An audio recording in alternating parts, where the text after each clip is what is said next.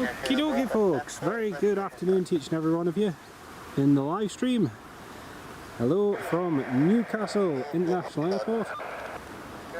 It's a beautiful sunny day here and we've got a nice selection of movements ready to go. We've got lots of 2Es and Jet 2s all on the ground. A lot of the planes are running late because Newcastle Airport's runway last night was closed for a little bit of maintenance.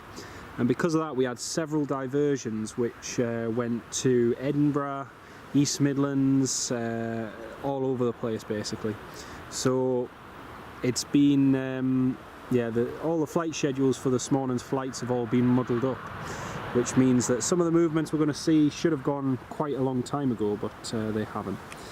So we've got a Jet 2 that's just taxiing out there now, and that Jet 2 is heading to Lanzarote, Shanx 545, and we'll get that departing. But like I say, we've got lots and lots of departures to come. We've also got the Sun Express coming in later, so plenty of movements coming soon. I'm just getting YouTube loaded up on the phone so I can see everyone's comments. Once again, a very good afternoon to each and every one of you. Beautiful weather here this afternoon, it's lovely. And also my good mate Will is flying here in the 2E737 MAX 8 from Dubrovnik, so we'll get that landing as well. He's running about nearly 3 hours late, but he should be arriving very soon. Right, I've got YouTube loaded up now. I can see all of your comments. There we go. John Kenneth Williams, good afternoon mate, doing very well thank you, how are you doing? Lovely to have you on the live stream mate, great to have you with us. Got that other the other Jet 2. You see those 3 planes just there on the North Apron, they've all pushed and parked and they've got slot delays, so they're all waiting, ready to go. Les Donaldson, welcome to the live stream mate. Is it the Discovery Star Wars livery? It's the orange livery mate. I need to double check. I don't think it's the Star Wars livery. I'll double check. Spitfire RAF 100, yes, doing very well. Thank you mate, I hope you're keeping well too. Great to have you with us. Ken Alloway, good afternoon mate, welcome to the stream. Lovely to have you with us. Lewis, hello. It is. It's nice to see the airport so busy. 100% mate. It's much nicer in the summer season, you're right there. Janet, good afternoon. Welcome to the live stream Janet. Lovely to have you with us. And Stephen Marchant, heading home from work watching your stream. Oh fantastic Stephen, great to have you with us. I hope the audio and video is all working okay folks. Hopefully that's all good. Like I say, we've got a lot of movements coming in and a lot of movements coming out, and just having a quick look. The Jet 2 that's just taxiing there is heading to Gran Canaria, and that's one of the flights arriving, I should say departing on time. KLM Embraer 175 to Amsterdam has just pushed back as well, so they're getting ready to go. Got an Air France Embraer 170 coming in from Paris Charles de Gaulle, Foxtrot Hotel Bravo X-Ray Echo, and we've also got 2E737 MAX 8 Tumpf coming in from Kefalonia, And then we have a Ryanair, another 737 MAX, 9HVUU. Why that? That's weird. There's a Maltese registered Ryanair 9HVUU flying from Dublin to Newcastle. I'm presuming that's a scheduled flight. I need to check that. There's a Maltese reg Ryanair flying here. Why is it flying here? Usually it's the Irish reg Max 8s that we get. So unless it's... let's have a look. Newcastle Airport. Right, the Jet 2 to Lanzarote is just lining up. We'll have a quick look on the arrivals and departures list. Alright, so the Dublin flight should have landed at 1:55, but it's landing at 4:32. Right. Yeah, that's interesting. I don't think I've ever seen it operated by a Maltese regged one though. This one in particular has flown from Paris-Beauvais. It flew to Morocco this morning, then it's flown to Paris-Beauvais, now it's flying here. It's very strange, very, very strange. Right, here comes the Jet 2 to Lanzarote. KLM is taxiing as well, catch that in just a second.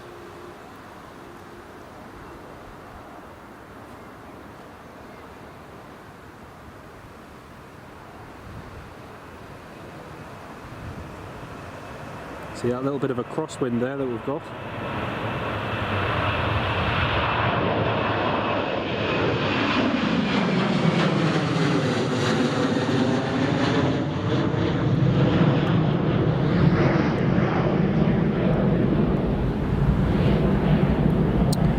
Right, very good. Okay, next TUI, why do I keep calling them TUI? Next Jet 2 is just pushing back there. Air France is about to turn on to final. And this is looking at that British Airways Shuttle 12 Zulu.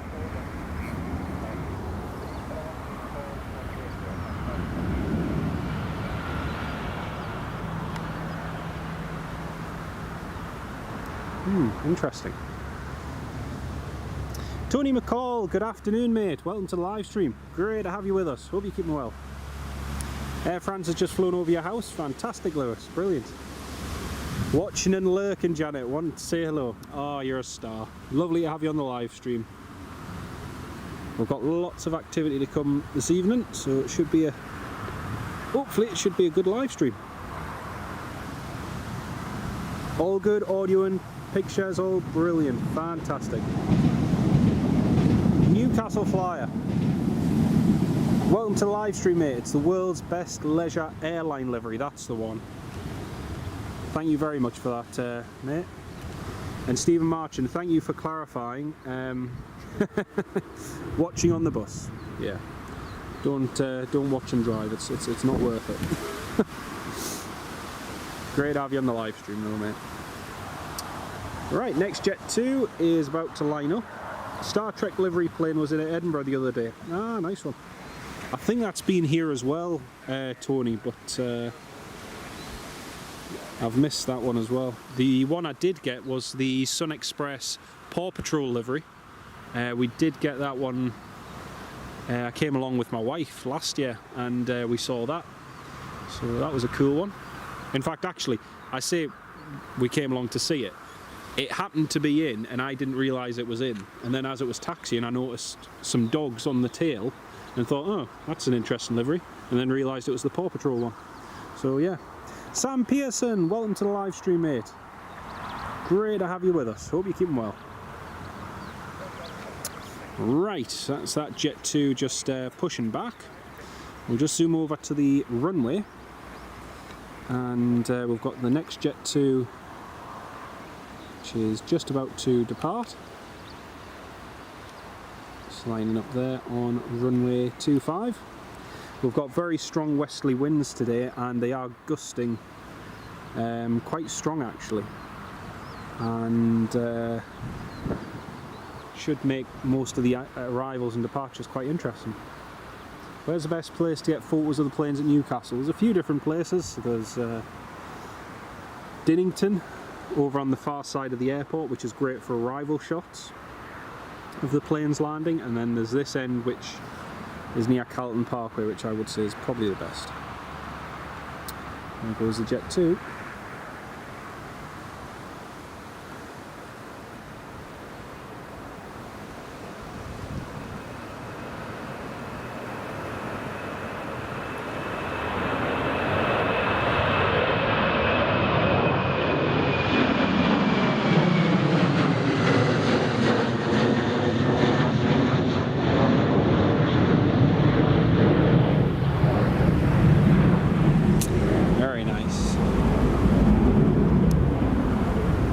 It looks as though the other Jet 2 is being pushed and parked, so there's a line of 4 aircraft ready to depart, but they can't depart yet because of slot delays, so that's interesting. Just shows you how bad the delays have been here at Newcastle over the last couple of days, well, since yesterday really, all delayed.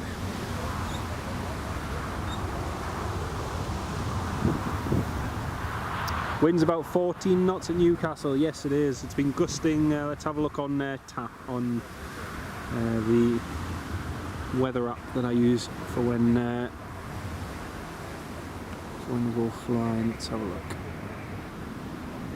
Dun, dun. Bookmarks. Where are we? Bookmarks. Bookmarks bar.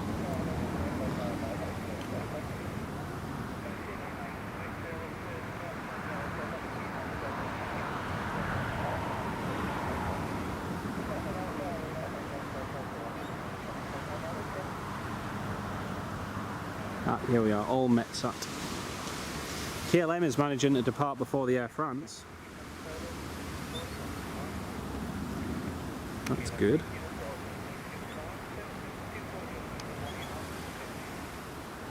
Right, Newcastle. The wind is 14 knots from the west-southwest at 14 knots, and if we look at the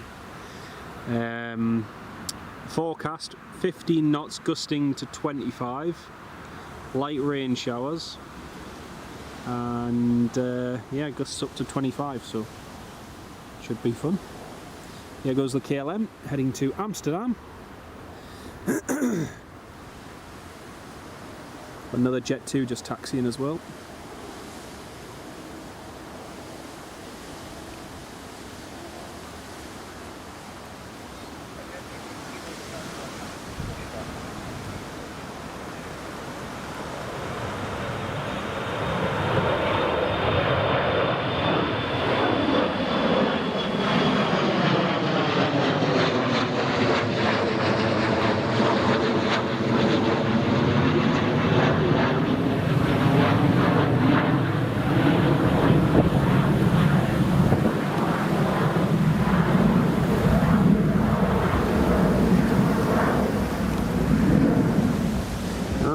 Next up is the Jet 2 taxiing.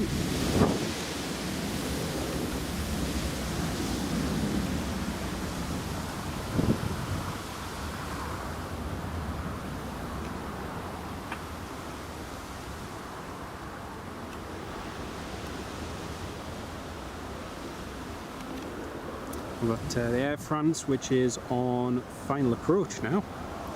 You can see there's 40 of you all tuned in at the moment.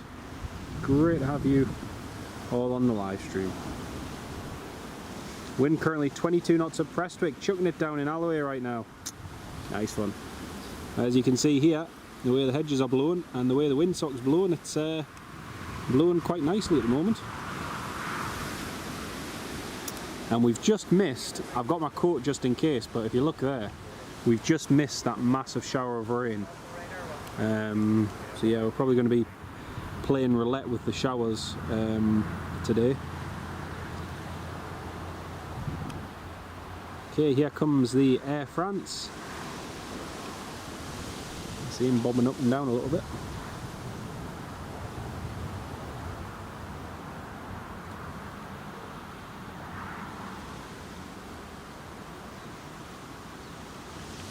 See, the wind's quite strong, even just a couple hundred feet up at the moment.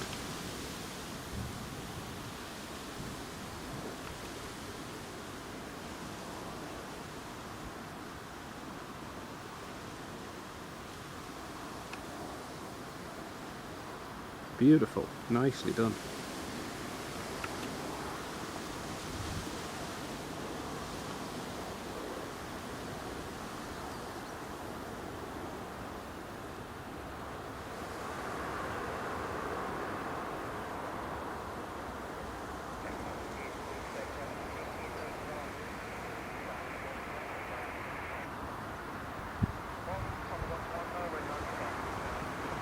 Not bad for 14 knots of wind, eh? Oh dear. That's the thing with this area of low pressure just moving through. It's causing quite some turbulence, especially when you get an area of low moving in, moving through with the hot air that we've had over here the last few days. So quite changeable conditions, but makes it interesting at the same time. Right, TUI 737 MAX 8 has just pushed back now, and should be ready to go in a few minutes. Yeah, it was a brilliant landing. It was really, really good. The good thing is with these showers, if we do get caught in one, because of the wind, and the wind should stay fairly strong, they'll move through quite quickly, which is good.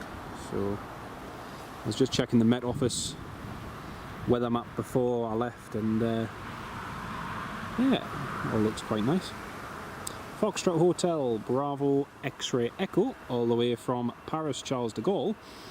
This route is going to have some nice competition on it from here at Newcastle soon. EasyJet is going to be launching flights on this route, as well as to Amsterdam.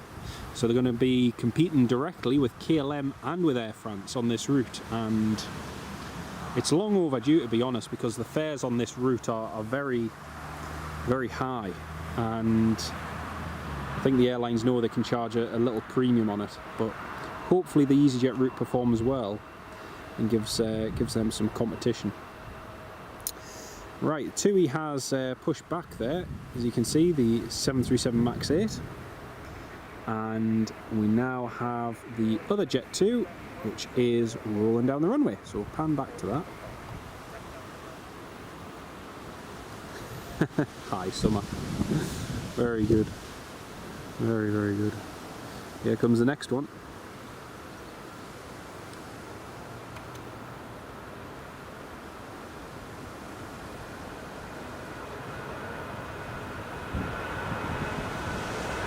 Beautiful.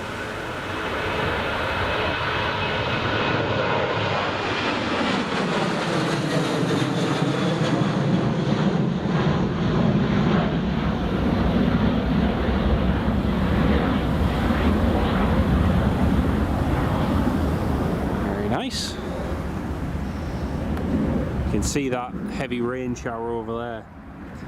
That weather cell is just sitting over to the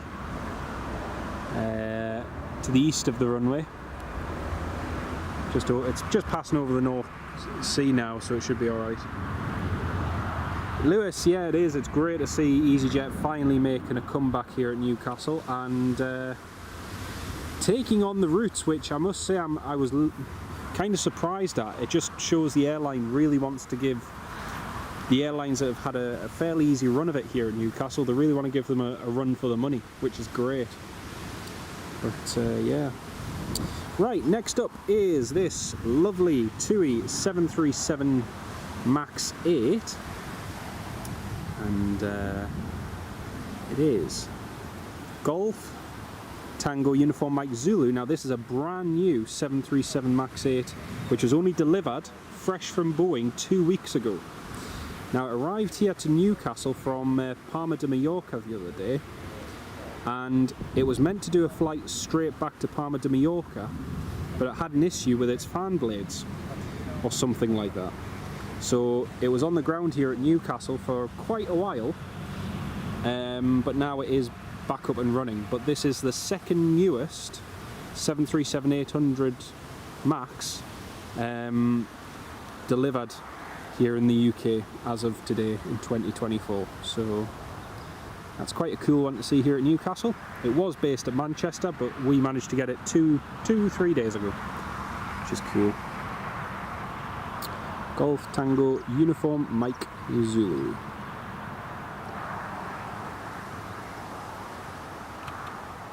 And it's flying to Gran Canaria. Should be nice.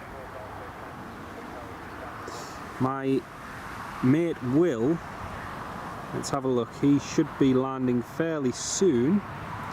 Let's have a look. Yeah, so his flight from Dubrovnik is just approaching East Anglia now. Tomjet 4 Hotel Mike.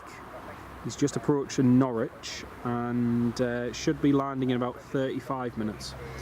Then we've got a KLM 737-800 coming in from Amsterdam. British Airways A320 from Heathrow. Jet 2 from Malta.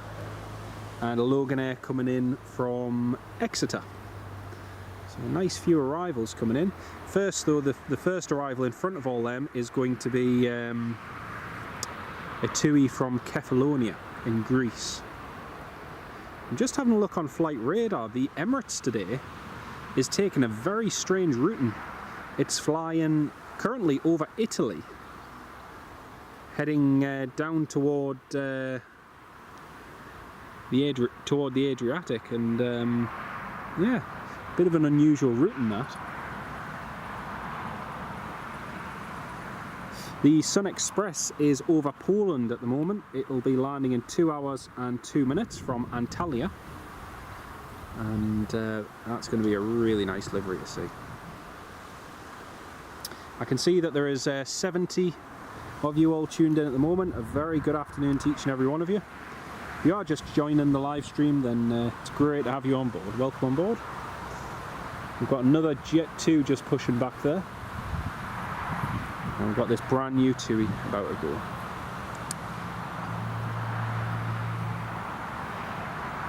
Yeah, you can see the rain in the distance, definitely. KLM have pretty much had the monopoly on the route for 40 years, Newcastle Fly. They have indeed, mate, and it's great to finally have some decent competition on it. And we'll see how it goes, because the route is proven quite popular at the moment, so we'll see. New plane smell, TUI 737 MAX, absolutely, Ken. It's a nice one to see. I saw it on flight radar the other day and was just waiting for the opportunity to have a day off to come down and see it, but yeah, it's great to see.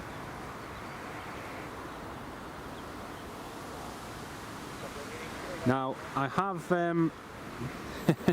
I have made a little cheeky request. So my mate knows that I'm here filming, so I've asked if they'll roll to the end of the runway and give us a wave, but we'll see if that materialises.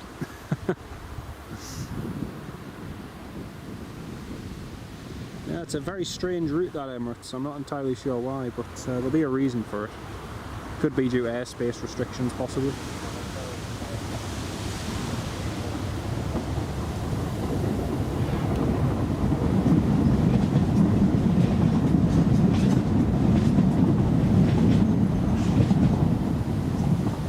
Mark Sanderson, good afternoon, mate. Welcome to the live stream. Great to have you with us. Hope you're keeping well.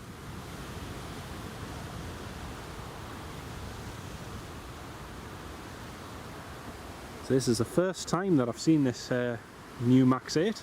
Carl, good afternoon, mate. Welcome to the live stream. Lovely to have you with us too.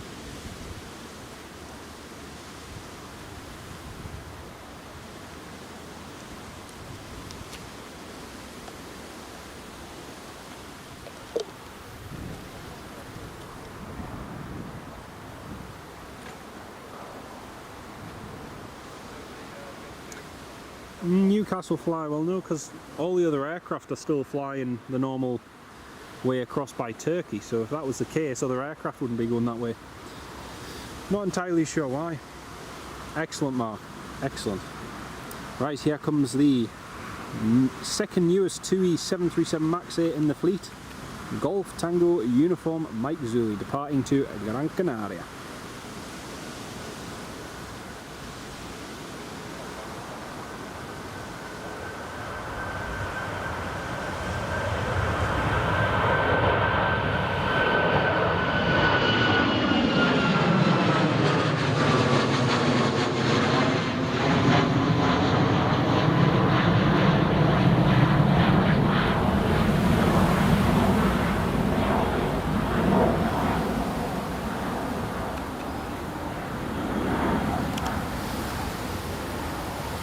Fantastic.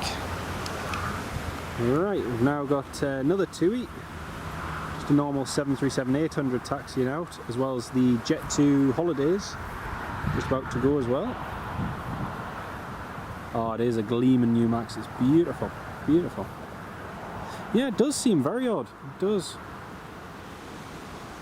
I know that when the routes over Israel, when they were allowed, I know quite a lot of airlines opted to take that cut across Israel and then Jordan into Saudi Arabia,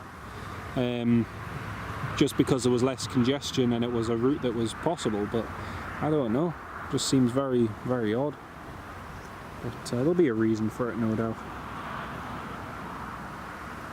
Golf Tango Alpha Whiskey Hotel.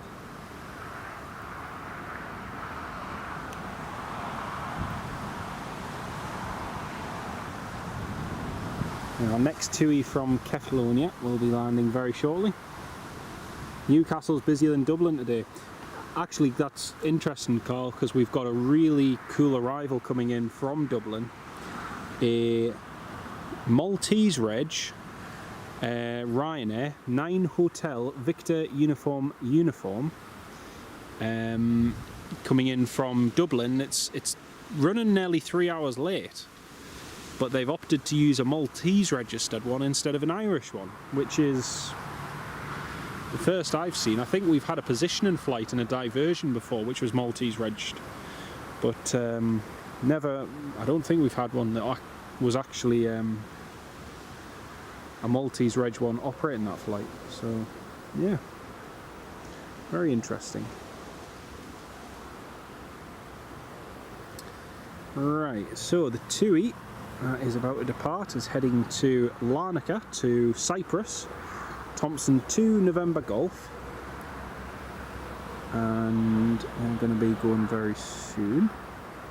Jet 2 there is heading to Tenerife. The other Jet 2 just behind it, the silver one, is going to Antalya. It should have departed an hour ago.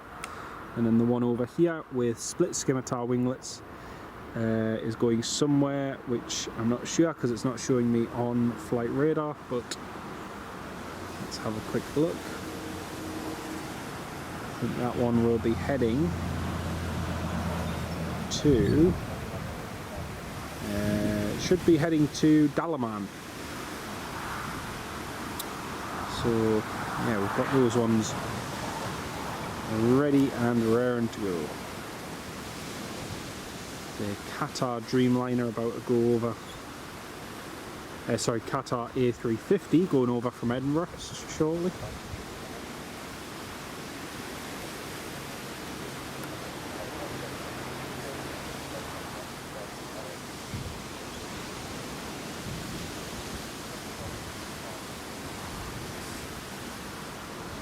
Quite cool, Malta Air one, that's going to be cool to see.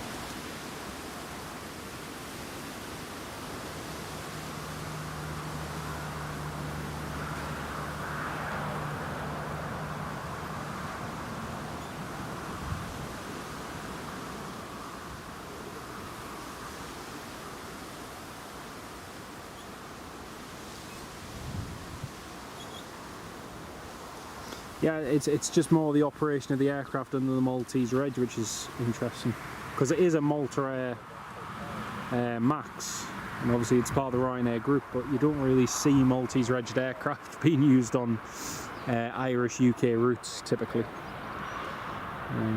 But yeah, it's interesting. Alright, there's the Jet 2 just taxiing out.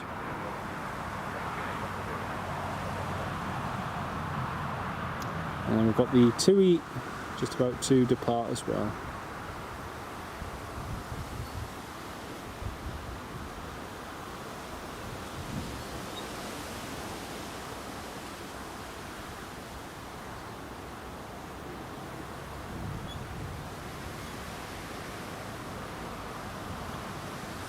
Because of the Aer Lingus situation, Carl, wow. Yeah.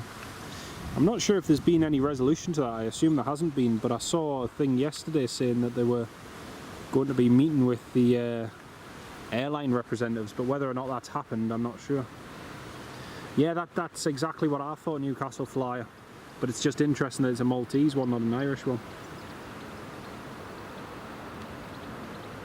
Beautiful.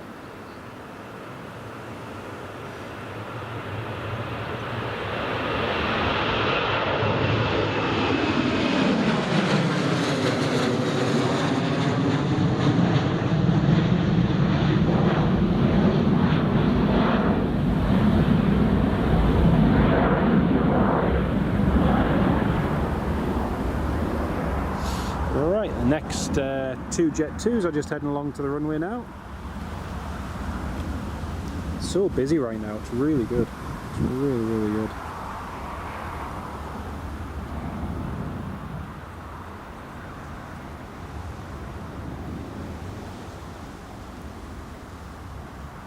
We've got 3 arrivals fairly close together. We've got the TUI, the Ryanair, and then the British Airways coming in. So that'll be good to see.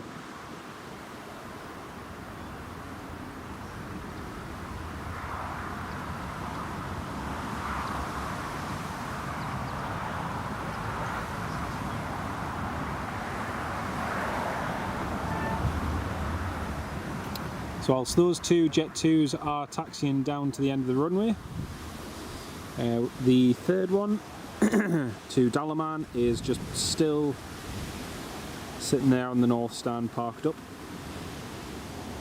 ready to go as and when the slot becomes available.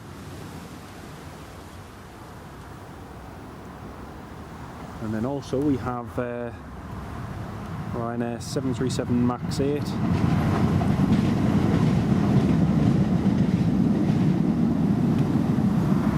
Echo India Hotel Golf Echo. And interestingly, we've had 2 based Ryanair 737 Maxes based here for the last couple of days, which is nice. Nice to see an increase in capacity here in Newcastle. I found it very weird going to Dublin a couple of weeks ago because there was barely any Maxes in at Dublin at all, and it's all part and parcel of the capacity constraint that Dublin has with the passenger limits. And yeah, it's kind of a shame really to see that the opportunity to expand sort of being hampered across the Irish Sea. 2 sides are in talks. Ah, right. Didn't realise things. What was the weather issue in the early hours this morning for the 3 diverts? Mark, I think there was more than 3 diverts, mate. It wasn't a weather issue, it was the runway was closed due to maintenance. So they were doing some maintenance on the runway, and that necessitated the closure of the runway temporarily. And as such, we had a whole load of planes divert. So yeah, a couple of the planes, I believe, just waited at the airport to try and arrive here into Newcastle for just after when it reopened. So last night we had the following flights divert.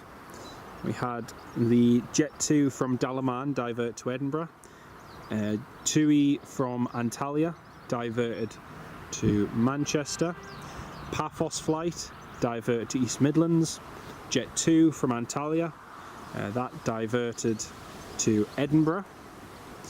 We've got our next Jet 2 just rolling down the runway now. Paphos flight diverted to Edinburgh, the Jet 2 one. And yeah, a little bit of a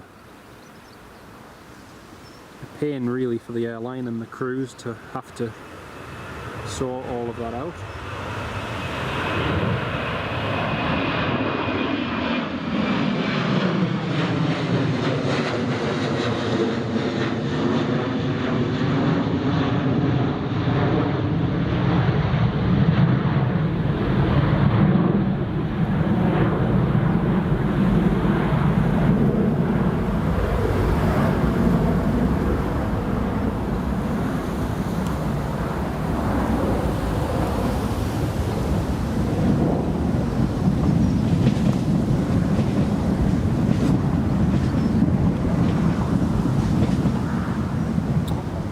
Next Jet 2 is lining up.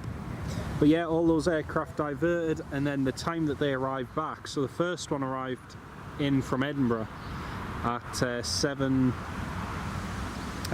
Manchester at 7:29, and we had ones arrive back from Edinburgh at 7:34, 7:43, and thereafter from Edinburgh 8:04. And as such, it's just had a massive impact on all of the flights today. So yeah, I'm not sure if it was emergency maintenance, Mark. I'm not sure how far in advance that NOTAM was issued. I only noticed it yesterday, but either way, they needed to close the runway. So yeah, very rare here, unlike Edinburgh Airport, where potholes seem to be appearing left, right and centre, and then they need to close the runway. So yeah, but thankfully it was all done very quickly and swiftly, which is good. Just having a quick look on the weather radar, just seeing if there's any showers roundabout. There is a couple of them over to the west. I'm hoping that they miss us. Ken Alloway, thank you very much, mate. Really appreciate that, Ken. And for everyone, for all of your support, really do appreciate it, everyone who's tuned in. Right, here goes the Jet 2.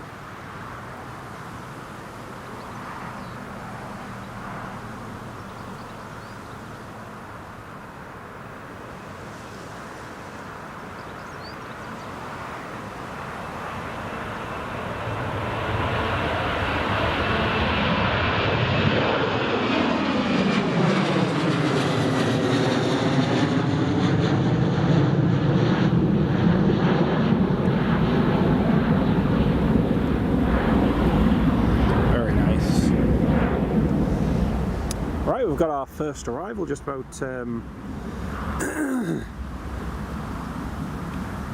just about to have our first arrival come into land. Lewis, yeah, having two runways here at Newcastle would make no sense at all. We don't have enough traffic to you know, fully utilise one runway, so two runways is pointless. It's just needless infrastructure. Places that do need two runways are the likes of Gatwick, where you've got far more traffic, far more demand.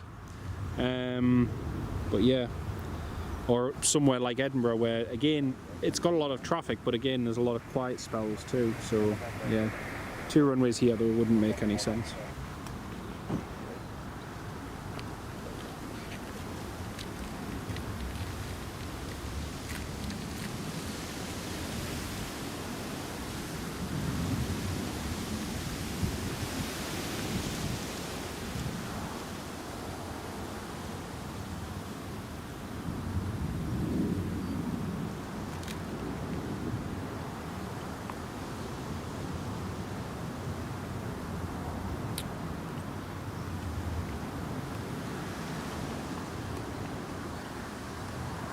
There comes a TUI from Catalonia.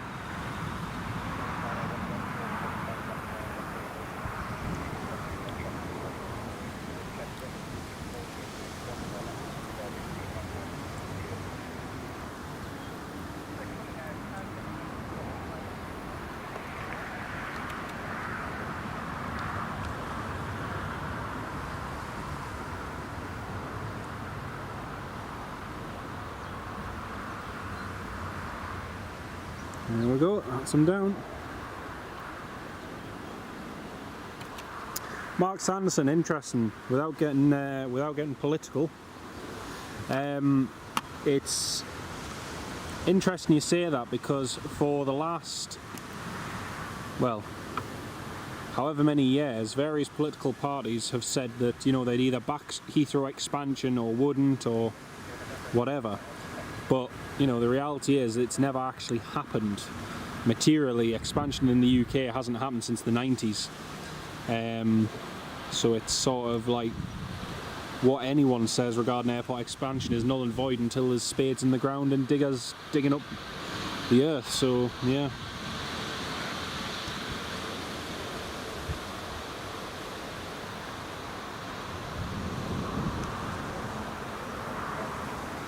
TUI Malaga.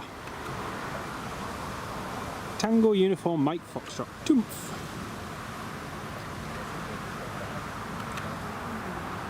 British Airways has just flown over your house. Nice.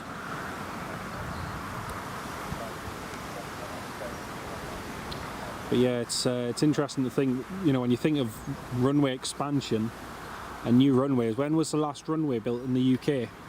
Like proper brand new runway. You know, Manchester with the south runway, and yet since then traffic has exploded at certain airports. Particularly think of the likes of Stansted and Gatwick and Edinburgh. Certain airports that could do with a second runway at peak periods, just to segregate traffic and ensure continuous safe operation. But actually, I should clarify that, not continuous safe operation, but just continuous operation, which is more efficient, because when you've got planes lining up, parking, waiting to take off, you're burning extra fuel, you're adding extra CO2 unnecessarily to the atmosphere, whereas a second runway enables you to get those aircraft in or out as quickly and efficiently as possible. So yeah, Newcastle flyer, that's very interesting, mate. Yeah, very interesting. Right, here comes the Moultrie Max from Dublin. This Moultrie Max operating for Ryanair. Well, it's Ryanair's Max, but you know, operating on the Dublin flight.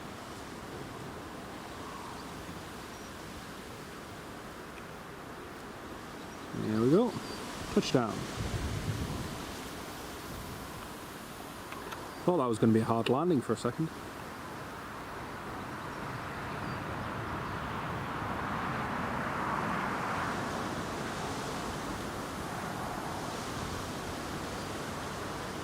I see there's 86 of you all tuned in this afternoon. Very good afternoon to each and every one of you from here at Newcastle International Airport.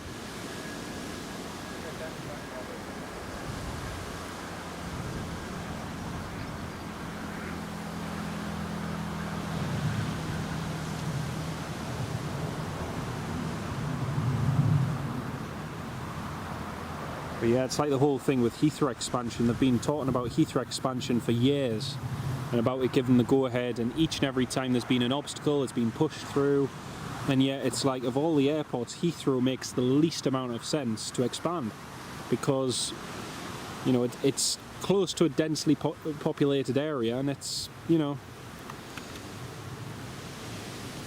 that is only going to expand over the years. Whereas somewhere like Gatwick, Stansted, somewhere, you know, somewhere away from the big city makes more sense. I don't understand in this country why we don't take an approach like many other countries have done over the years. I think particularly of Denver. You know, when Stapleton Airport used to be in operation in the United States, it was at breaking point, and the mayor of Denver took the decision to relocate the airport 20 miles away from the city, and that proved very, very unpopular at the time. The new Denver airport was built. You know, it wasn't very popular with some people, but over the years it's expanded and it's flourished. So you know, it can be a good thing.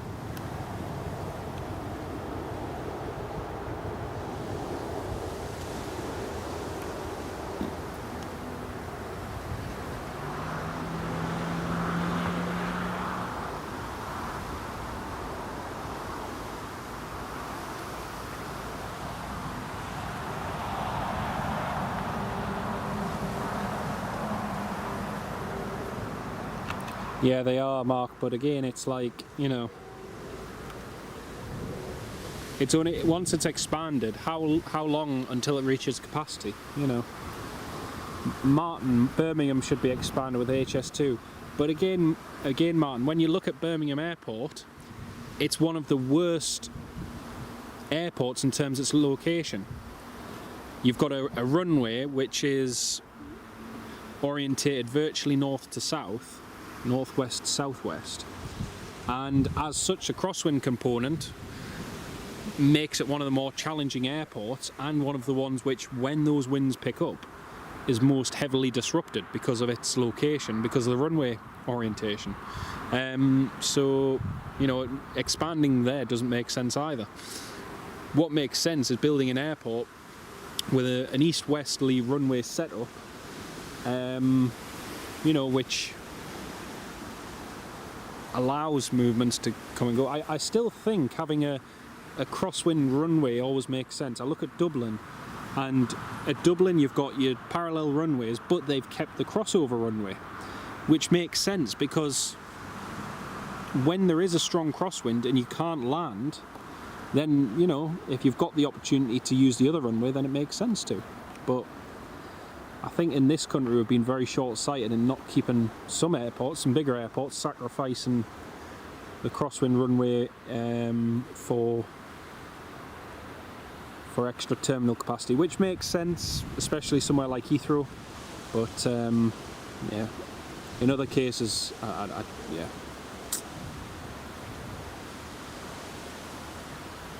Yeah, definitely, Robert. Definitely, I completely agree, mate. Completely agree.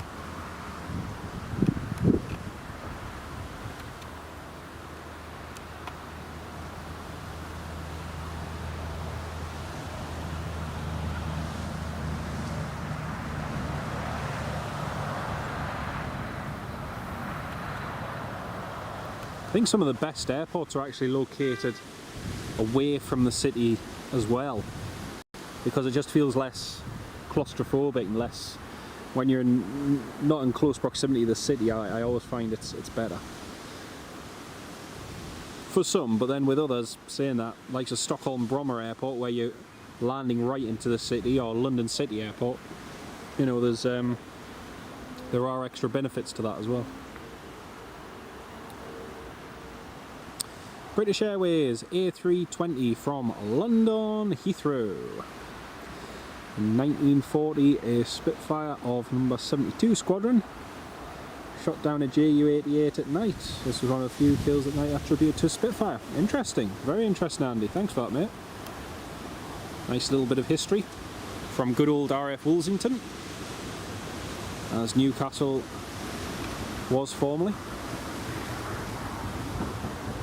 Yeah, exactly, Lewis. Yeah, that's kind of my point. You know, Newcastle's a good example.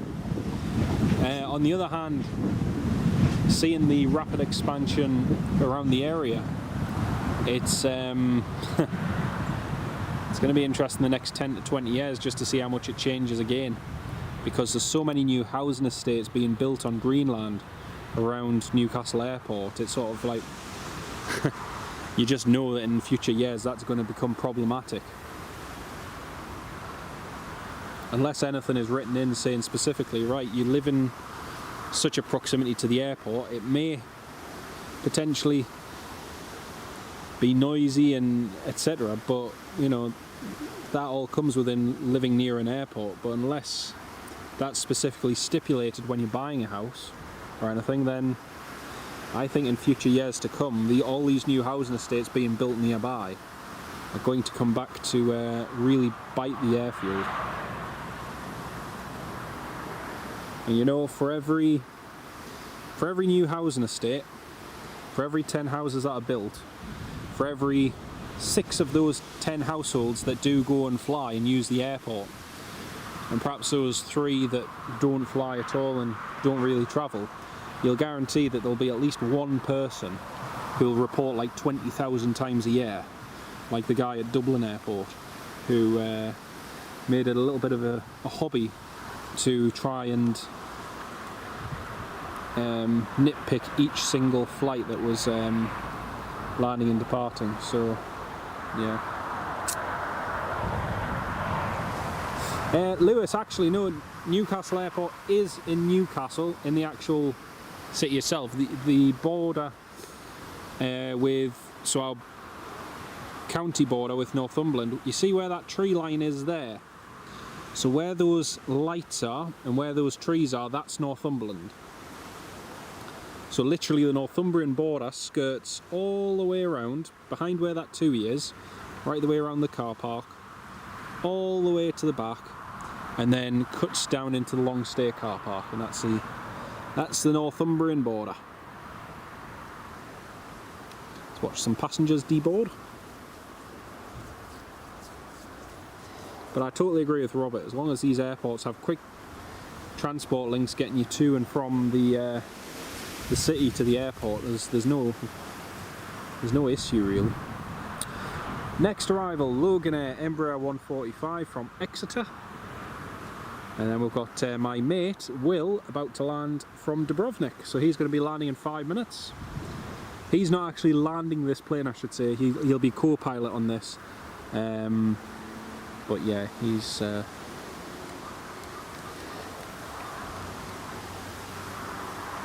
he'll be in just a couple more minutes. Is there 4 horse on there? 1 and 2 and off the left. 1 and 2 all left. That's Will. That's him on frequency.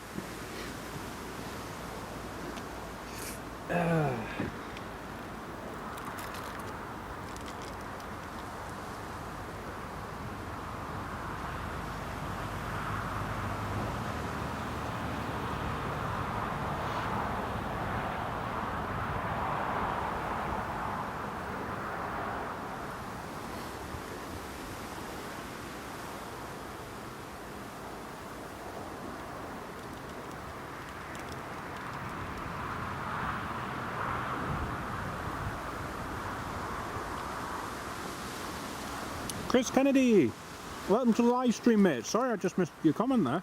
There's 4 horse on there. You said 12 to 2,000 feet and you're 160 and off the left. 7 to 2,000 feet, 160 and off the left. Top jet 4 hotel mine. That's right, Chris. 35, you said 12 to 3,500 feet. And then 35, 3,500. Robert Hadfield, Bob, good afternoon, mate. Welcome to the live stream. Great to have you with us.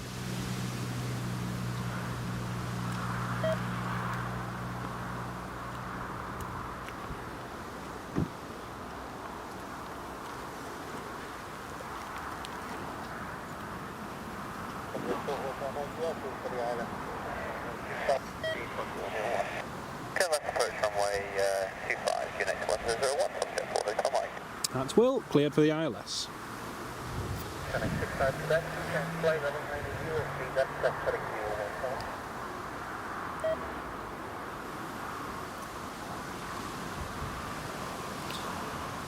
Better roll to the end of the runway. If he doesn't roll to the end of the runway, I'm going to have words with him.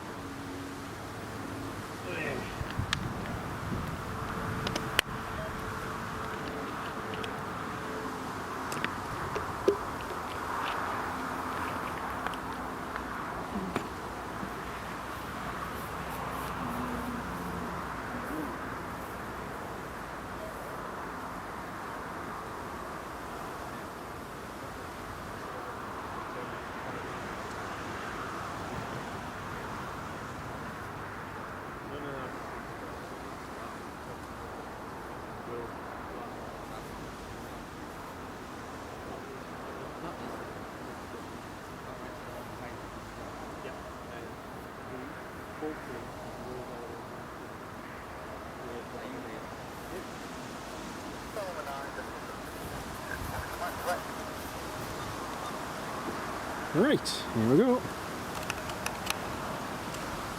Good afternoon, Top Jet 4 Hotel Mike. What do you establish 60 me? Top Jet 4 Hotel Mike, Newcastle, good afternoon. Continue approach number 1. Continue approach number 1, Top Jet 4 Hotel Mike.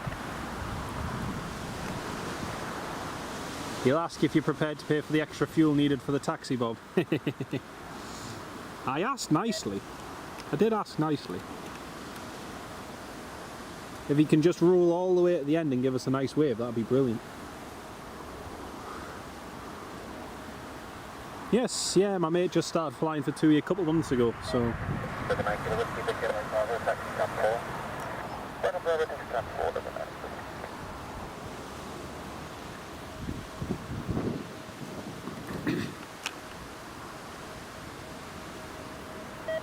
Well, that TUI's rocked and off the runway.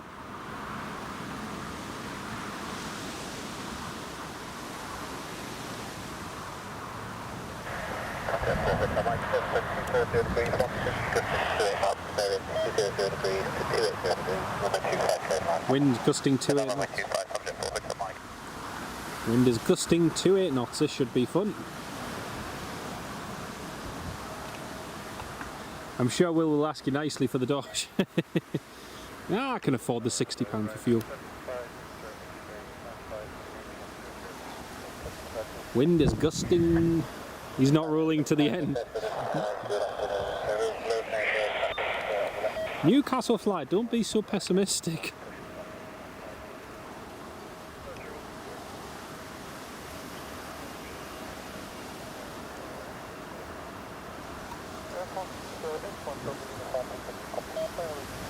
Air France is ready to taxi, and the Ryanair is pushing back.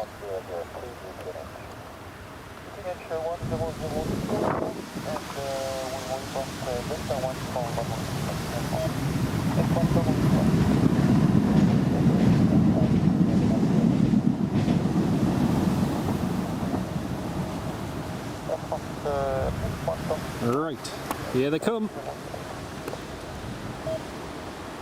Now granted this isn't him landing, this is the captain landing, but still, should be fun. Tango uniform Mike, all the way from Dubrovnik.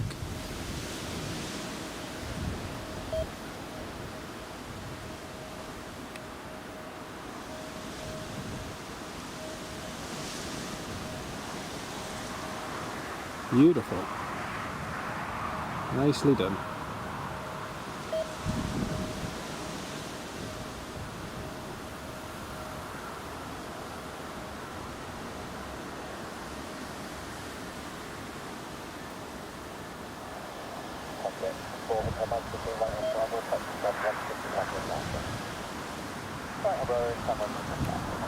Oh.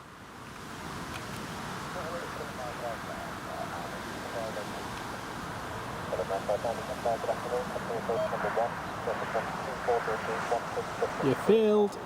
You failed. You're supposed to vacate at the end. Oh. Terrible. Graham Thompson, good afternoon mate, welcome to the live stream. Well, Newcastle Fly, you're alright.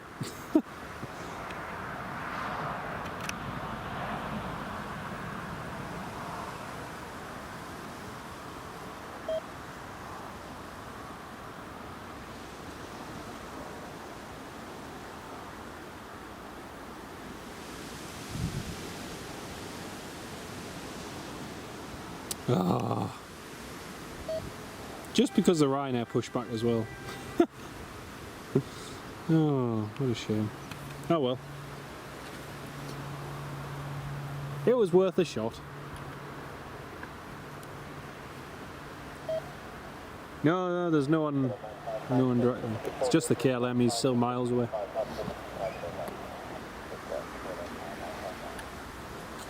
I think it's more the point that the Ryanair's pushed back, and if they get stuck because of the Ryanair, then it's just extra time and fuel, so... Oh well, not to worry.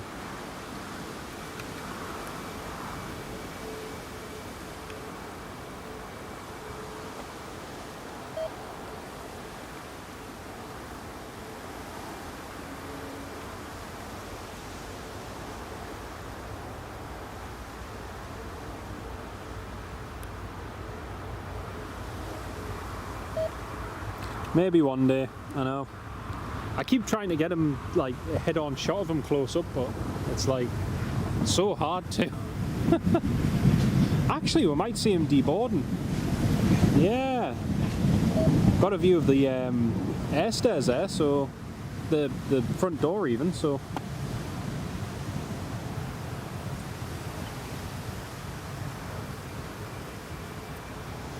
Yeah. That could be cool, actually. Might see him deboarding there through the front of the plane. That'd be nice.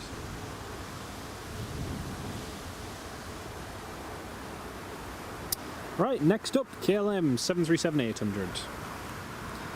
Two 737 Maxes there, two TUI ones. We've got two Ryanair 737 Maxes there as well. France is at Delta 1, ready to depart.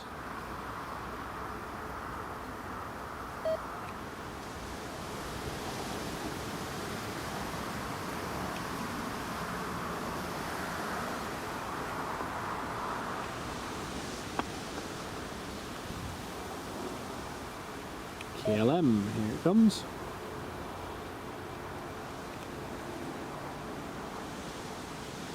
Isn't on stand yet. Oh no. Oh Chris. Oh, so get me hopes up there.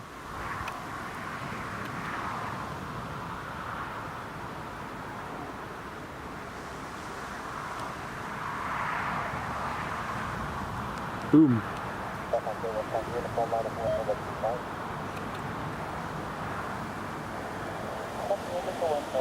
Oh yeah, he's just moving forward now. Ah, typical. Typical.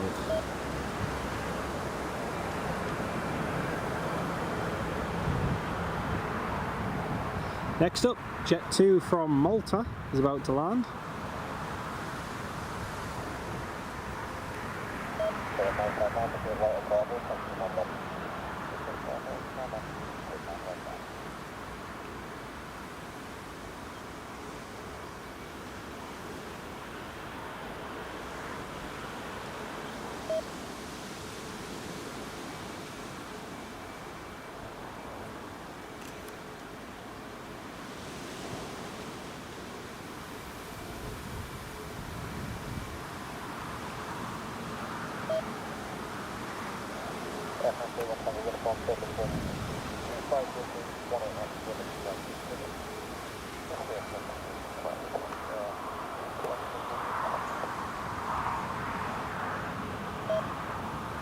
So actually the next arrival is going to be the Sun Express after this Jet 2. And after that we've got a little bit of a gap to the VistaJet coming in at 6:57 in 2 hours time. So yeah, a little bit of a gap.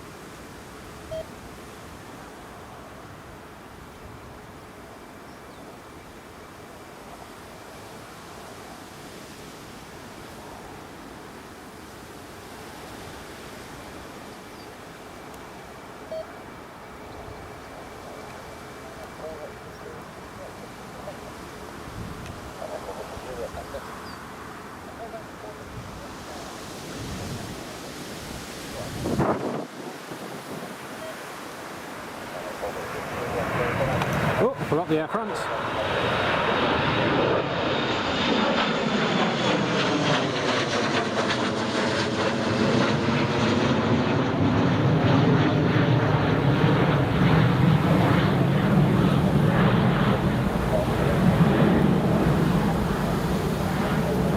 Very dark clouds coming in over the over from the west now.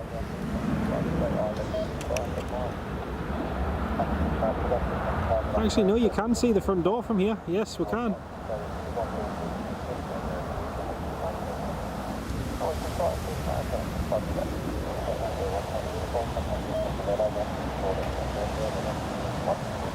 There's a Ryanair taxiing. 3 737 MAX 8s at Newcastle, I should say.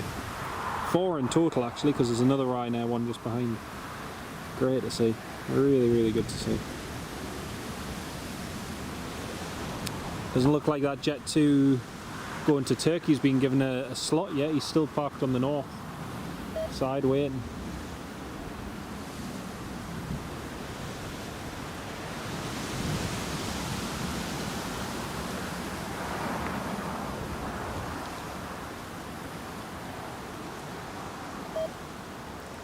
Newcastle fly, yes they are, in case you hadn't noticed. Oh dear.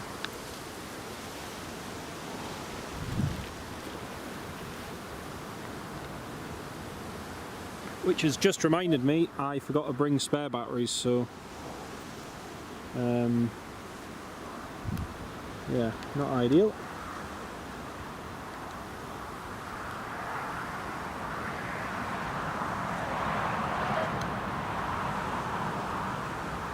That's 4 crashes waiting to happen at Newcastle then. Oh dear.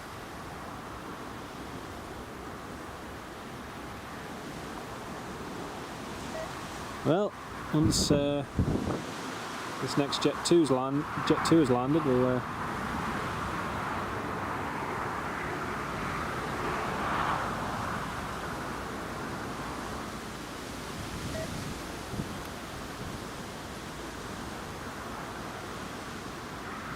Newcastle fly, I usually do. I usually have four spares, but with going to Morocco, I didn't take any of them. I know, Bob, it's shocking.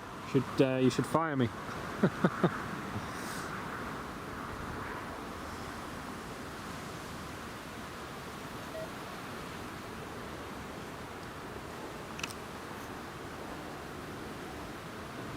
Here comes the Jet 2 from my second home of Malta.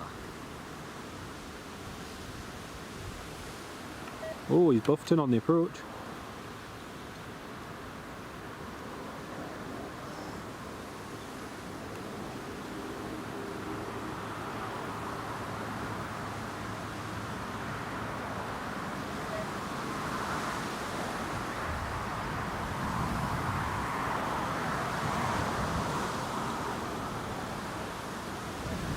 Beautiful, nicely done.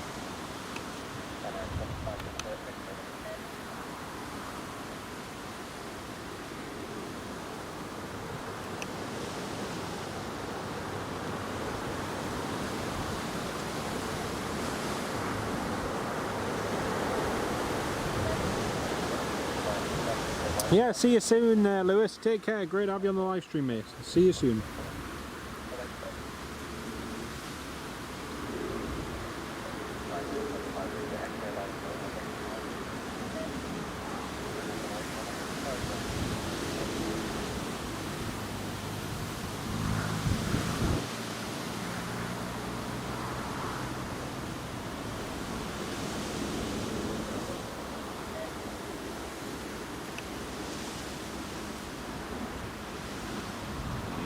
Next three are from Heathrow, Chris. Wow, interesting.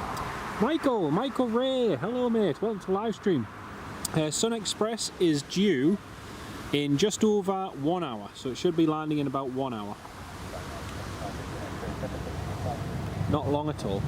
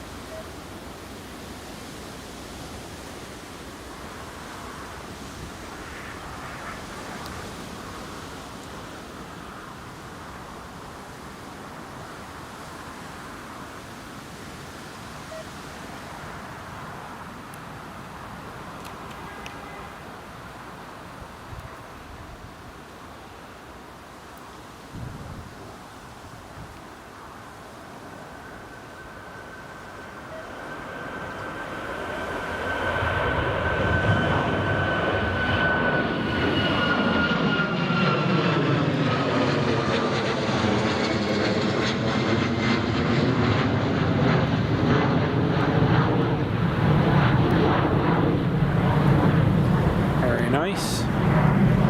Oh no, the Jet 2 is going to block my view. No, please stop, please stop, please stop, please stop, please stop, please stop. Please stop. No, you're going to block my view. No.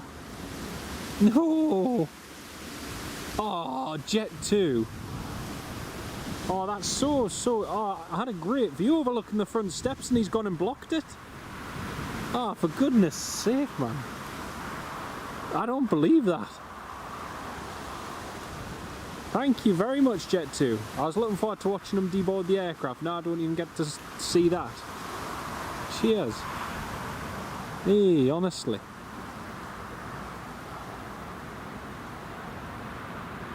You couldn't make that up. You really could not make that up. That's just, oh. My idea was, as soon as he landed and as soon as that one departed, right, I'll focus on the front of the steps, watch him deboard the aircraft, and now I can't even do that. Honestly. Jet 2, I'm never flying with you again. Actually, no, that's a bit harsh. But I'm never flying with you in the imminent future because of that. That's just, that's, oh. Now all we get is to watch Jet 2 deboard. Yay! Oh dear me. Very typical Ken and Michael. Oh, Chris. Couldn't make it up. Could not make it up. Ah well, such is life. Now you're going to have the pleasure of watching some people deboard off a Jet 2. Yeah, literally trying to block off its competition.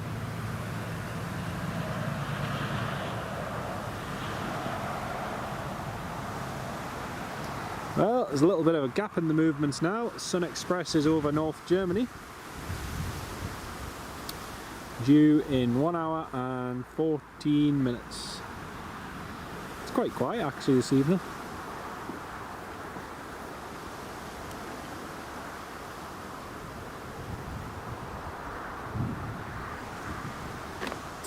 So the next ones we're going to have are some departures going out.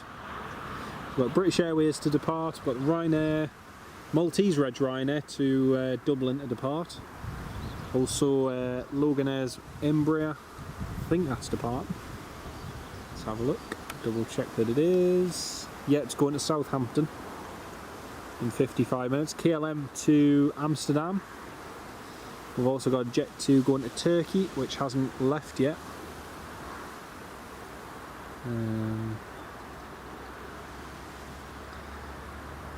So yeah, a few more still to go.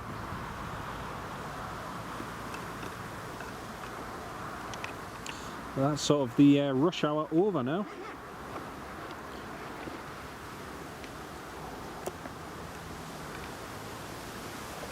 Oh, they're touching the jet bridge. Oh, there they are.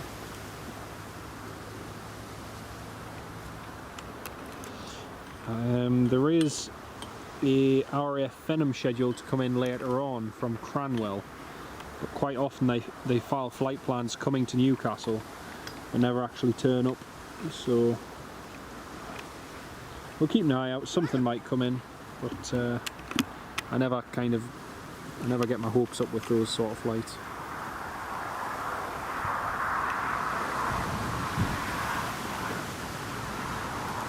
And they're using a jet bridge, so we're not even going to see most of the passengers getting off this. Oh dear.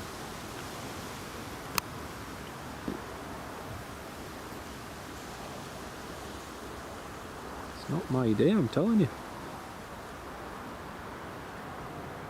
Now you know how we feel when you're so busy looking for your mate, you forget the Air France 320. Thankfully it was an Embraer 175, Bob. Oh dear.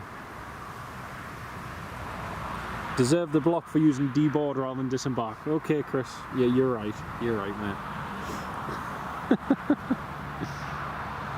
Jet 2 crew watching you.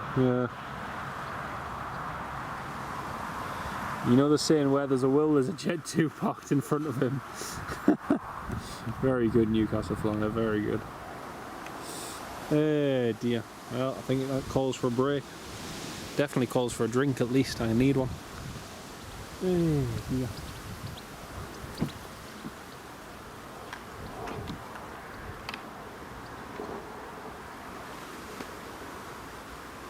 And the scanner has stopped working. Hey! No more bleeping.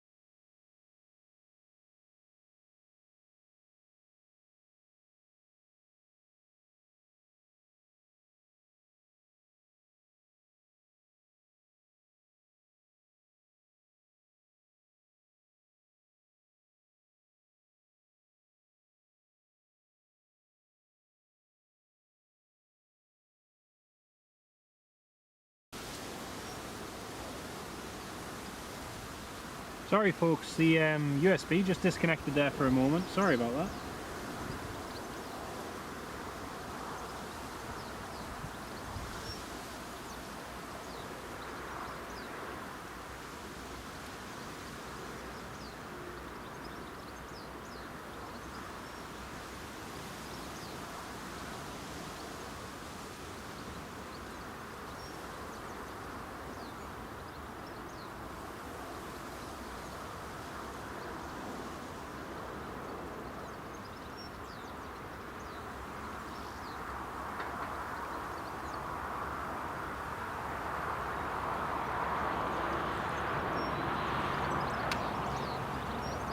Yeah, I wish we had an Air France.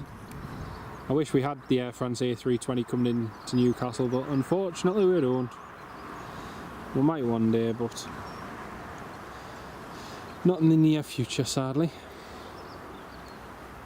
Yeah, sorry about the temporary disconnect, folks. The USB's disconnected momentarily, so which is why the stream just paused. Sorry about that. Yeah, well. It wasn't the camera, it was the laptop. The camera's fine, it's just the laptop, unfortunately.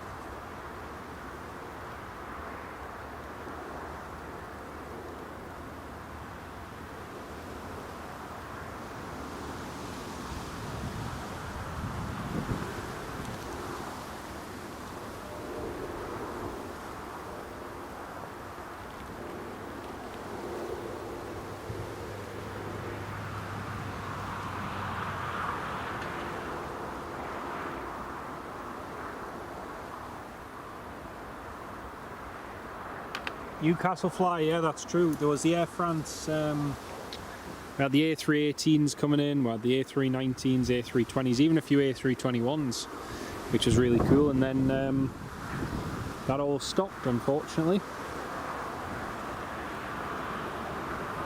But Ken Alloway, I think they've only got like 5 left, if that. Let me have a look. Yeah, so there's 3 airborne currently: GU, Golf Uniform, Golf Romeo, November and Oscar. They've got Mike, November, Oscar, Papa, Quebec, Romeo. Yeah, so there's about 6 still in service at the moment. But obviously that number is quickly diminishing because they're quickly being replaced by the C series, the Airbus A220. But yeah, it's a shame really.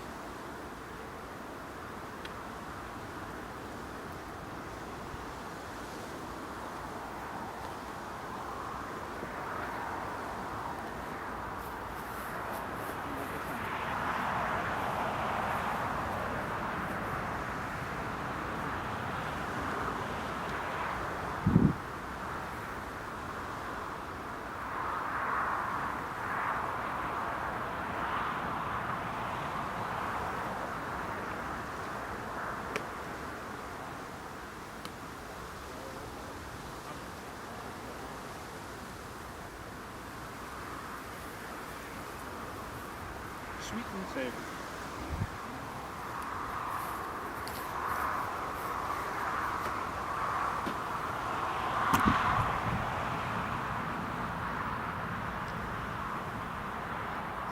Yeah, there's not many of them in service.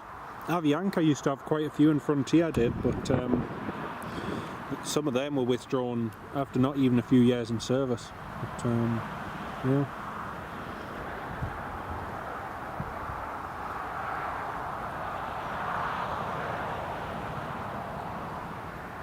You flew from La Rochelle yesterday, small airport, just a waiting area. Small waiting area, sorry. One passenger missed their boarding call. I wonder how you'd feel after missing a boarding call like that, especially in such a small airport. What a sickener, what a sickener.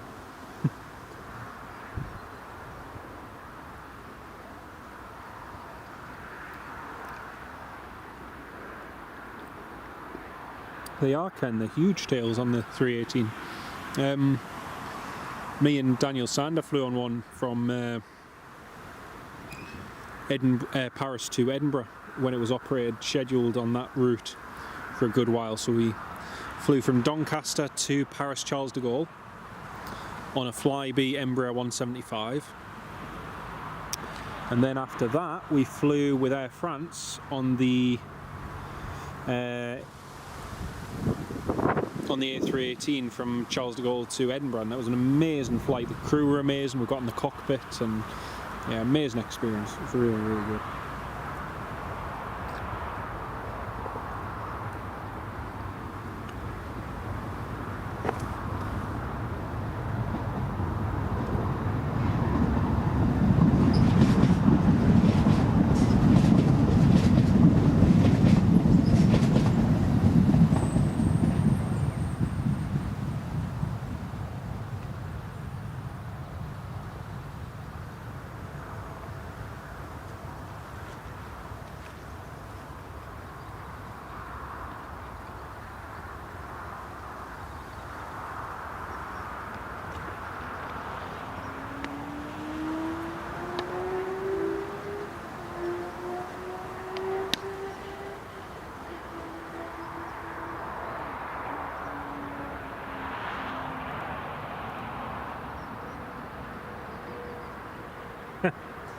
It's amazing how many of them blame the staff, yeah. Crazy.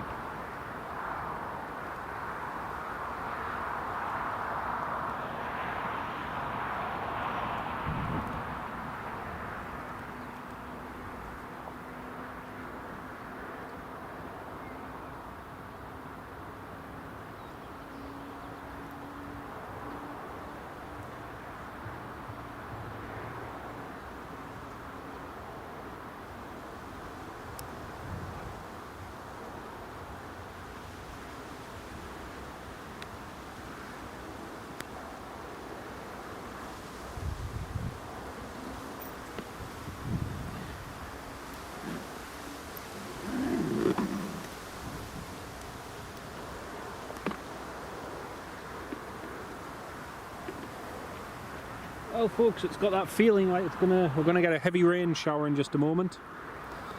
I'm hoping the live stream is all still working.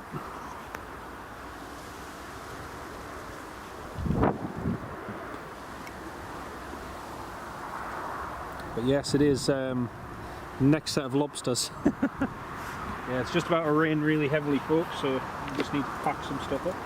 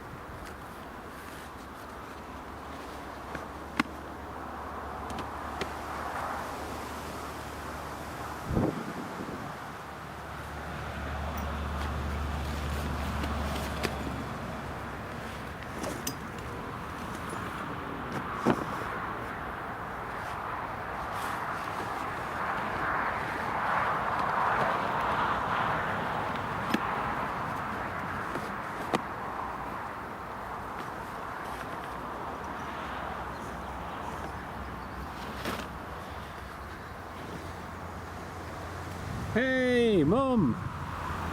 Mum, welcome to the live stream. Sorry I missed your comment. I was just busy getting everything watertight because we've got a heavy rain shower just coming in from the west in a minute. So, and enjoying the pictures of the aeroplanes. Love Hannah and Ava, my two lovely nieces. Hello to Hannah and Ava as well. Lovely to have yous on the live stream. Robert, gotta go for a bit. Back in time for the Sun Express. Catch you in a few minutes, mate. But yeah, it was a really good trip, Ken. It was really, really good. Watch all those passengers getting ready to board.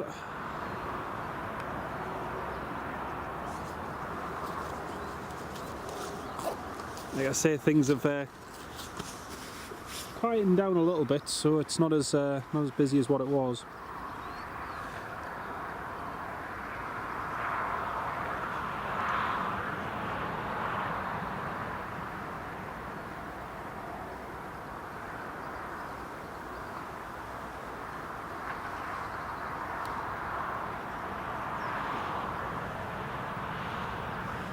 It's nice to see the airport so busy. It's great to see so many people flying again. It really, really is.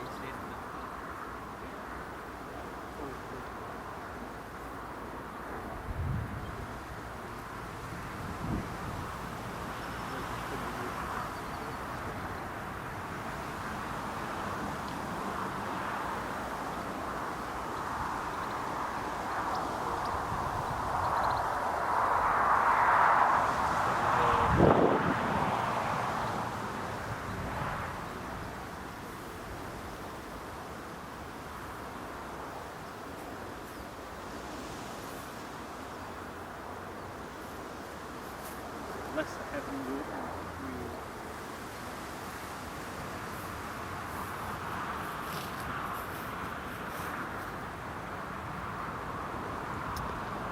Sun Express, 50 minutes out. Thank you, Newcastle flight. Yeah, not long to go at all.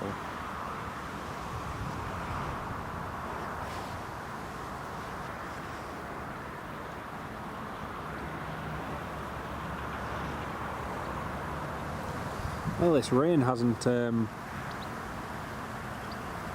really materialised. We've got a business jet coming in, G Keon, coming in from the Isle of Man. It's a frequent visitor here at Newcastle. It's going to be landing soon. Also got, let's have a look, Vista jet coming in from Malaga. And in 2 hours we've got a British Airways from Heathrow. 3 hours Southampton, and about 9:20 for the Barcelona flight.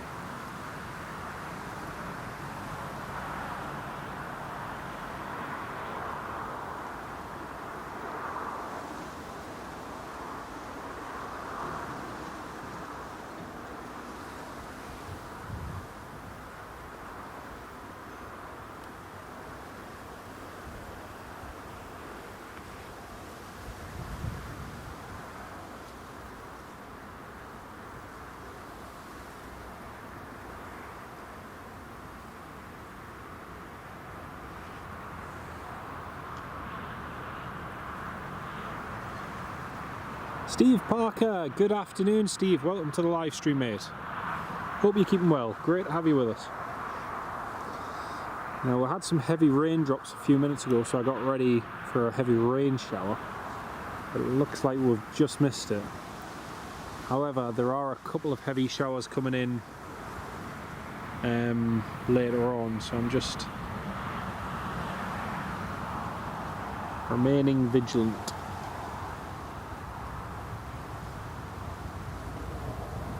Megan, hello my love.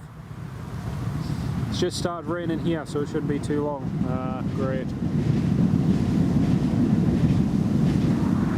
But so far we've missed the worst of the showers. The last two showers have just passed to the south. I can see a couple of heavy ones further north, and we've just had a few drops of rain, but apart from that it's actually not been too bad. Ryanair is just pushing back. Another Ryanair 737 MAX 8.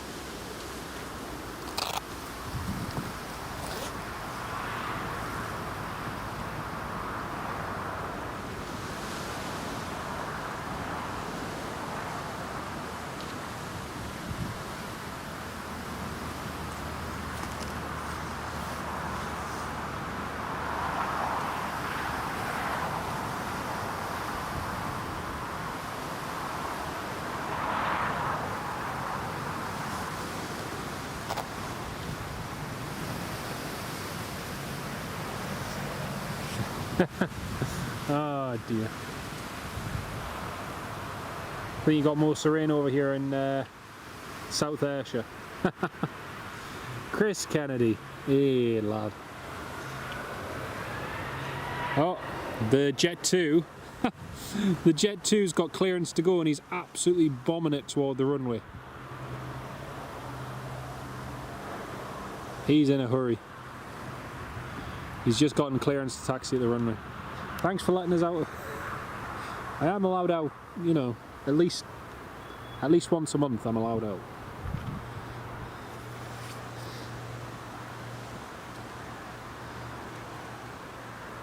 He's still attached to the lead. Ah, you're not kidding there. I'm sure there's a recoil function there somewhere. Saying that, the recoil function usually involves food and cups of tea, so yeah, it's a good bit of bribery, that.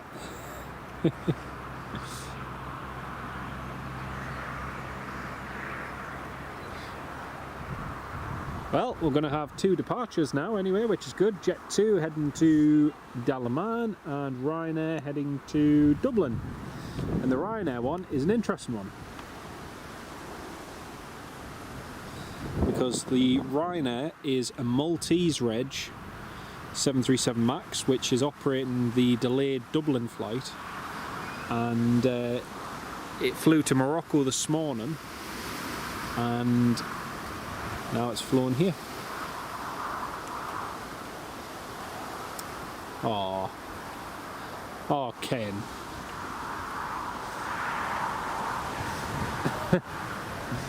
Robert Hadfield doesn't want to give ground any time, change your mind, no.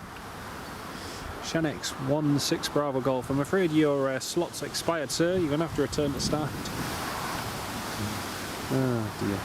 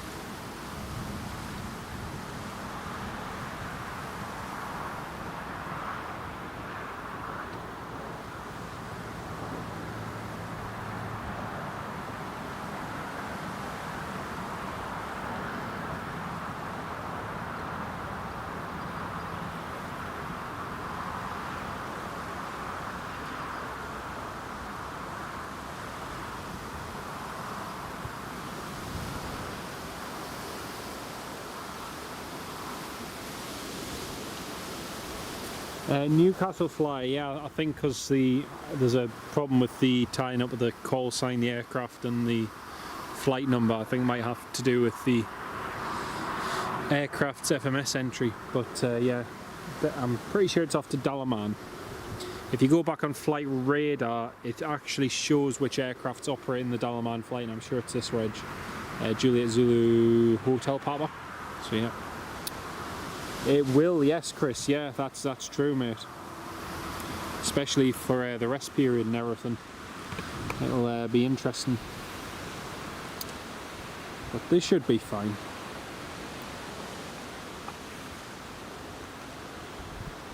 Alright, here goes Jet 2, just lining up. After waiting very, very patiently, having sat there and watched all the other aircraft around him taxi and depart, he's the last one in that queue.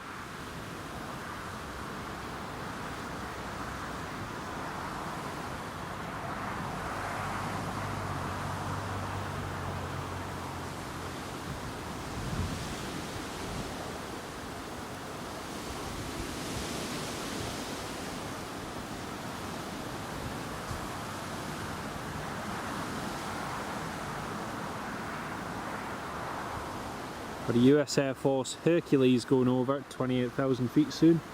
There's not that much blue sky around at the moment, but we'll try and see if we can get it in a gap in the clouds. Also in Air Canada, heading a bit closer up the centre.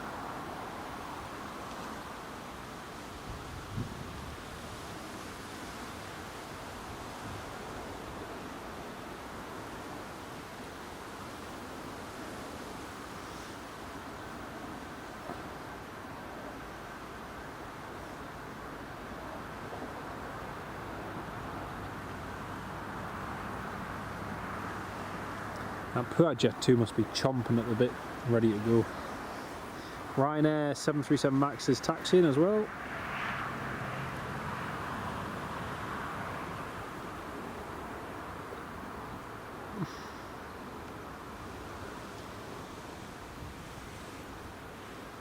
Howard Charleston, good evening mate, welcome to the live stream. Great to have you with us, Howard. How are you doing? Right, Jet 2's landing lights are on.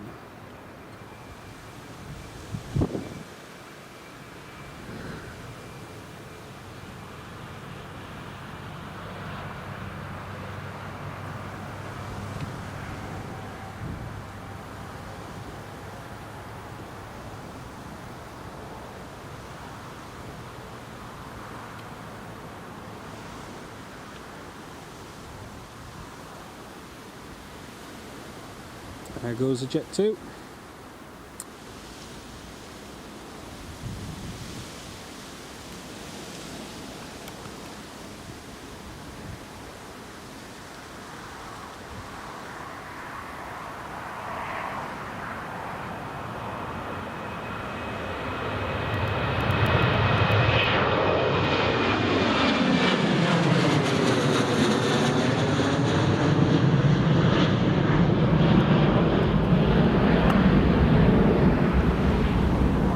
Very nice. Alright, there's the Ryanair Max taxiing. 9 Hotel Victor Uniform. You can just hear that Hercules passing over. Unfortunately there's no gaps in the cloud.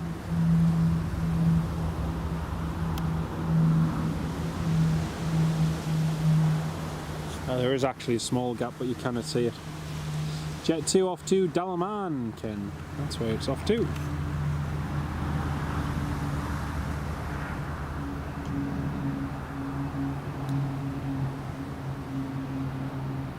Yeah, cannot see it in that gap in the cloud. Can hear it, but cannot see it.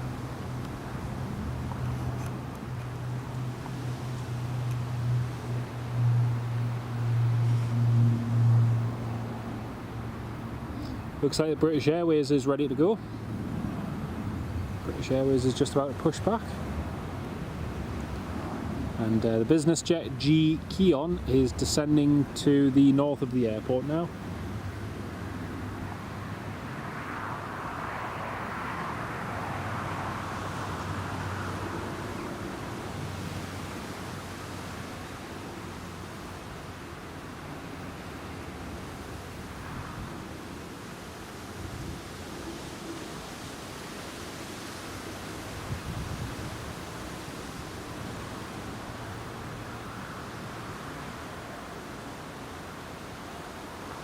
That's just going along there.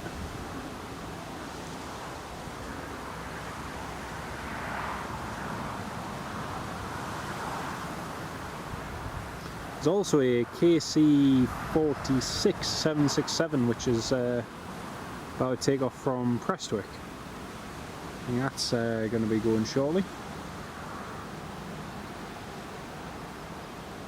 In theory. You alright, mate? How are you? Not bad, you? Not Good, good, good. Good to see you. too bad. Nice to see you. I like to stream from Carlisle, by the way. Oh, thank you. I'm probably going to get over there when you're all leave.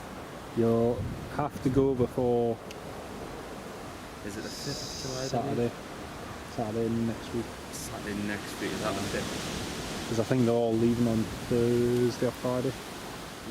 So, A bit of action there. because the NOTAM's only out until, I think for the actual range it's only out for another week. Oh. But yeah, So 4th or 5th, yeah. yeah. Where's that? Definitely worth it because I brought another one in yesterday. I saw on the So- fighter control. Aye, it'll be good. No, I'm not going to get that work. It's gone. Yeah, I couldn't see him through the cloud. Couldn't see him actually. There's one on Saturday morning, I'd like to say. Aye. Norwegians at Teesside, Ah, cool. There we go. which I missed the last one. Yeah. Oh, that one with the Marshall in, that was class. Yeah. That was class. Mahmood, hello, welcome to the live stream. And what a US Air Force case, yeah, that'll be going over shortly, Ken. Have you seen the So Ryan just lining up now, folks. Seen the announcements from Riot? Ooh. They're taking the US Air Force taking the KC-10 into there. That'd be Because cool. it's last year. That'd be cool. Isn't it September? Uh, I'm going to try and pick it up as part of Russian is there? Is there? Yeah, I don't think I've got much choice to bring this up. No. I used to go over there in the winter, but I can't now. Problem is the angle from there as well, because you just get more side on, but yeah. This is straight on. So Ryan there just lining up now. And Sun Express, let's see where that is. He's still quite away actually. 39 minutes to go. He's kind of Scandinavian. Well, the KC-46 has made a turn in this direction. That's cool. Reach 670. Right, here comes the Rhino, and for those of you who are wondering, we're joined by Sean Ray.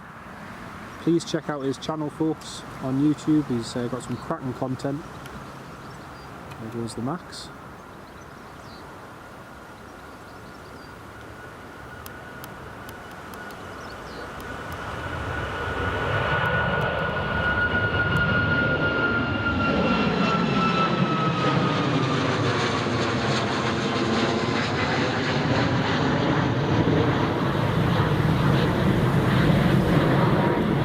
There we go.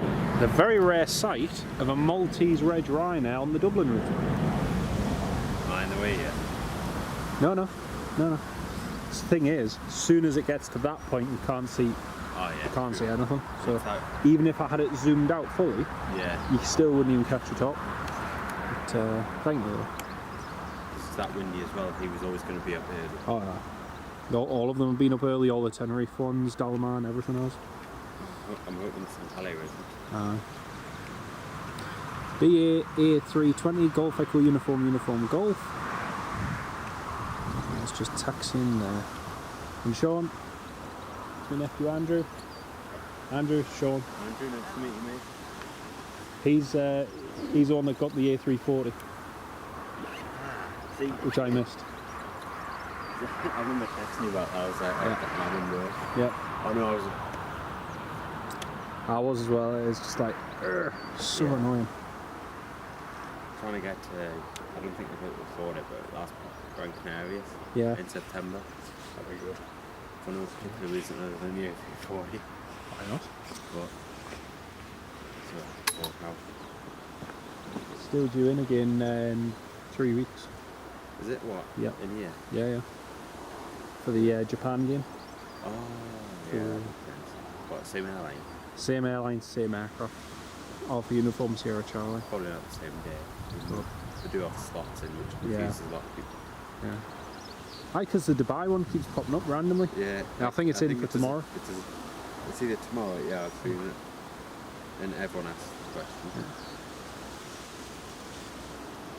Oh, little Cessna 52. G key on. Oh no, Tango.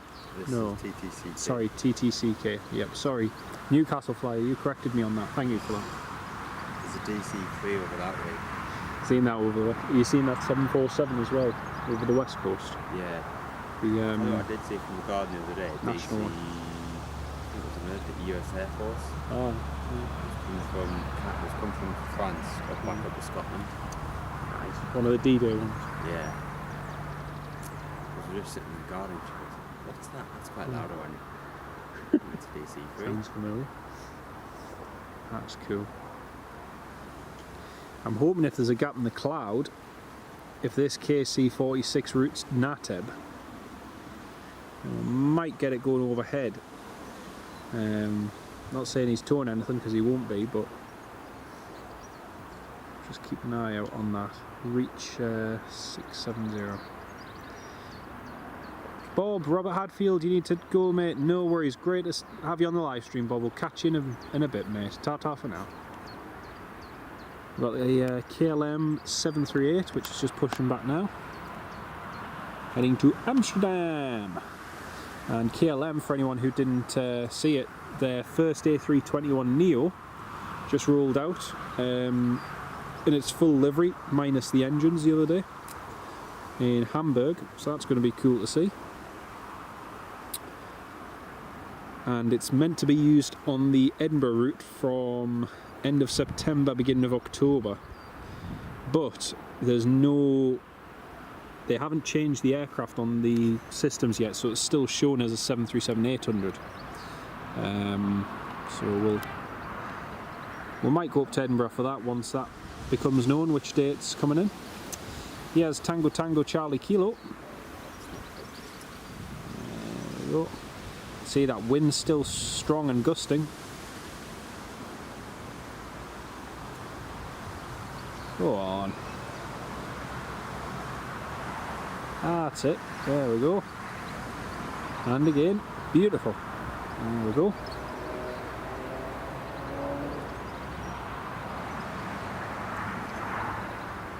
I would be so over the moon if the KLM decide to go from Charlie. That would just be... That video you made was hilarious. You can just see you go, yes! Yeah, it's like, come on! Like literally every type. 390, not 320. 319, 737 700, Embraer 190, 170, 145, 738. I just gotta hear some enjoyment. Oh, it was just that was amazing. That made my day. That thing was so. I think it was Tom Buick. I think he said as well that they have taken off, which they have from here, from Bravo. The thing is, your takeoff distance from Bravo is longer than it is from Charlie. If you actually measure it. Yeah. Because I've got a video of it, Ryanair, Malaga going from Bravo. Yeah. But the going that way is longer than coming this way. Just with the way the threshold is. To be fair, right, the Gulf streams they've been taken off from Foxtrot recently, but I've brought a few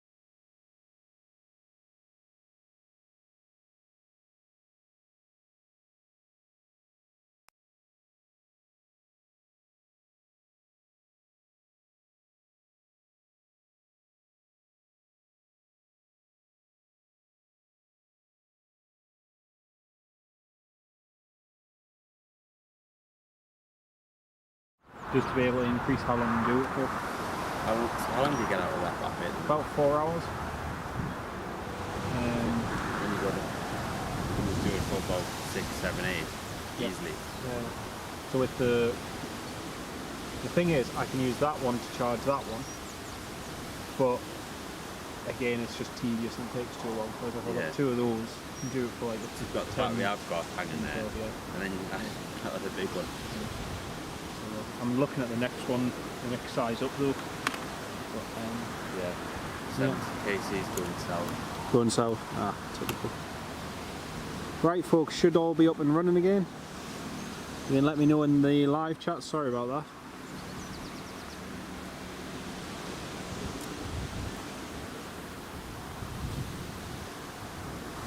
Should all be working again. Sorry again, folks, for some reason the laptop just decided to shut down, as it so often does.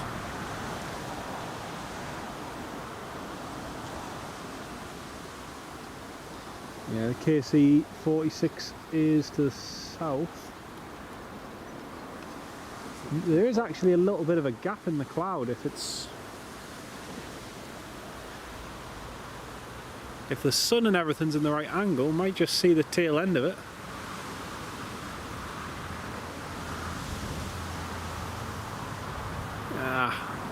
Be easier if there was a trail, but there's not even a trail. Needle and haystack. Ah. Is that it? No. Nah. Ah, well. Turning further south now as well. Yeah. Just made no right turn.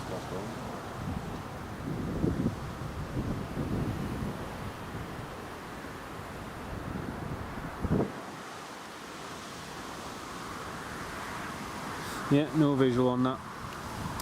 Right, folks, sorry about that minor. All working fine. Yep, sorry about that, folks. For some reason we just had a minor technical problem where the laptop decided to just shut down randomly. I need to check the timeout settings because I think the timeout's set too far south, Newcastle, yeah. Oh, welcome back, John Kenneth Williams. Just had a pork dinner. Oh, lovely.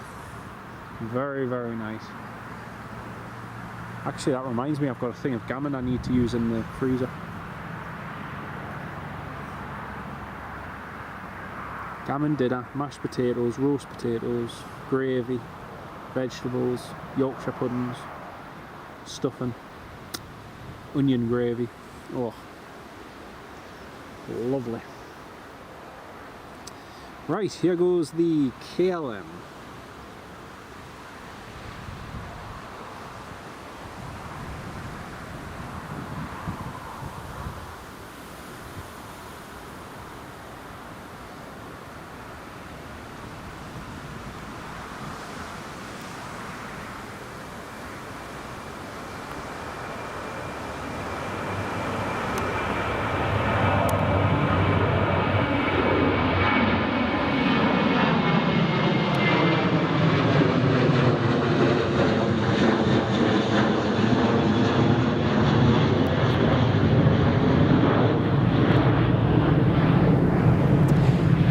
Next movement.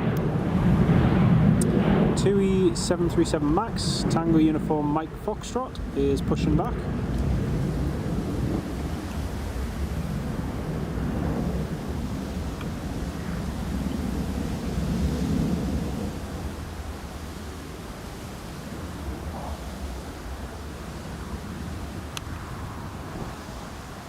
Sun Express is still at 38,000 feet. I think he's got a fairly strong headwind, so it's taking him a little longer to progress into Newcastle at the moment.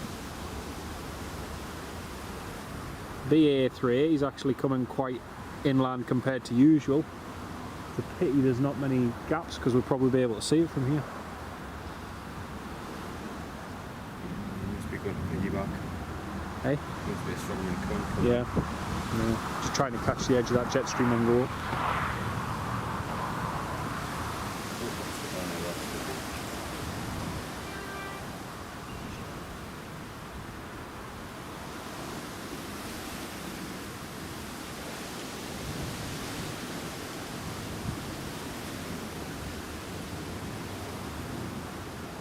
And prawn cocktail crisps as a side. Oh, Ken, yep.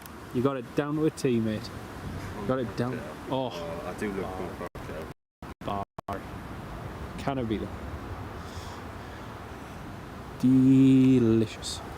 Oh, Jet 2's pushing as well. There we go, buy one get one free. And there's only another 2 cars. Actually, where's the Logan Air? Logan Air's pushed back as well.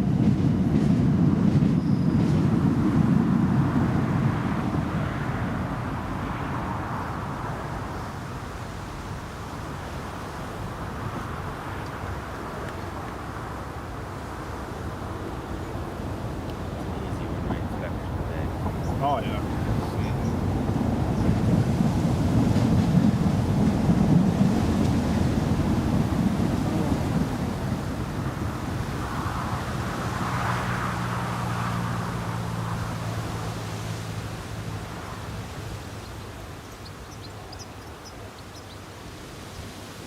Adjusting power and seat.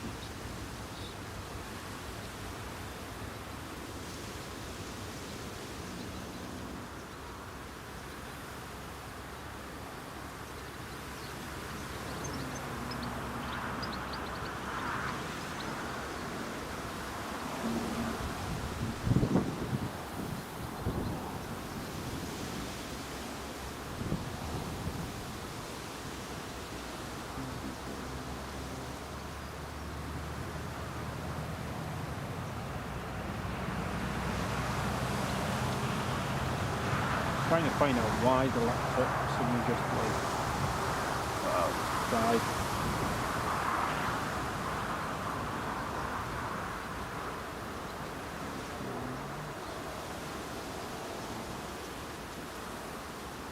Did not detect inactivity, so just slept.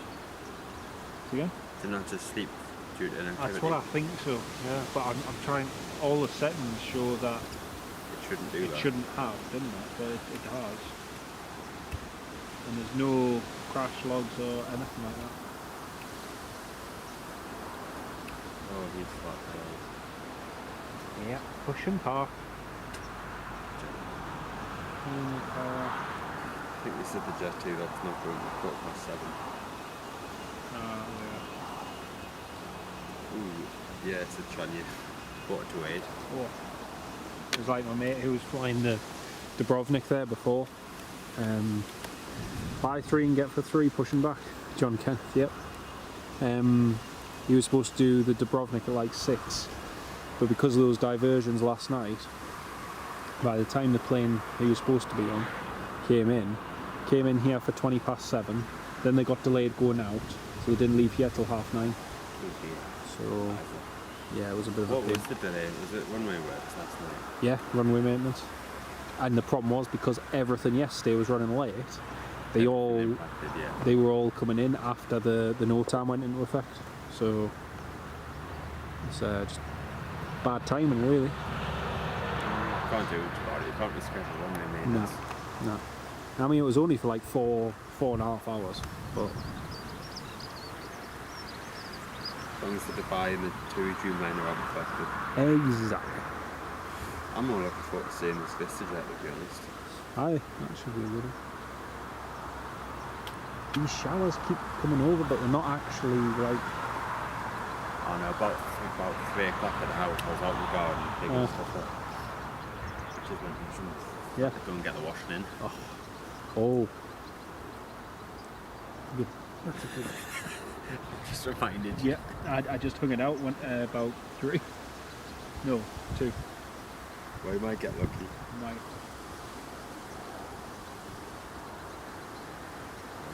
First.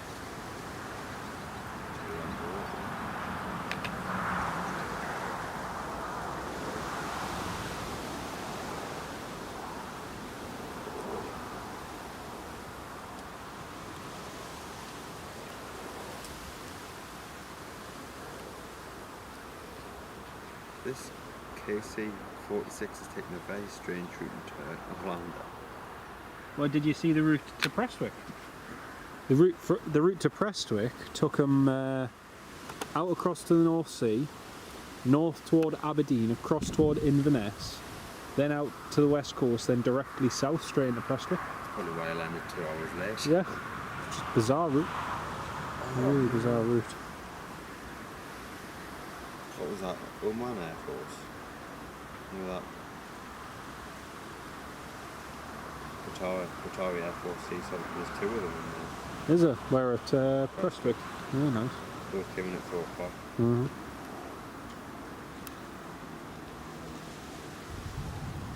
And there's another one lands in Huntsville in the morning. Ah, nice. That was one. The wait till Saturday and off. Ah. Too bad. Even though I might go see that here. Be a good idea. Right, there's a runway inspection just in progress there, folks. Rangers just having a quick look at the runway. We've got a VistaJet coming in later. You seen the route that the Emirates has taken? What, you mean out of here? Yeah. Out towards the North Sea then down? No. No, he's gone. I haven't actually seen the date. No, the Emirates has gone across down south toward London, over Paris, then across toward Milan, then down toward Rome, across the Adriatic, over Athens, and he's now over the eastern Mediterranean, heading towards Cyprus. I mean, if you look at that, there's a few of them heading that way. There's a couple of A380s heading that way as well. I'm wondering if it's down to the jet stream or just the congestion around the Bosphorus. Could be a bit of both, to be honest. Around. We've got an A400 down there at the minute. Yeah. It's just behind us. It could be with every. I looked at in Bosphorus Strait. There's a lot of things coming. Is there anything? Not without exactly. Because at one time they were flying directly overhead Israel and then across, but I don't think they're doing that anymore.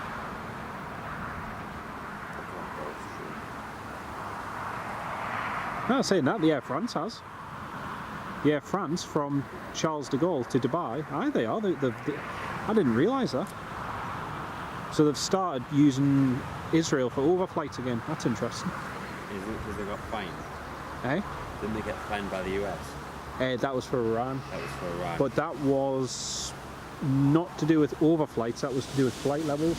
They weren't supposed to go... 32,000 feet. Yep, 32, yeah. But there's an Emirates just about overfly Israel. Yeah, there's the Zurich one, A380, Emirates from Barcelona. So yeah, they're obviously taking the Israel route, which is... That's good to see because it reduces the flight time and fuel consumption massively.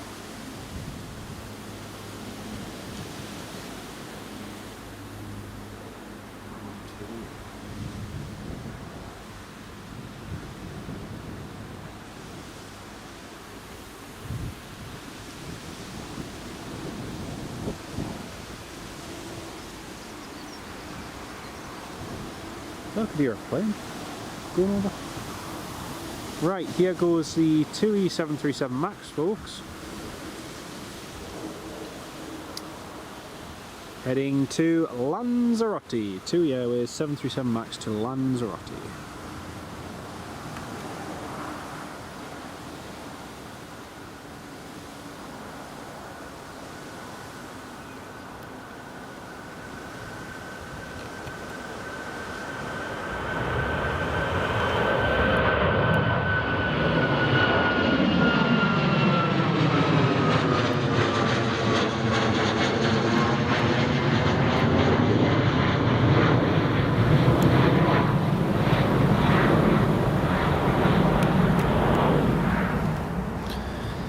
Got two Jet 2s that have just pushed back. We've got that one there.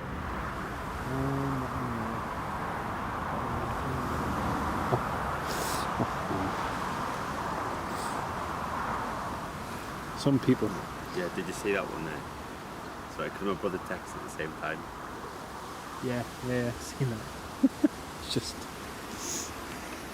He's just like, yeah.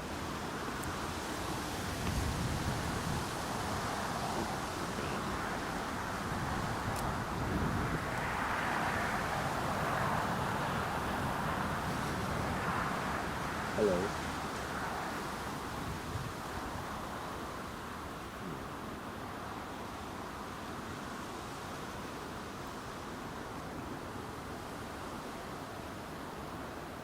Oh, that sun's just come out. Nice. SJ, welcome to the live stream, mate. Great to have you on board with us. Welcome. So next up is Logan Air's Embraer 145 to Southampton.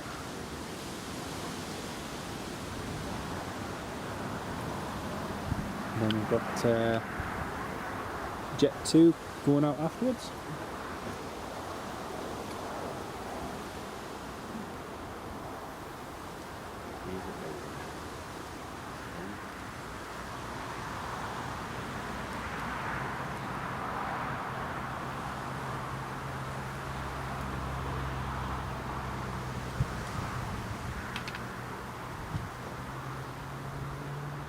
Okay, that's the Logan Air rolling.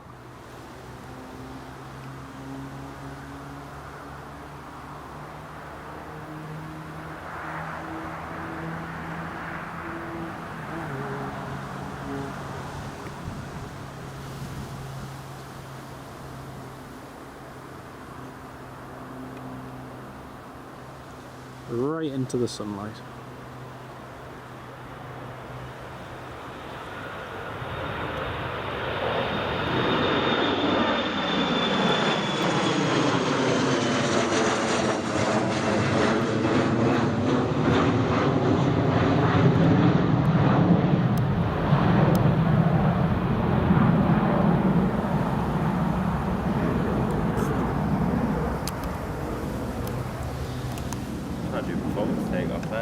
It was nice, huh? So there's the other Jet 2 that's just pushed back, ready to taxi.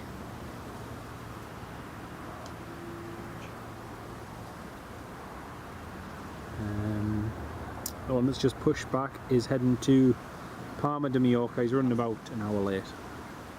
We'll be going that one quick. Yeah. They're not so lucky. No. And there's another one sitting over there with a slot delay. Lovely. Sun Express is at 10,000 feet. He's got a straight in for the ILS approach, runway 25. And the other Jet 2 is now taxiing. That'll be good because that saves fuel. Yep, definitely. It's established as early as they can. Yep. No holding, no turns, just straight in.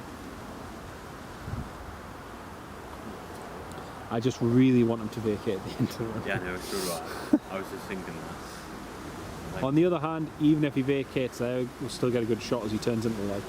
Yeah. So, apart from this bush there. Yeah. But it's still a good one. Still be average.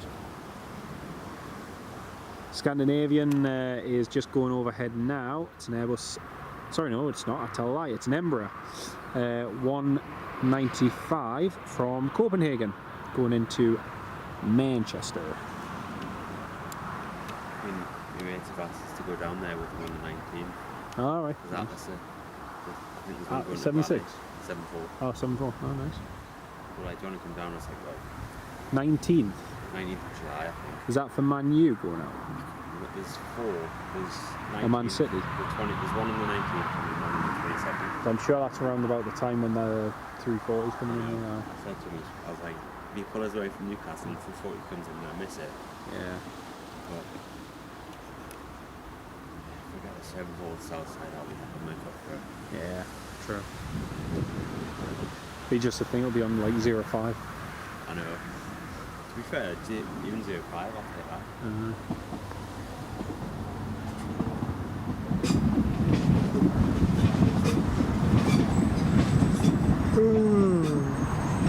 Then we'll probably have one at the end of July as well, August time. That'd be good. We'll just be using the 340 this year again. So it's well. Fingers crossed. How was the Edelweiss? Oh, that was just amazing. That was like, it was annoying from the point of view that we booked the seats at the front, but at check-in they changed our seats. And online it said that you had to pay for the seats that we wanted, which we tried to do, but it would never go past the payment section. So that's why So they changed our seats because, you didn't pay for rightly so, we hadn't paid for them. But when we selected them, it said seat selection free of charge. So when we got the payment section, just press confirm. It gave us the seats, but didn't charge us anything, and wouldn't let us to pay. So it's honest like that, because we're booking it's good, like, so everything just says seats free of charge. So we asked the cabin crew and said, listen, is there any chance that we could get the original seats that we booked? And we're both happy to pay. You know, that's no issue. And she says, oh, I'm sorry, I can't change it. You'll have to see the cabin manager. So we got on the plane and asked the cabin manager and explained it to him and said, listen, we booked these seats originally online. It wouldn't let us pay for them, but it did allow us to select them. And we even had the booking confirmation with the seat numbers on. So he was like, listen, he says, I'm very sorry, but you've got to take the seats for weight and balance for takeoff. Thankfully, we still both had window seats, so it wasn't too bad. Oh, I would have been anyway, but we both got window seats, got the takeoff, and then before we took off, one of the other cabin crew came and said, listen, after we've taken off, if you'd like, you can buy an upgrade to premium, and for that you'll get the seats at the front. I was like, right, we'll just do that then. But, yeah. Here's the Jet 2 heading to Palma de Mallorca.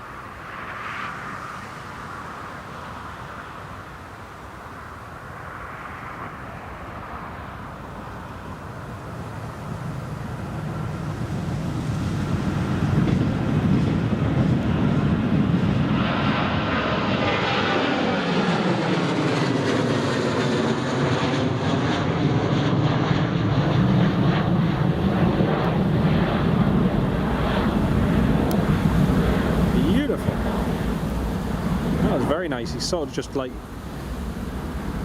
brought the nose up nice and slowly, and then it just went up like a rocket. Nice. That was beautiful. So yeah, we took off, and then she came back to our seats and said, listen, are you both interested in upgrading? I said, yeah, no problem. Said, right, that'll be 21 Swiss francs. Like, perfect. Paid for it, got up to the front, and there was only 5 people in the entire front section. So we like had the whole front of the plane to ourselves.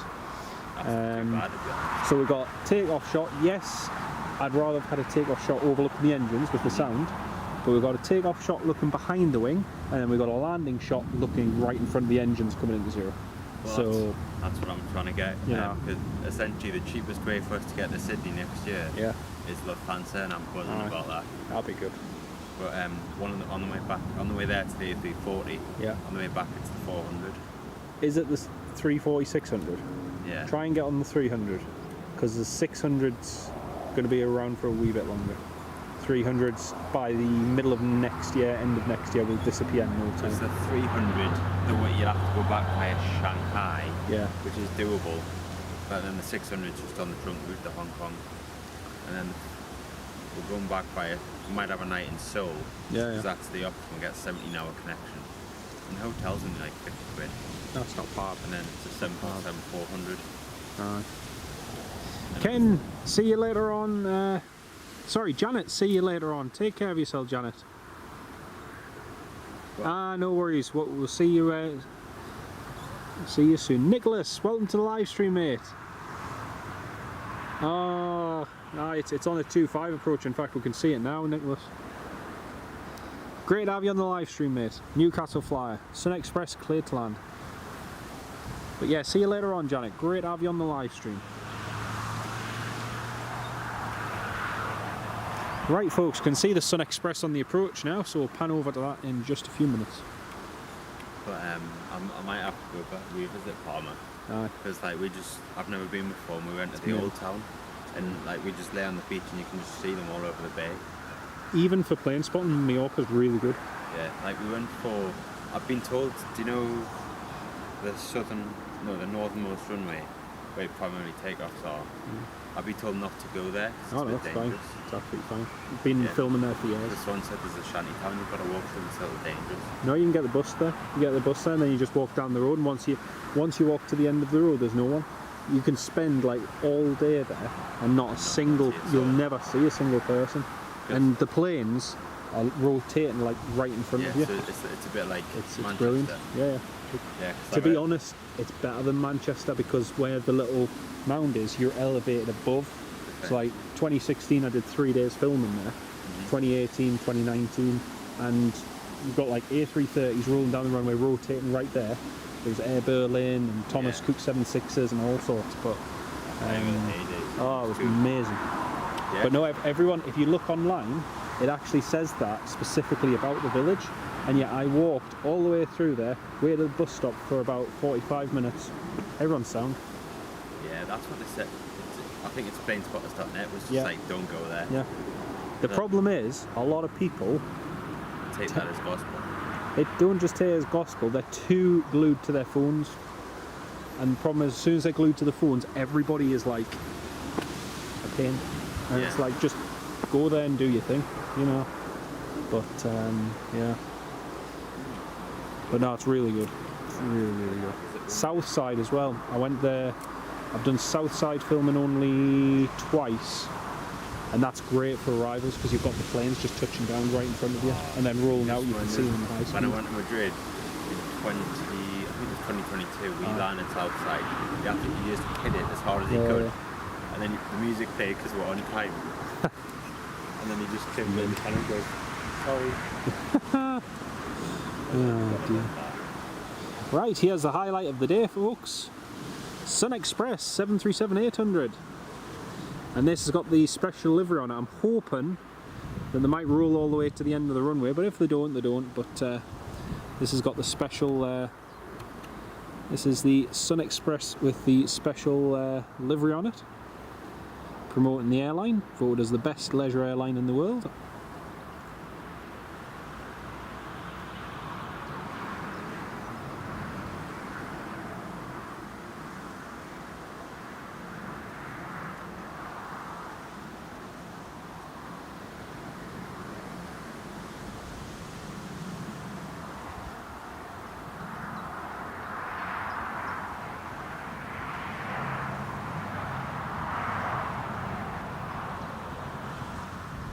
Beautiful, nicely done.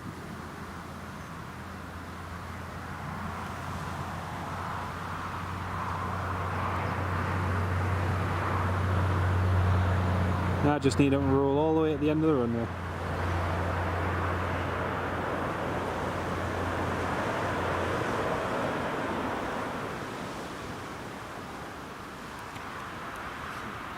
And roll to the end he will. Woohoo!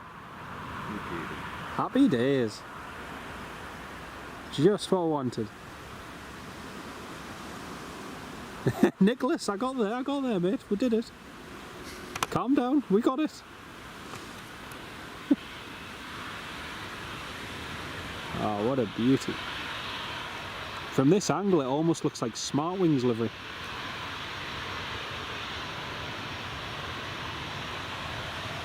Oh, look at that.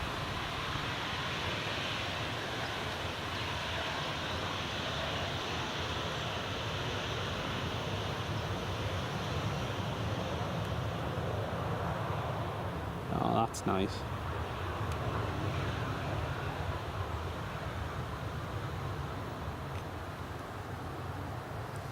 Got two E's 737 Max just pushing back as well.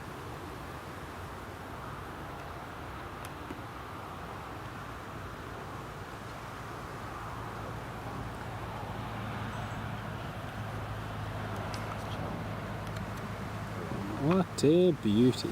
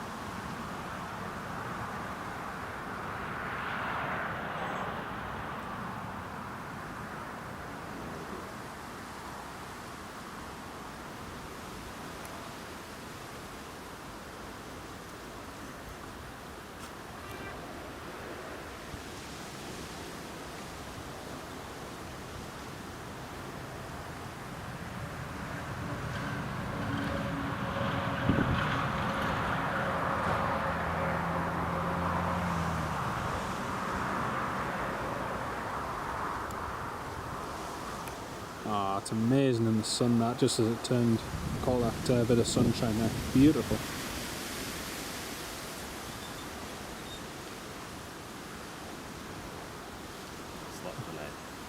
Yep, more than likely. More than likely. Nice rollout and livery, Ken. That was beautiful. It was really, really nice. And those are our next two departures, TUI and Jet 2. Jet 2, in theory, should be the next to go, but we'll see how that goes. Slot delays and the like.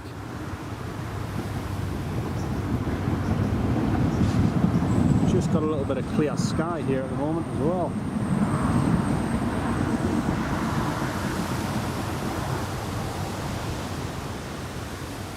Of course, we've got clear sky but nothing coming overhead. There's a surprise. There's a surprise.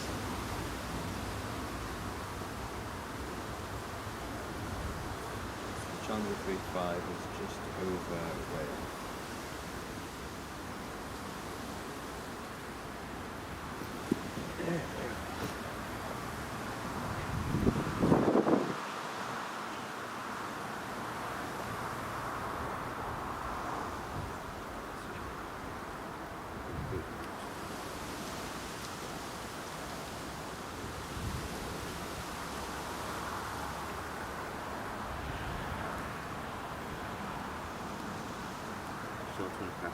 The new old BA level.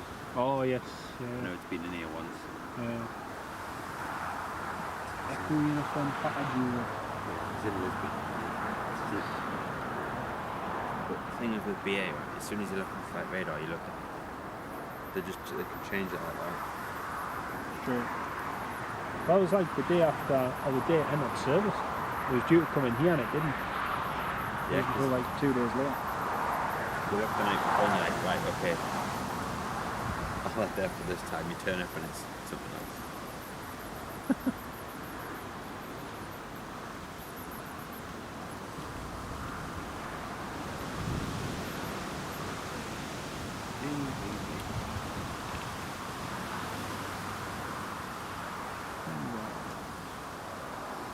Got Phantom trainer coming up at 8:30. Yeah, I've seen I think that. I'll be gone by then. But it depends if it actually turns up. Probably won't. Because the last few have shown, but they never actually came in. I was hoping not to catch the Irish airport, to be honest. I've been over here quite a lot. Yeah.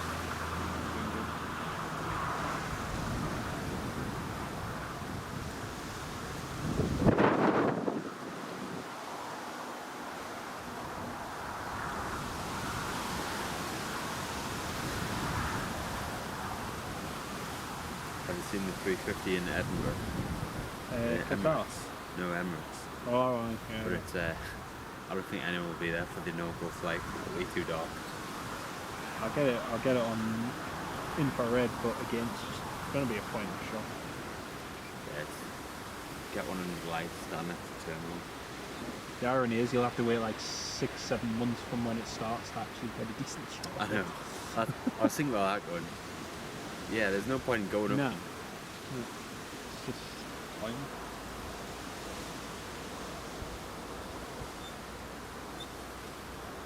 It's like I I missed the Saudi 777, but it did land in Darwin's. Yeah. I think you got a shot of that, didn't you? Yeah, I got that. So I agreed to go to the pub with my mate in Bishop Auckland. And then I just watched it fly over. I was like, yeah, I wish I went there. It was actually quite good. Especially on the 07, because from here, just with the terminal, you could get enough light to get a good shot. Get a shot of it. But it wasn't great by any means, but with infrared, it just made it worthwhile. Mallorca to Teesside, Livestream A320. That's probably a bit late. Just a wee bit, only an hour. It usually is.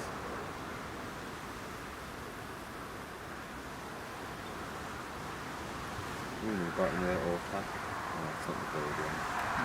That was that gold Falcon's all-tack. It's like an hour and a bit gap after the VistaJet. Yeah, I'm probably going to get the VistaJet, wait until till this departs and then I'll be helping her up from work. Oh, great. In Durham. Lovely. Because I've been taxied the last few days because the ball joint on a car went into it was creaking, so she was like, I don't want to drive on it. I was like, let me. So if I need to. Then she took it in and the guy was like today, it's like, do you realise your brake pads were metal on metal? And she was like, oh no. It's like, do you not listen to your car, Sharon? Not really, I just have music blasting. I was like, please listen because it'll save me 25 quid. Exactly.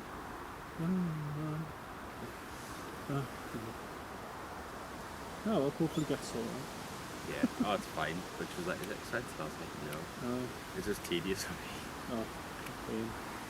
But saying that, I'm not really in work till the 6th of July now. I'm off to Ibiza on Monday morning. It's a bit expensive. Beautiful. But we're just on it, because I don't really do stag do's anymore in partying, but 4 days I think before he's dry.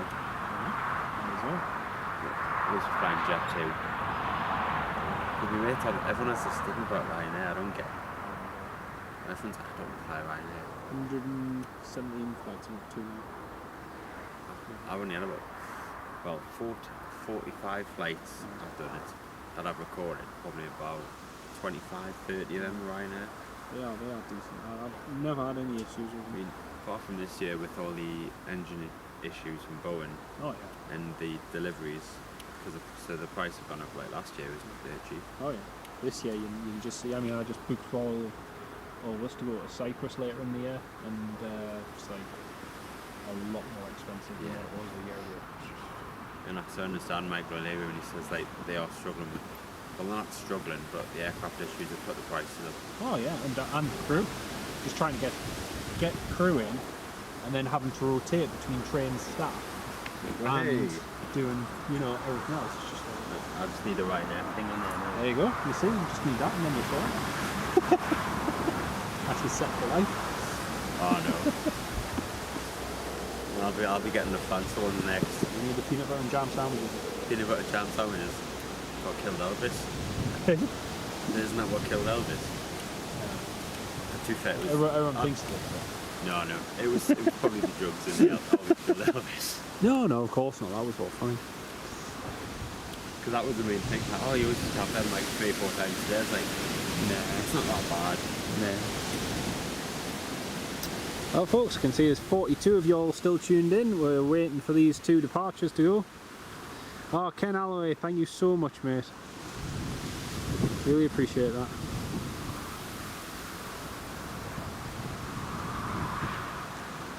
Why is that not coming through?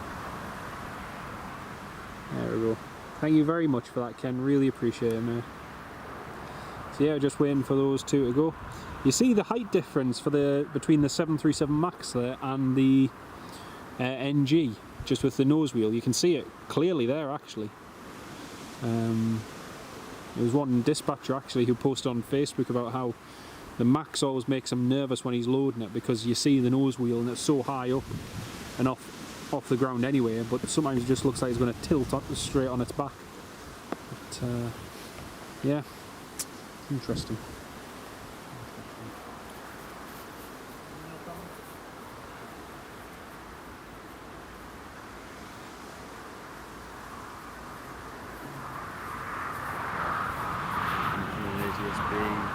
No. There's like nothing over the north at all.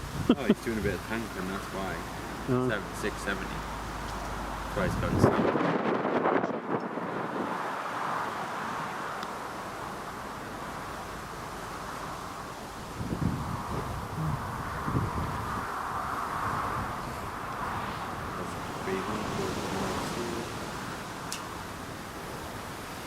Because to be honest, my cousin lives in Germany. I was debating end of this year on actually just going down the same and just going to Frankfurt, but I don't think Frankfurt's worth it without a car. I've done Frankfurt. Unless you go on multiple days. Even then it's not worth it. Because if the runway rotations and everything, it's just a pain. Yeah, it's not like here we can just drive to 25 or drive here. I've done it twice with the car. Once when me and my brother went when we drove across to Czech Republic. That was great, because we had the 5 Series BM, so we were knocking on from one side to the other. And then when me and my mates from Canada met up, I hired a car, not last year, the year before, and again, just went from one spot to the other. On public transport is nearly impossible, or you're having to walk miles and miles and miles and miles with equipment. I think Munich looks a lot better, but obviously Munich you don't get as many quad jets. Yeah. I was thinking Leipzig or Liège, to be honest. Have you done Liège? Quite fancy Liège. I might just either get transport down or just drive. Just drive it, to be honest. It's easy enough on the little barns over there once you get home. I want to do Liège, just the big cargo hubs, to be honest, get the quad jets in. Maybe Charles de Gaulle actually, but you probably get public transport into there. Charles de Gaulle, make sure if you do it, you have applied for your permit. Yeah, I've seen you need a permit for that. Because we applied for one, we got it. Dead easy to do and send off for, but the gendarmes will come round and ask you for it. We were just filming just like we are here. Now all of a sudden the police car comes up to them, they'll be permit and whatnot, and they do come and check.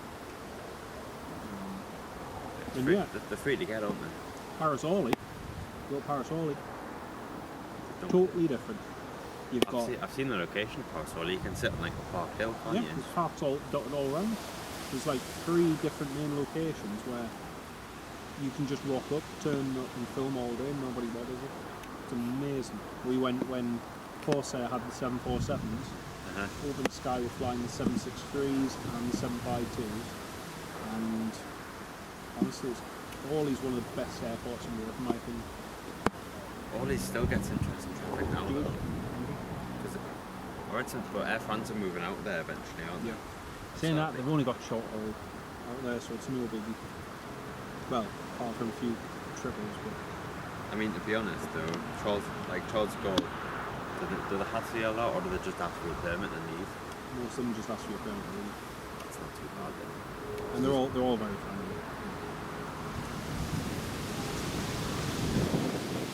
I'd quite fancy.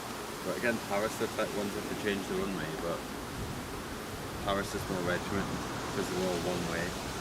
Like, for example... The best thing to do with Paris as well is you get in a hotel nearby, because the one issue you'll find with a lot of the spots at de Gaulle is parking. Parking basically non-existent. It's a bit like trying to park around Heathrow. It's just an absolute nightmare. So the best thing to do is get a hotel right at Charles de Gaulle itself. The Hilton, the Rossi, the Mercure, get a hotel there. Don't use the buses, they're an absolute pain. Get a taxi. Just get, I forget which app it is. Because if you're right now, they're right cheap, aren't it's like Now Taxi is or something like that. The one that Google recommends. Yeah. Use that one and get them to drop you off right at the lay-by to the entrance to the spot. Because as soon as we saw it all day, people would come in and some would just be chancers who'd be like, oh, there's a plane. And literally within 3-4 minutes, police were there, right, where you go. Whereas you get public transport there, you've got no car, you've got nothing to hold you there, then you actually can't. Well, it sounds no hassle, because I think it's another one of plane spotters on there. I mean, it is helpful, but I think it dramatisises everything. So it's a good airport, don't get us wrong, it's a good airport, but Orly's just so much better. Orly seems a bit more, I like the ones that's a bit more friendly. Yeah. Even Orly, you've got the viewing deck before security. You've got a massive viewing deck on top of the terminal. You just reminded me, have you seen the one they're building at Dublin? Well, they've applied for permission for it. Yeah. That'd be good if it comes off. It's a bit of a joke, that one though. I mean, they don't like people walking around though, like...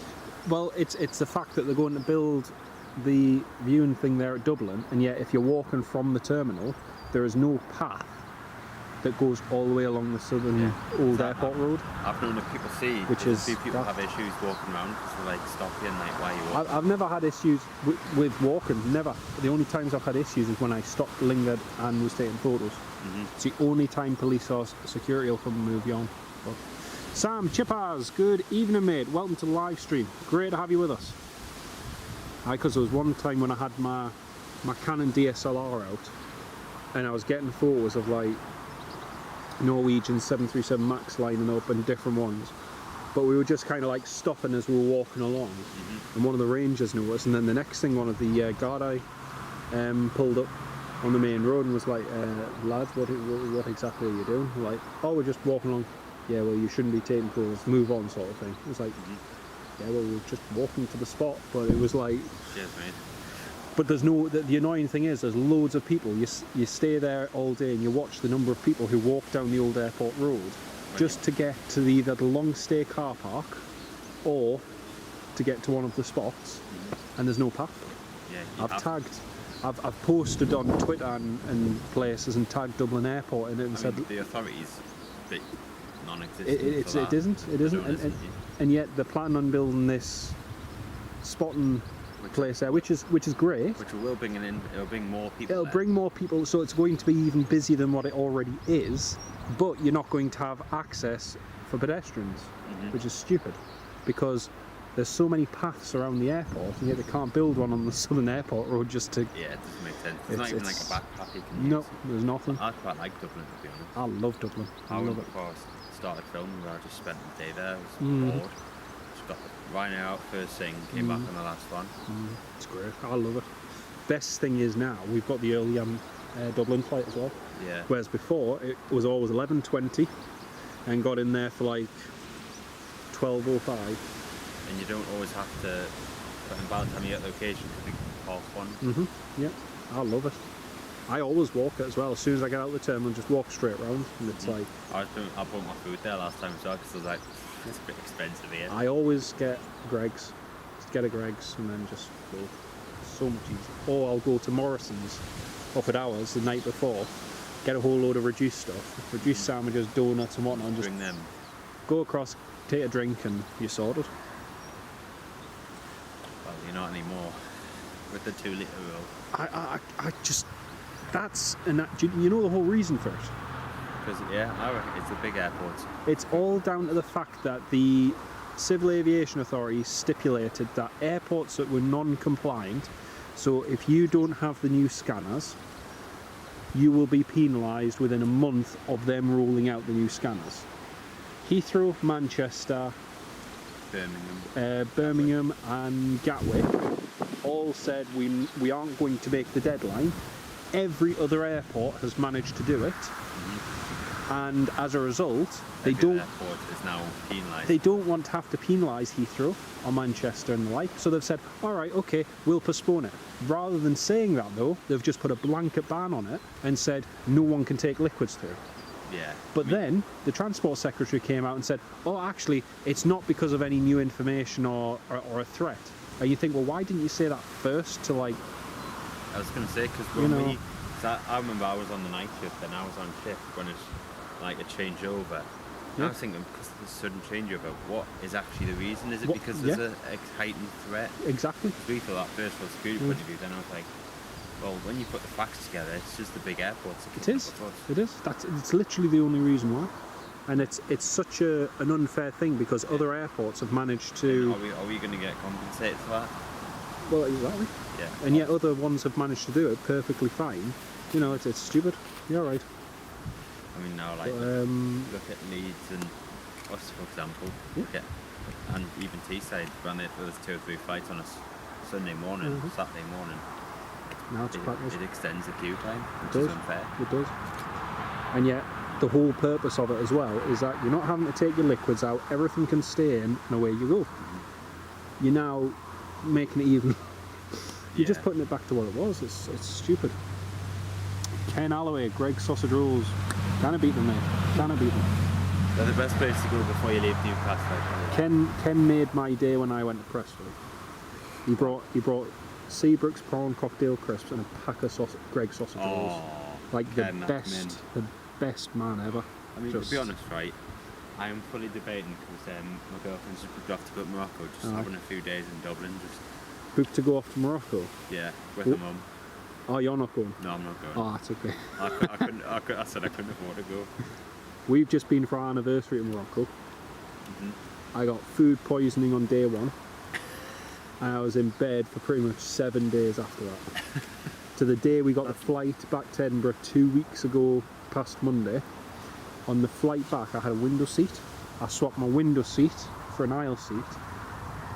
I told the cabin crew when it departed, because I couldn't keep anything down. Like, I lost nearly 2 stone in weight, just not eating anything.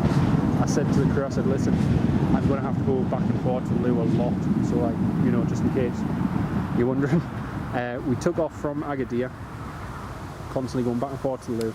Got over the northern Iberian Peninsula, north of Madrid. Seatbelt signs went on for the turbulence, and I just had to go. I said to the cabin crew, I was like, listen, I know it's on. She's like, no, you're fine, go on, away you go. Because you knew. And it was horrible. Yeah, oh man, it was terrible. I mean, I've been very insanely hungover on a flight before. Yeah. Like the Thomas Cook back from Tenerife on the first lads holiday. This was 8, 10 years ago now. And I just remember it was torture. No. Like, it's awful. But she's going to Agadir as well. Is she? I'll fill her in. Had chicken tagine the first night we were there. Then omelette for breakfast on the Sunday morning, and that was me. We went out for the entire duration of the holiday. We went out one day, that was on the Wednesday. We went to Agadir. She was alright pretty much all week apart from the Monday. And we went out on the Wednesday tag team. You know when you've got a sicky stomach and you just want to throw up all the time? That's what I was like all day. And everybody had told me beforehand, mind when you go, you'll get food poisoning. I was like, yeah, I'll be fine. And it was, it was awful. As soon as we touched down in Edinburgh, I was just running, like sprinting to the car. I was like, I want to go home. I want a cup of tea. I just want to go and get a Greg's sausage roll. I need a cup of tea, a yoghurt, some lactose, and some dairy, and I'll just to clear my system. Last time out in Dublin, 4-pack sausage roll, orange juice. Well, so I got something through. I got Luke's through and that stores all day. About 6-7 quid. And then, to be fair, if they didn't have these liquid fuel in, I'd take a big thing of water with us. Yeah, exactly. Yeah. Well, that's what I think. If you're going on trips and that, just being able to take a drink with you.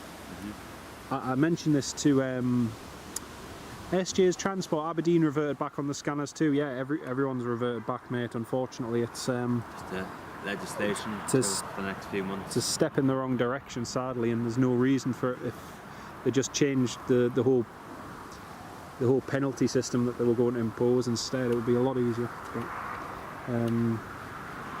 what was I going to say? It's like getting on the train in summer. It's like, say, if I go, it's like for me to go to Dublin to fly there, I'd have to book a 10-kilo case on to get my camera, which I don't mind. It's like me going to Edinburgh. I can just get in the car and drive. I can just get on the plane and go with a big thing of water and food. Just it makes it so much easier not having to think about it. I said this to Newcastle Airport. I tagged them. Ken Alloway, I'm sorry, mate. I'm sorry. I should say this conversation should be censored, but yeah, sorry about that if you're about to have your dinner. Yeah. Listen to Jonathan's food poisoning and Mark. It's all right. I wasn't very descriptive. I mean, it could have been worse. Yeah, that's true. I won't tell you about the doctor's appointment the day after. Oh, I don't know. I wouldn't know with that doctor. No, it's like I said this to Newcastle Airport because when we went through Edinburgh, they've opened all these new water fountains. They've got nearly 10 or 12 of them. Whereas before, as soon as you went through security, you went through duty free and came out, there was the two of them on your left hand side where the departure board was. Now they've got a whole ton of them, and it's brilliant. You just go up, fill your bottle up, and you're sorted. I said to Newcastle Airport, I tagged them on Twitter and said, why can't we have this here? Stansted have got them, Edinburgh have got them, most of the major airports have got water fountain filling stations.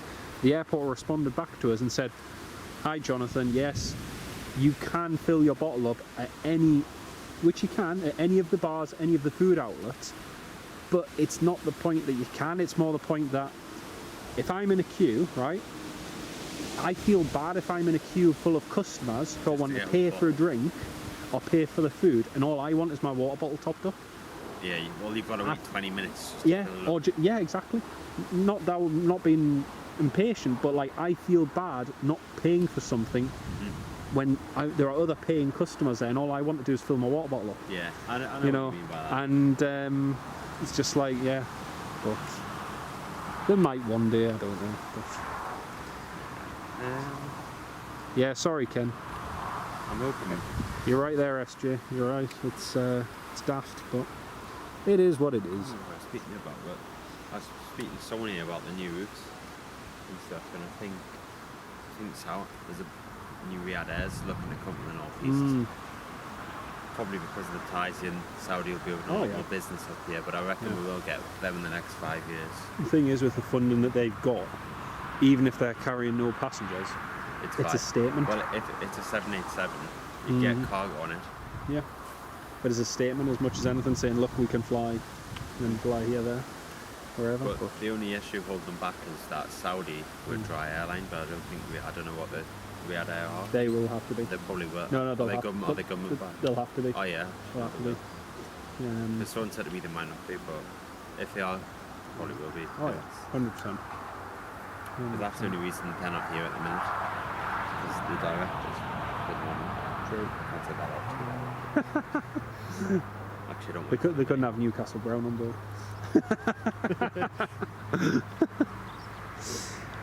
Let's have a look on Flight Radar. But in terms of long haul travel, I don't actually know where Newcastle goes. No. I think JetBlue's still an option. JetBlue still is. But on the other hand, their transatlantic stuff has gone more premium, and we don't have premium seats. This was the thing United struggled with, because United couldn't even fill their little premium section on the front of the 75. Someone who works on security at Teesside, he also works here, and he was telling me the room on the shop floor at the minute is United. I was like, but that wouldn't work. It might with their 321 Neos, which have got less seats than what the 75 does. It could work, but again, they've expanded so much at Edinburgh. Why would they want to come to Newcastle? Yeah, they've got 4 flights a day in the summer. Yeah. And everyone says, oh, well, it's a direct service. And it's like, well, yeah, it's just for the sake of having a direct service. Why would BA increase their flights to Heathrow? Because they know they've got the connections through... as well, 5 a day. Yeah, exactly. Yeah. Newcastle flyer, Jet 2, earliest slot, 7:15. Thank you, mate. See Air India starting their A350 to London from September the 1st. No, I didn't realise that, Sam. Thank you for that, mate. Didn't realise that. This jet is based. Oh, VistaJet's base. Brilliant. Well, he's over South Shields at the moment. Oh, smashing. Extended base. So we've got VistaJet coming in from Malaga. Just about to land, folks. So that's going to be our next arrival. Got a Norwegian that's about to go overhead, heading to Edinburgh. It's a Max Sierra Echo Romeo Tango Bravo. Oh yeah, the VistaJet's just downwind now.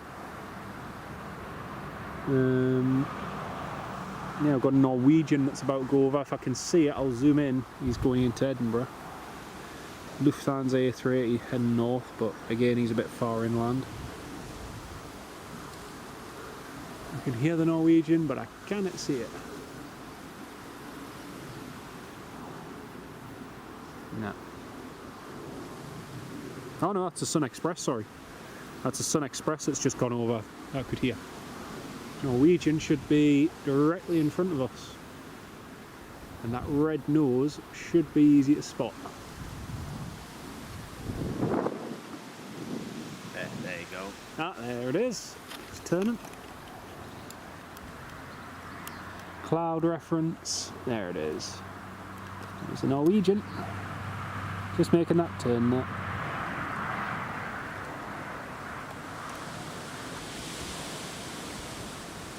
I love overhead shots.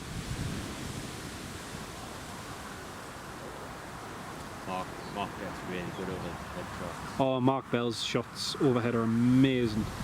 Even some of the high level stuff that's like 38, 40,000 feet. Oh, it's just so crystal clear. It's brilliant quality. It's really, really good. Well, it's just disappeared there into the cloud. There it is.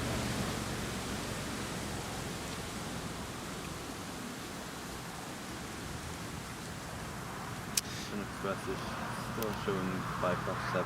Ah, I've seen that. You can't be going at 5 past unless you've got like 20 people on board. Yeah. You'd be going more like 4:30. Yeah. And let's face it, the Jet 2 have all got slots, so... You might all do it again. John Kenneth Williams, that TUI is not going back out.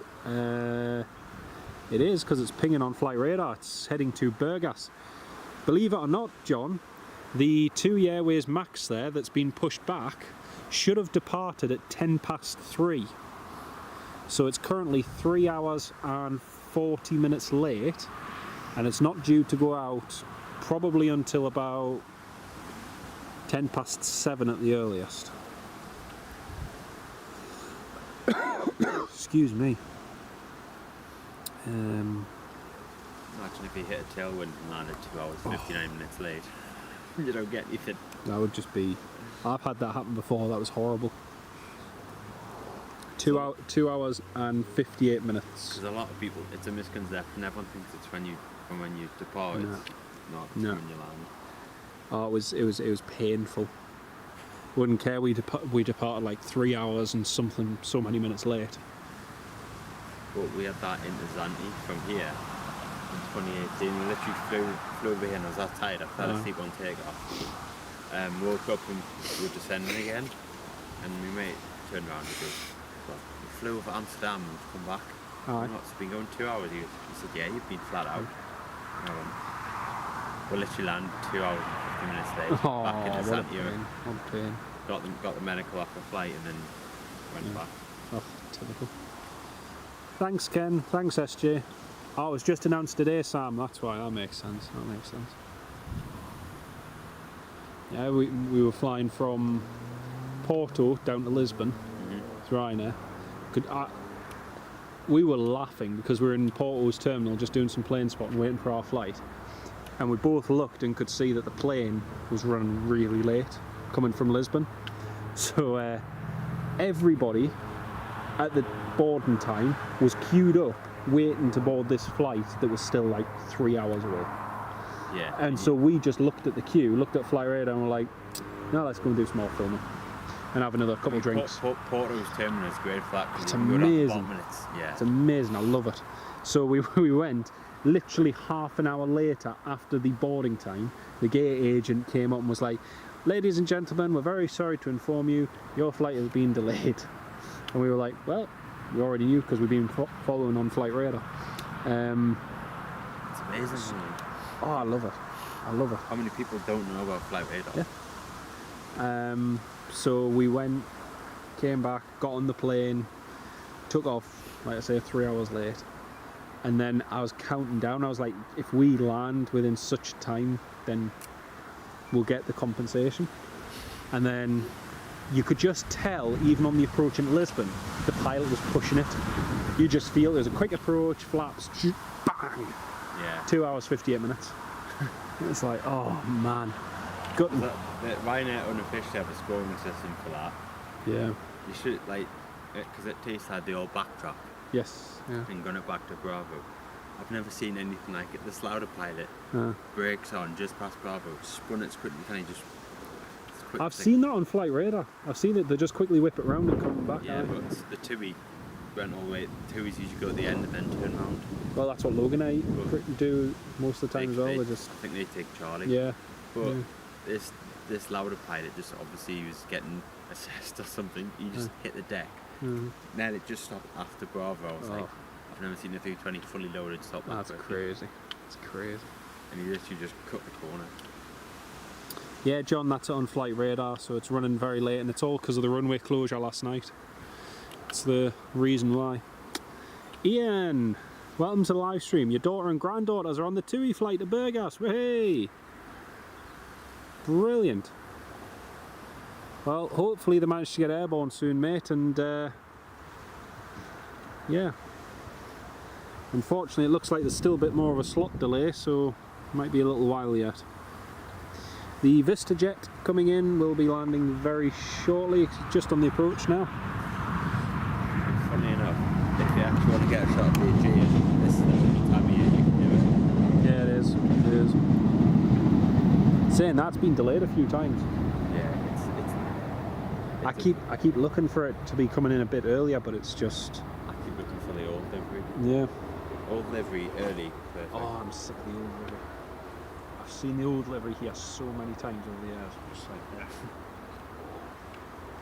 We need Turkish Airlines in there. That's what we need. Yeah. Turkish play.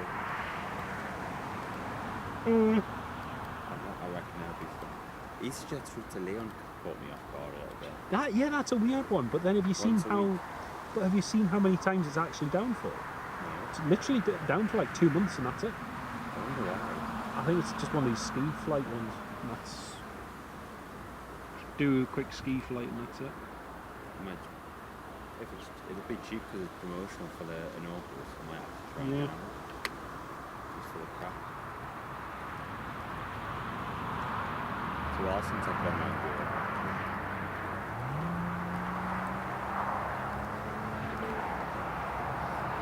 here. Right, here comes the VistaJet, folks. Yeah, Sam, that's why. It's because the runway was closed due to some maintenance work. But we had, I think, 6 or 7 flights divert in all, and some of them didn't even bother departing until later on, till the airport opened.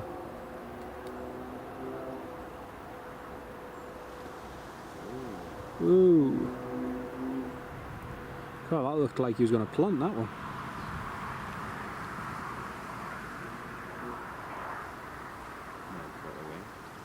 Oh.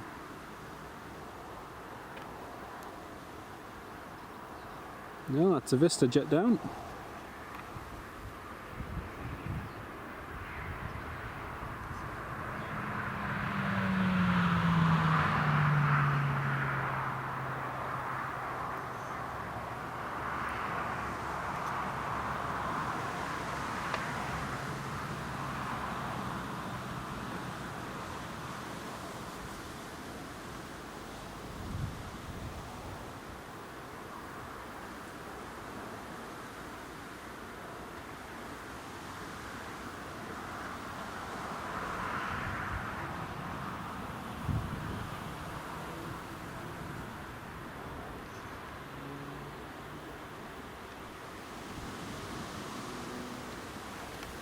Nine Hotel Victor Charlie Mike.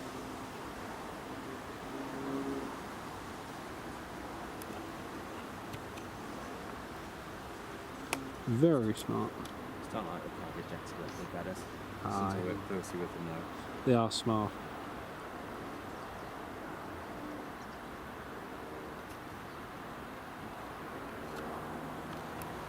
So VistaJet just taxiing to the south side.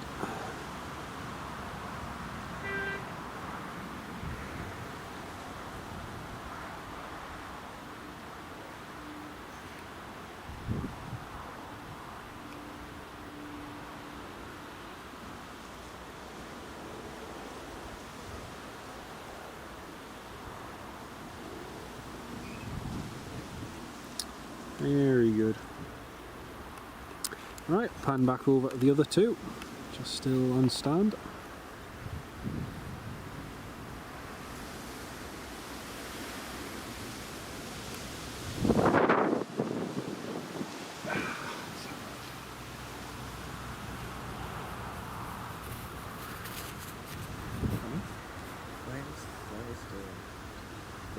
On the other side. Sun Express.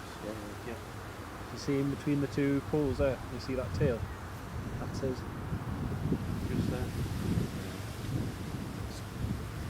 Could be going out. I don't see it, but okay. It's the only tail there, it's one way.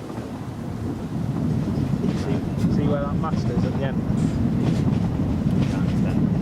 Oh, right, Yeah, just right in the middle. Where the sun's reflecting off.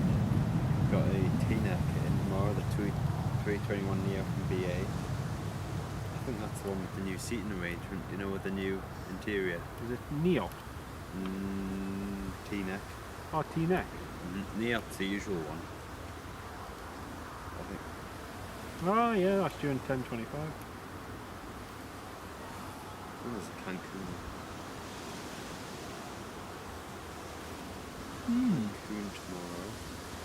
Departures. So we'll have a positioner in from Manchester in the morning. Still showing us 6:55. Lauda 320 on the route for Ryanair tomorrow as well. Okay.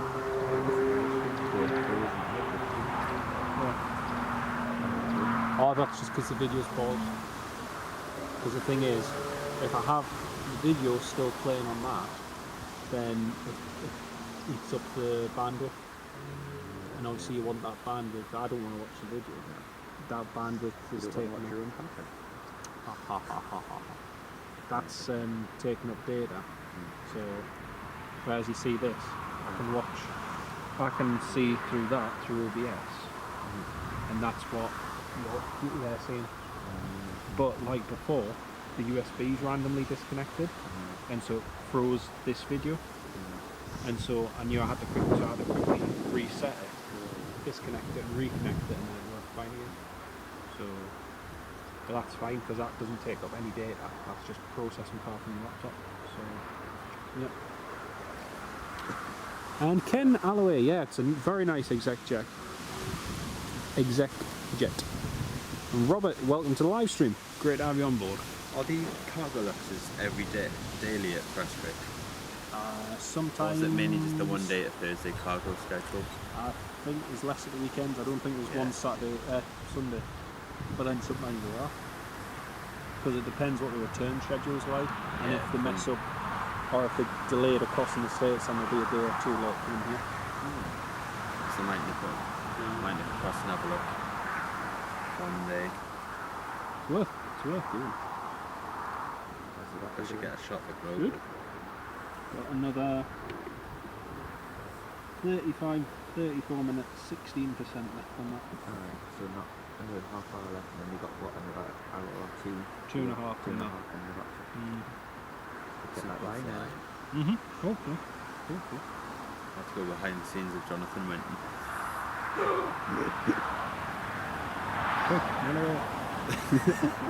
Don't look at search history. Yeah, don't. KC-46 still. No, thank you. A400. Oh no, it's just a Comet. There's no RAF aircraft on the way. I want to come to Chinook again.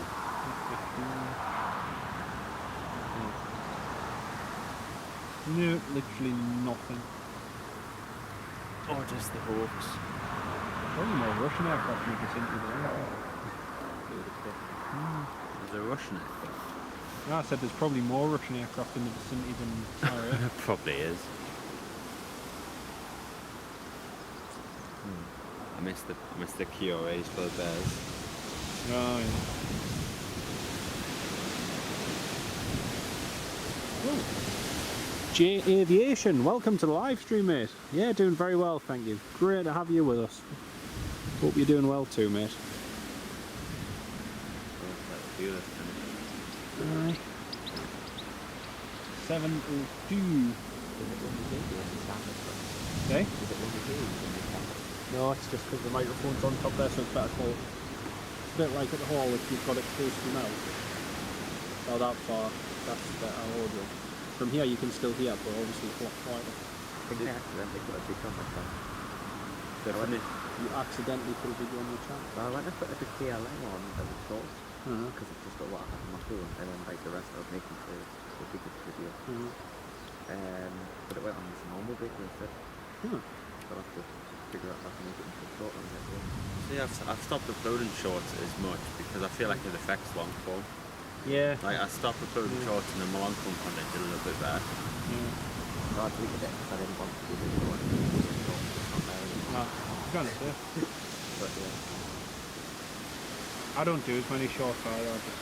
No. I used to do them daily, then I was... The views used to be quite good on them, and then they've sort of dropped off. I think they're good to like start on the channel, but then you want to do more long-term content. Yeah, you need to watch time though. Unless you're going to get like 4 million views on a short, then... Because I think long-form videos, you get those recommended by how many views they have, but if you're scrolling through shorts, you'll just sometimes get random ones with no views. Yeah. Which is good. So then you think, oh, subscribe to that person, like the video. Because then long form videos target your active target audience. Sean Briggs, welcome to the live stream. You sat watching the live stream while you're stuck waiting. Oh dear. Well, I hope you managed to get going soon. Is he on there? Great to have you on the live stream. Aye. Prestwick's always good for a visitor. Yeah, it is. I've never been to Prestwick and been disappointed. Always gotten something good. There's loads of things that aren't scheduled, isn't Yeah, you get just random things like Pilates is transiting through, or isn't there a page? a random. There is, but it's not always updated correctly. I mean, because I know the guy who does Teesside. He works for me actually. Yeah. He's, they're about to start the engines for you to leave. Happy days. Well, that means we get to watch you depart, so even better. Hopefully you get going soon. It's quite a lengthy delay, but unfortunately because Newcastle Airport's runway was closed last night, it meant that the aircraft that you're on now, the TUI, should have been here this morning, first thing. Oh, the Jet 2's taxiing. But unfortunately it was still in Manchester, so everything had a knock-on effect really. That'll be a finger-pointing meeting. And actually the plane that you're on now, my mate flew in before from Dubrovnik, so yeah, pretty cool. Right, here goes the Jet 2.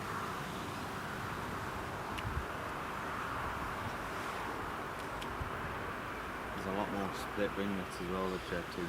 There just seem to be, there seems to be a lot more of them just kind of springing up.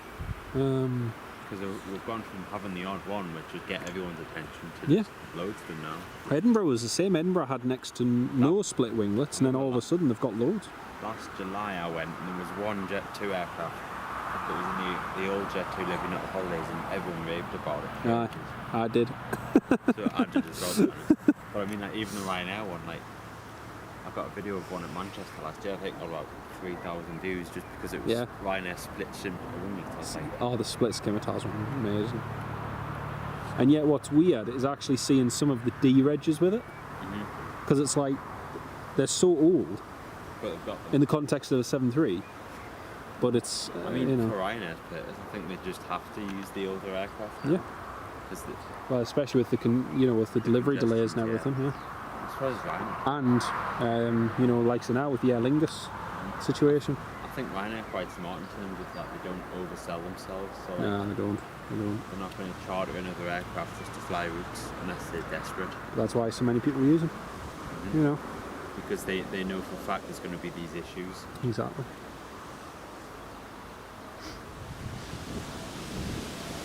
Well, there goes the Jet 2. Next up, hopefully, is TUI 737 MAX. It should be going shortly.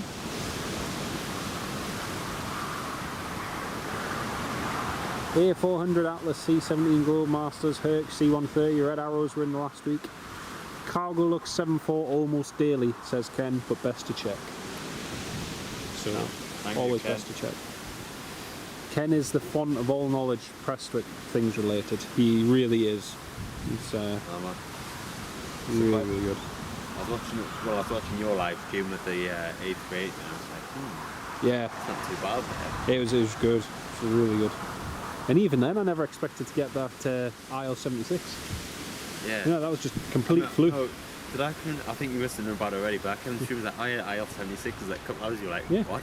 Yeah, it was just weird. I was like, flipping heck, that's coming in as well. Like, oh, brilliant.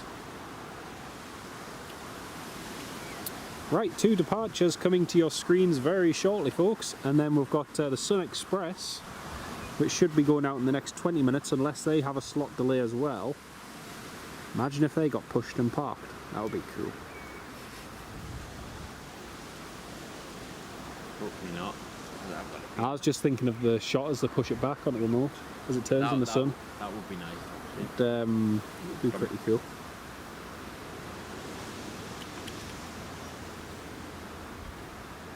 Still no delay showing for it yet. But when it just goes back to the original departure having the flight ready, you're like, yeah, we've lost it. You just know that there's a slot delay incoming. You just know it. You just haven't updated it yet.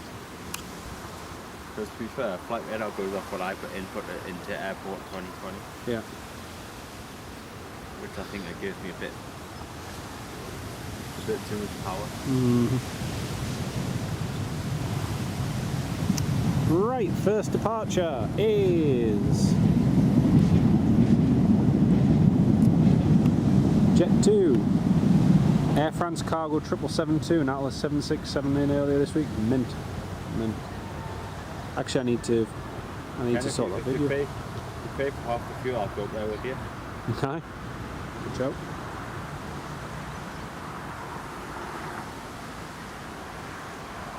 I need to get up to Aberdeen again one day, actually. I'm gonna try and get it back. Oh, it's a good airport. For about 4 years, we went on holiday up there for 2 weeks every year. So Amazing.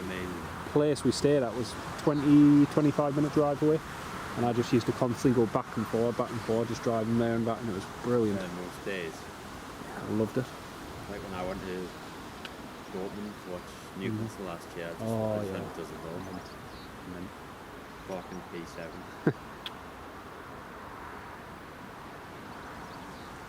That was a funny thing, watching France play in the Euros, and watching Mbappe. I was like, yeah, he played, yeah, but didn't have any. This Euros isn't that much to get excited. It's not much to get excited You know? about this year, is it? You know? Not just England, just anything. Do you know what? Honestly, some of the best performances. One of the best games I watched was the Georgia game. Turkey, Yeah, they were just like they showed a hunger. They wanted to win the game.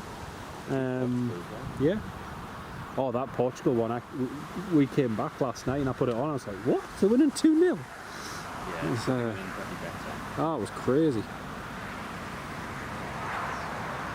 Here goes the Jet 2.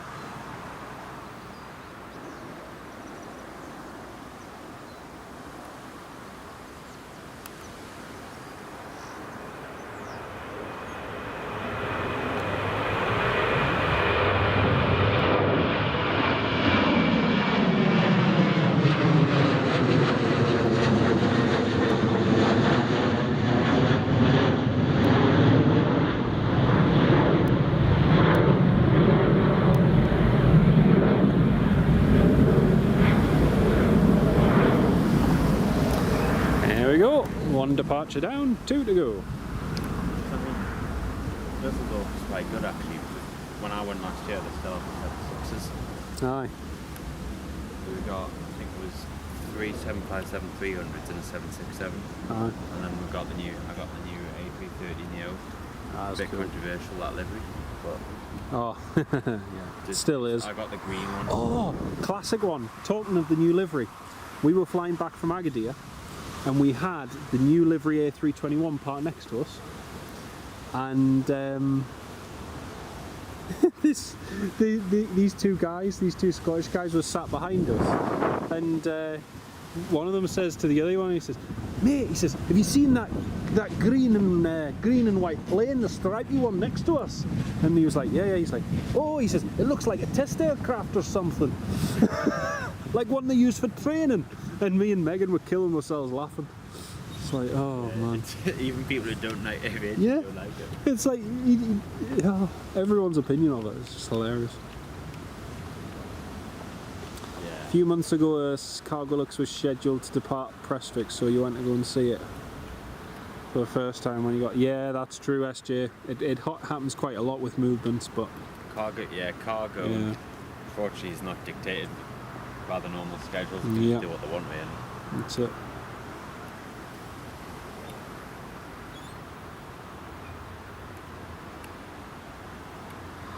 Well, there's a 2E73 taxiing. You give your runway inspection. 4 hours late, but it's taxiing. And Newcastle Flyer, thank you for the update there, mate.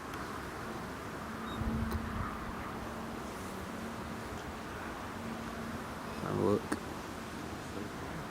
Hey? Is Will still flying? No, that was him land before. So he's not taking No, he couldn't do that. Way out of hours then. Bearing in mind he was late anyway. Because legally you're only supposed to fly so many hours, so like if you're a Ryanair pilot you can get away with doing, say, a sector from Edinburgh, Dublin, Edinburgh, Dublin, Newcastle, Dublin. But you're only allowed to do so many hours before then you've got to have a rest. So, like I said, what he's done, going all the way to Croatia and then all the way back plus the delay, you did another flight after that, and something was happening, you're out of hours and you're stuck. That's why you've got to have other crew.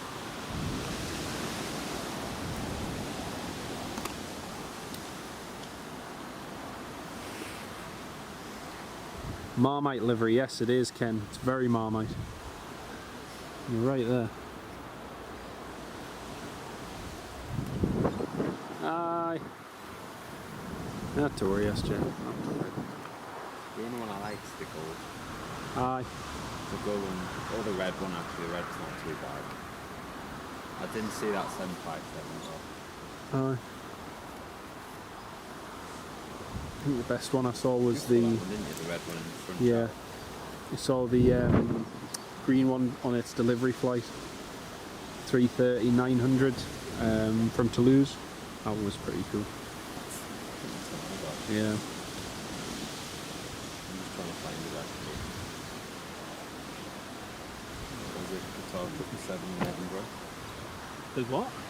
No, going to my old pictures from last year. I was going to say. I remember when I took the special just because it was a Guitar 7 in Edinburgh.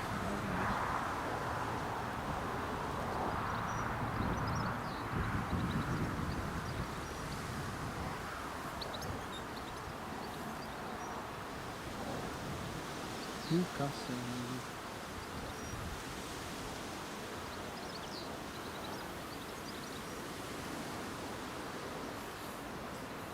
Oh yeah, also got the It's got an asterisk on it. the Legan 75 as well. Oh yeah. 300. That took off over my head in Parliament. So I went for a run down the promenade. Douglas, welcome to the live stream. Great to have you with us. Thank you very much. Sam, not 100% sure yet, mate. Not 100% sure.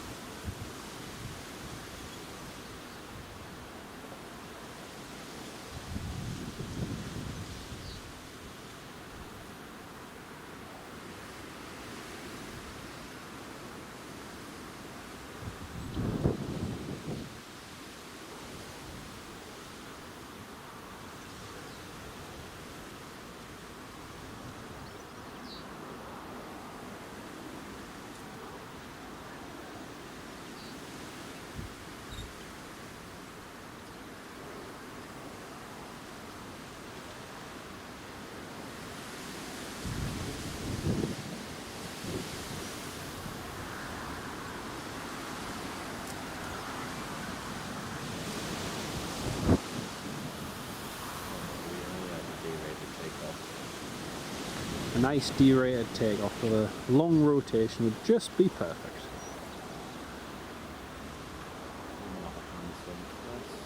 Yeah.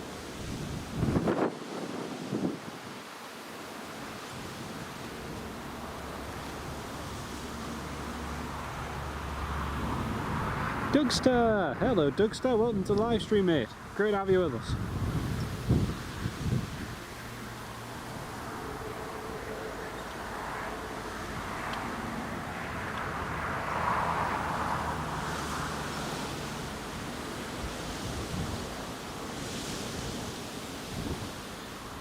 Oh, brilliant, Steve. Fantastic, mate. Fantastic.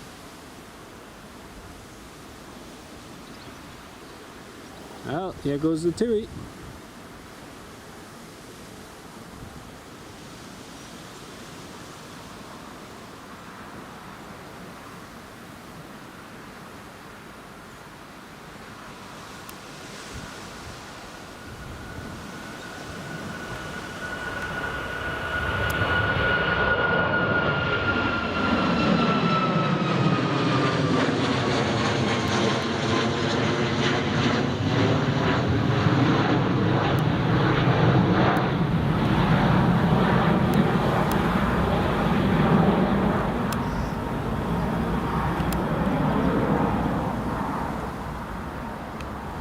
There we go. Well, 4 hours late, but it's away anyway. At this rate, we're going to get the BA320, but oh, he hasn't even took off yet. I was going to say, he's already shown a 20 or 30 minute delay. Have you been in a field for a while up there. Oh, there. That end. Last month it was alright. Bridle path. It was better than what it was the time before. It was dry. Have they cut it? Cut. Because, well, the path was just quite overgrown. Oh no, I haven't cut it. No. I mean, to be fair, as long as it's dry, you're running it there. So it's absolutely fine. Again, it's another one of them things you can go all day and never see a person. It's great. I do like it up there, to be fair, especially when the RAF do overshoot. Oh yeah, definitely. Not as good as the when the tornadoes used to come through. Standing at the end of there, and then all of a sudden you look and it's like, oh, there's two lights coming toward me, and then the next thing. I remember that. Oh. I was on the boat once called the Farm Islands. That was amazing. And yeah, he must have just seen us from somewhere. The guy did say sometimes you do get RAF aircraft taking a piss and like flying over. It's like, okay. So next thing you see these little dots flying up the coast. So it was a clear day, it was like this. No clouds. Came on the calendar and just went, just to let you know we're going to get something's going to fly overhead in a minute. You go, then we took an ankle. What? This tornado, I'm not going to, you know, whatever lights turn and boom, right over the boat. I remember working in Amble. Used to work in Amble constantly, and you'd watch them play over the islands, over Croquet and whatnot, and it was just amazing. It must have had different legislation back in, well, or just being allowed to do what they Well, want. not just the thing with the conservation area wasn't as enforced as it is now. So that's only really happened since 2015. Last 10 years. But yeah. Tornadoes are great. Oh, some of our friends, they've died now. He used to be a fisherman in Amble, and he lived right on the seafront. And you could sit in their living room, and all of a sudden the next thing is going. And then you go out and you see them dive on the island, swoop round, come back in, do another low, like simulated strafing run, and go back up again, then pull up and just go.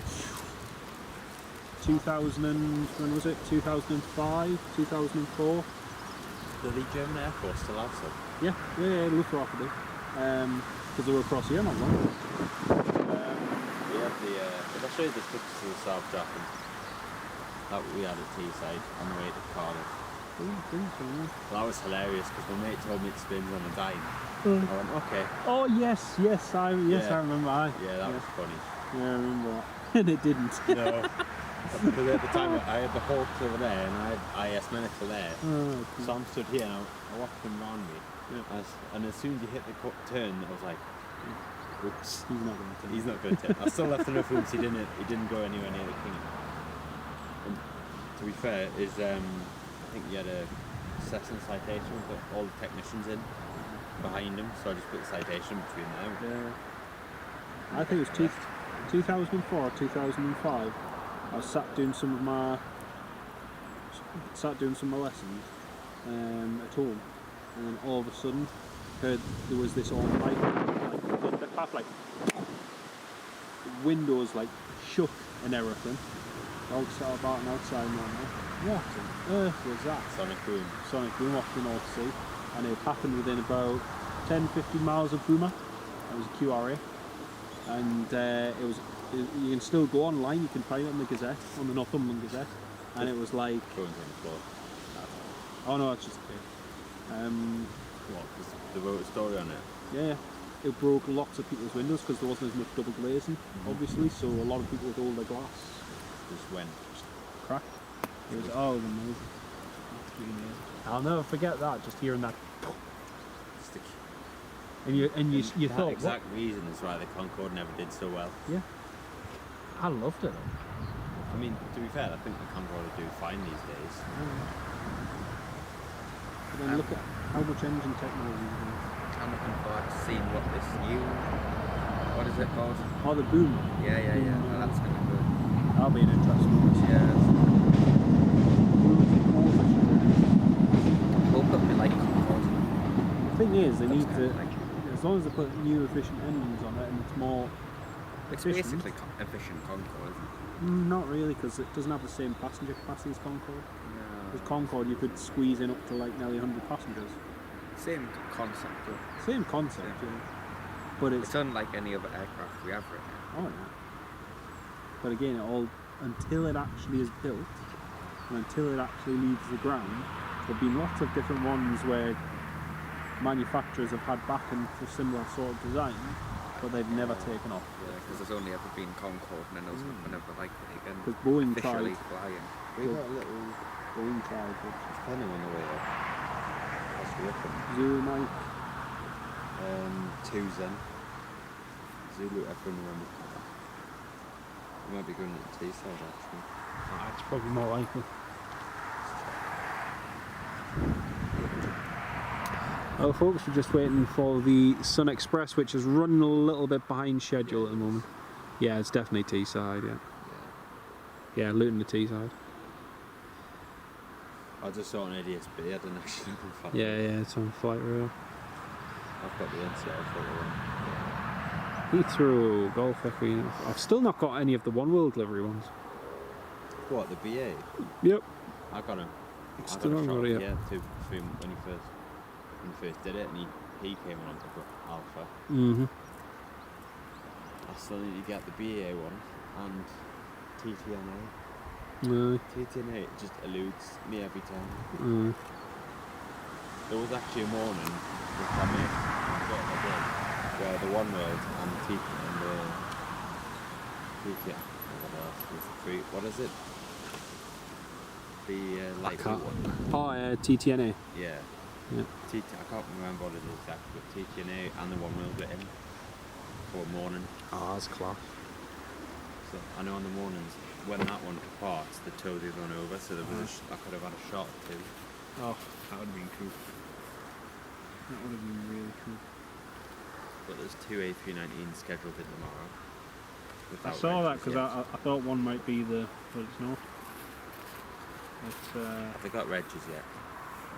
yeah, it's just bog standard ones. Come on, Sun Express.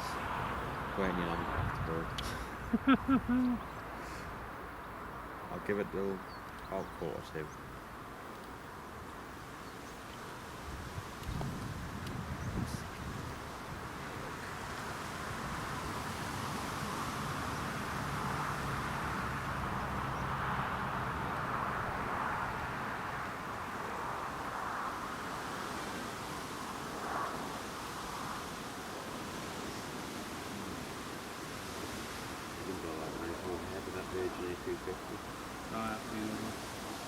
You know what would be good, Jonathan?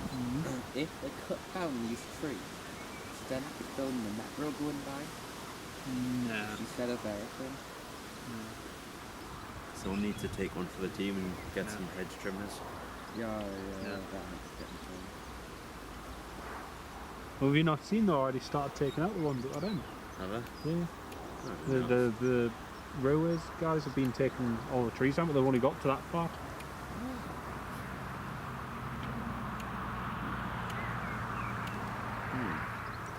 That thing is definitely getting on that. That'd be good actually if they do that. You'll actually get a clear line of sight. Sam, yes, it is delayed, unfortunately, mate. It is. So definitely put that thing together.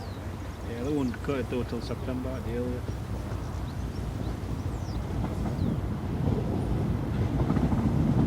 You can see them if you go in that corner. There's no.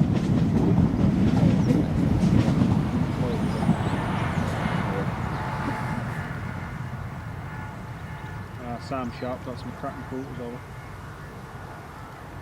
Isn't that what we just saw? Yeah. He got it from the other side, landed.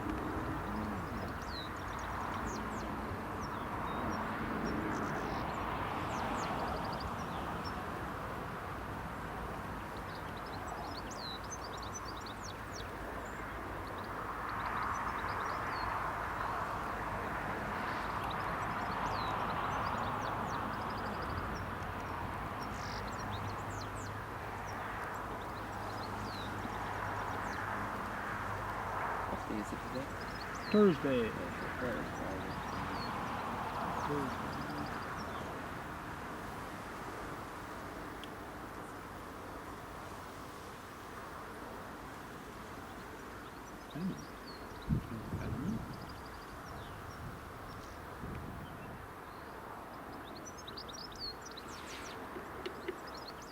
6 minutes remaining.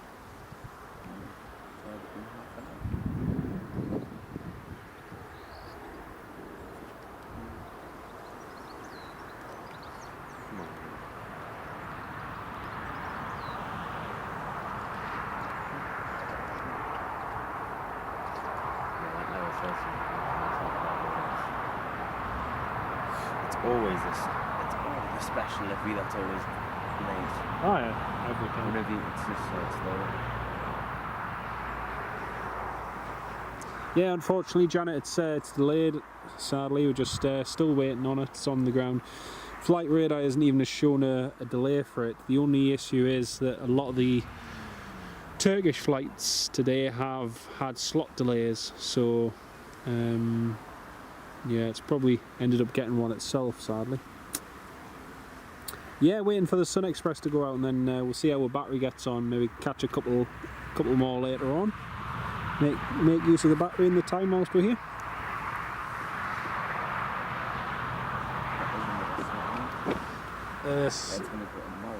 No. It just basically means that they've got a certain time when they're allowed to take off when the airspace allows them to. Alright. Because obviously it's congested. So that'll be still today. Yeah, but it could be half an hour, could be an hour, could be 2 hours. As long as it's not time. Exactly. You can see it. 4. 2. 4. Oh no, he won't come anywhere near us. Reach 819 from Ramstein. Say 17, yeah, he's going to go south. Yeah.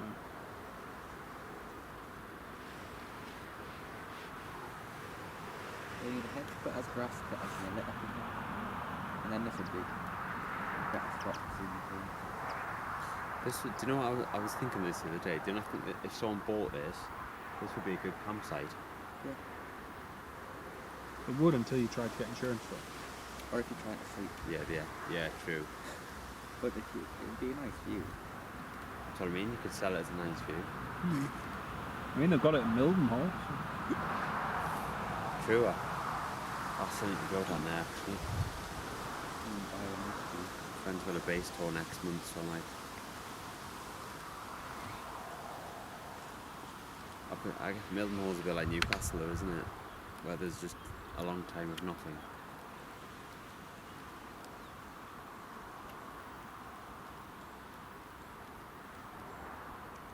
Just say somebody could buy this field, would they be allowed to do anything since it's so close to the airport? I'm not sure. Maybe could. Probably could do like a campsite idea. Or This is fair. You probably have a certain max height you'd be able to build that, but if it was a campsite, I mean, you'd be fine. Because you can get cars in here too, so you could have like those little teeny tiny caravans too.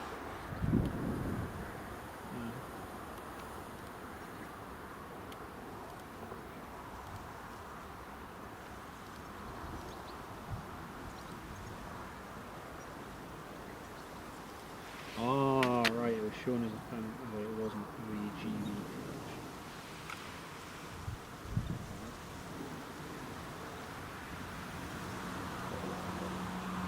I could miss it. Might be wrong. Oh, it's Tyrolean Air Services. Tyrolean.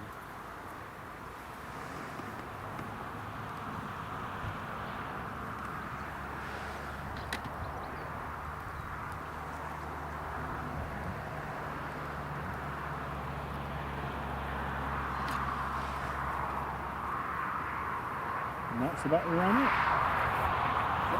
Yep. That's it. Battery saver on. I don't think battery saver really works on it. Does if you have a cell phone.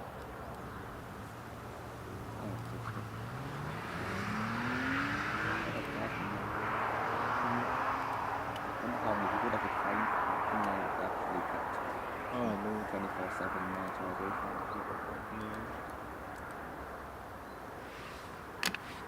Oh, Janet. Thank you so much, Janet. 23 months as a channel member. Really, really do appreciate all of your support, Janet. Thank you so much. Janet's a legend. Absolutely.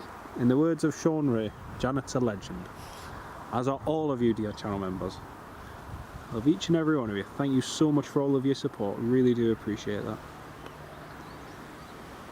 You missed out the detailed analysis of his food poisoning episode, Nagady. I didn't go into any detail. I mean, I could have gone into far more detail, but Yeah, it's quite you know, It's just this happened and it affected me for this many days. Ooh, yeah. cabinet. Oh yeah, a lorry. Like turning into Heathrow here. It is, yeah. That is. Do you know what? That's the single best thing ever when you follow something and then you just like. Pan truck. Oh well, it doesn't matter. Yeah. And then if you stand at the back right of Myrtle, there's always just like 10 people stood there and you're like. Yeah. I'm not just here filming lorries, honest. I actually had it once where someone, do you know the bollards? Yeah. Someone actually stood on the bollard to film it. I was like, why are you stuck on the bollard? It's not exactly it. You're struggling to see it. Exactly. I don't want anyone in my shot. I was like, well, you in mine? Yeah. It is. Whoever you just bought it from. That was convenient. He just says as in the words of somebody from. Sure. Oh, Very convenient. Well done. Welcome back. It's like I'm still here. It's only it. I still find this bath funny, right? When you do, when I used to work there, it's like there's only one aircraft on the apron, it's not delayed, so it just sits there. Yeah. And then all the passengers are going, why are we delayed? Because there's no one else here. I'm like, you won't understand. It's hard explaining slot delays to passengers.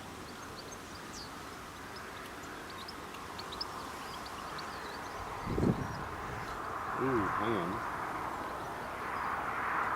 He's coming north.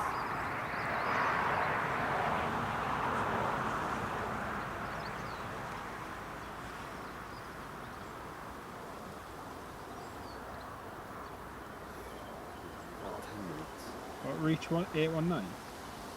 Yeah, I still think you go further west, but It's just a C-17 I'd like to see a C-17. at 30,000 feet. there was one doing circuits the other day. That was quite fun to watch. Is that the one with the propellers or the ones with the engine? Propellers, isn't it? Engines. Engines. That's your Atlas. C-130 is the one with the props. Oh, yeah. Now we've got Atlases. To be fair, C-130 is still commonplace in Europe. But we got rid of the C-130J, whilst Germany's going ordering them. Yeah, I saw that. There was a brand new one flying the other Yeah, day. we've just got delivery of like the first 2 or 3. It's crazy. I don't know how we're getting rid of them all. And they haven't even exercised options for any further new A400s, which there was the proviso for up to another 14. Wasn't there a lot of issues with the A400 when they first came Loads, out? there's still issues with it. Still loads of issues. Maintenance, supply of parts and all sorts, and yet they still can't. I mean, that's why we don't see them flying more commonly abroad. You know, there was a reason why up until its last week of operation, the Hercules was kept for Special Forces. Because it was the only plane that they knew if they needed to get Special Forces into one place or another, they could get reliably in and out without any issues. Without the computer suddenly saying, oh, by the way, you can't do this. It's just like crazy. Somewhere the timeless. Like the C-130 and the Chinook. Chinooks have been around since the 60s, 70s, haven't they? That'll never get replaced. Well, they've just ordered they'll get upgraded, won't Well, they've just ordered the new ones. We've ordered the new they? They've got the new K engines. models. I like the Chinook. I know that. And then they got blown up by one. The same ones that the Americans have with the refuel. Yeah. Order as well. How much more military bases near here? Never happened. I know. And even if it did, where's all the aircraft? I was going to say, actually, we need to order some more aircraft soon. Drones are the future. UAVs, oh yeah. I think Ukraine's showing that more than anything. You look at the Bayraktar and everything else. And It's just like the idea of drones doing deliveries. Like in America, they have bakery places that get drones to deliver their food. You just give it a Google Map location and it gets drones. That's why Amazon's pouring lots and lots of money in it.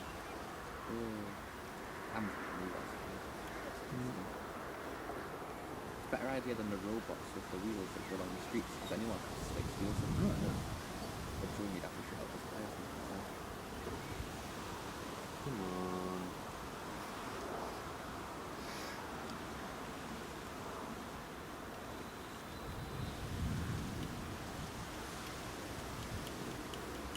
Might just stop happening out now. It's reverse psychology. Yeah. Usually works, but it's not usually until you're walking halfway back to the car. I'm going to get to the car park and see it. Pushing back or taxiing. Good. Oh, I'm just going to pack up and I'll be ashamed of something push back.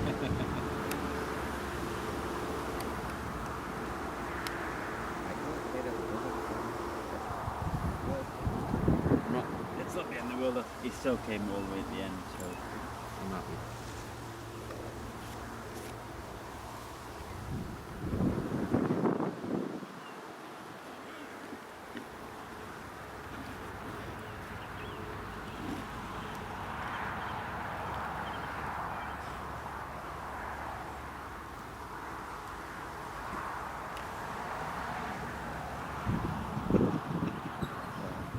Will's like, can you send us movements for defrocking it? I'm like, no, you didn't vacate via Alpha.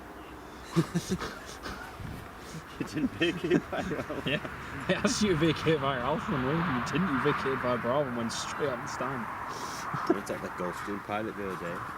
I think it was Gulf T. Oh. Can you come at the end just because you were local? No. Was it a KLM? Was that came on the runway and then pretty much immediately taxied up and was doing quite high speed? Oh yeah. Well, KLM always does. KLM ones are good for that. KLMs are quite quick. Yeah. Quicker than Ryanair. Oh yeah.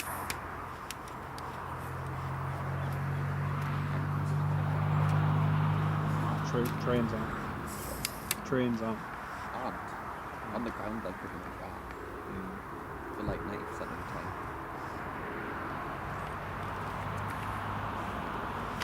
Even steam. Yeah, true. Wow, it's a very nice taxi.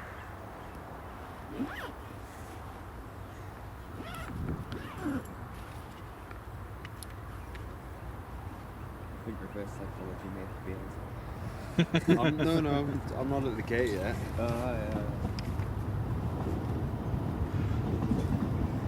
Oh, you won't believe it. What? It's not pinging. Oh. But I haven't said I'm actually leaving yet. As soon as Yeah, I bet this metro's been back and forth more times than the plane has landed. to be honest, right, the Doesn't metro cover always half seems the to miles, time though. it during a movement. You're trying to film something like say in the morning, and I actually got so incompetid because they didn't like the background noise. Really? There was like 6 a.m. It was 6 a.m. and there was birds chirping. Couple of birds are too loud. I'm like, hang on, mate, I'll just go and turn them off for you. Oh wait, let me just turn the audio effects off. Yeah. That's like the one I've come back from Milan back to here once, and there was a woman with a little child sat behind me, and she went, "Can you turn the turbulence off, please? My baby can't sleep." And I was just me and my girlfriend sitting there going, "Did she really just say that?" Like, yep, I I did. think it's like a special feature for people on certain airlines. You get turbulence if it's But the simulator wasn't this bad.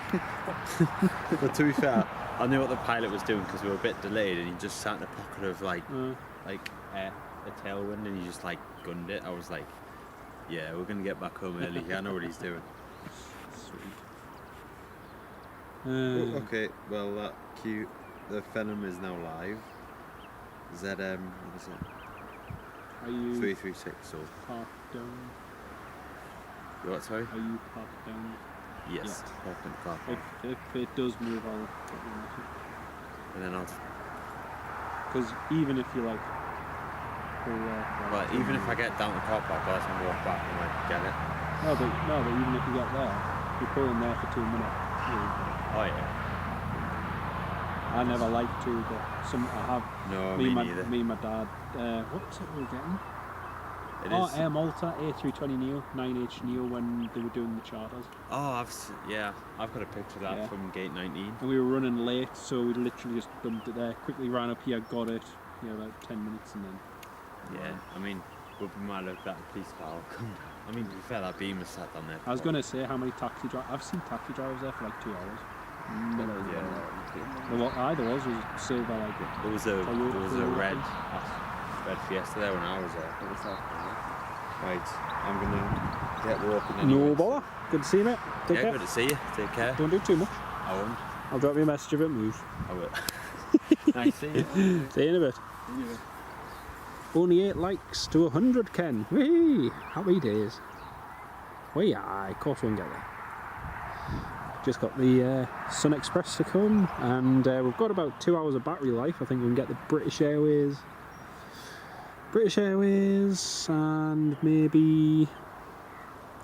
Oh yeah, the Southampton flight's come back. Also, the RAF Venom from Cranwell is just taken off, and then it's the EasyJet from Belfast at 9:15, and EasyJet A320 from Bristol. So yeah, we should get a couple more movements at least, folks. We've got 2 hours of battery life, so see what we can get.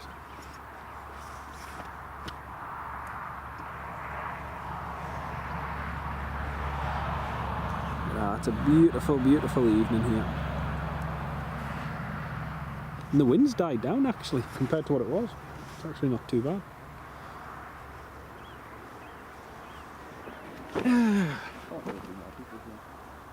No.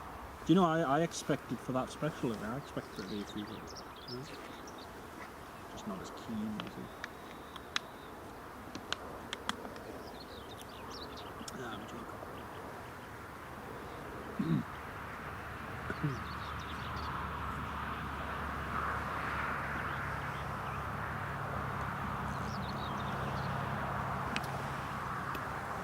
Sun Express last call, Sam. Ah, so the gate's still not closed. Oh. Typical. See if we can get any strict charge over these. It's a really annoying thing with this. I'm hard freezing it. No, that's the USB charging things you order. Which is a good one, but it's not ideal. Really?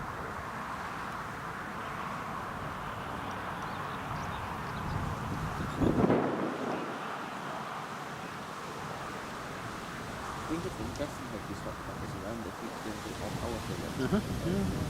There's like a lady came in to work not long ago, and she said, "Oh, do you sell these batteries for the car key fobs?" I said, "Oh no, we don't."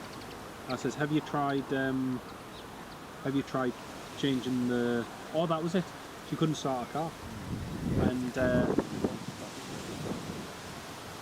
said, "Have you tried just turning the battery around?" She says, "No." So I broke the cover off her, turned it around. I'll start straight away. I said it's a common thing, especially with the VW key fobs as well. It drain the battery really quick. That's what you do, stuff with the dice, and then you change the batteries on it, and that gets to the And if you forget about it, you don't replace the battery. yeah. If you lose them, then that's a lot of money. Because when you lose the battery, You get the batteries for like £2. oh, I assume each fob must have a certain, so like one's Mitsubishi fob, you can't just walk up to any other same No, type no. Mitsubishi. Each- So each one must have a different. Each one's got a password and a code which is specific. So like your laptop or your phone's got your own code. Each one has a specific code to that key fob.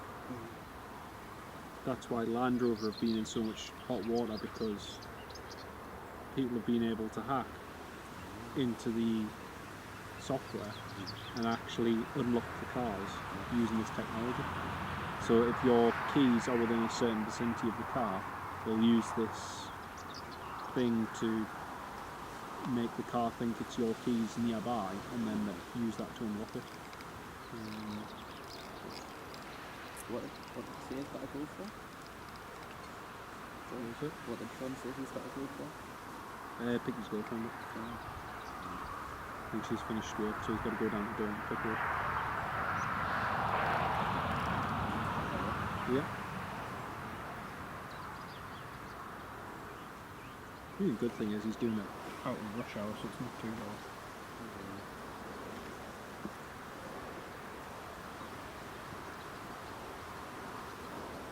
Oh, you can feel that wind getting colder and colder.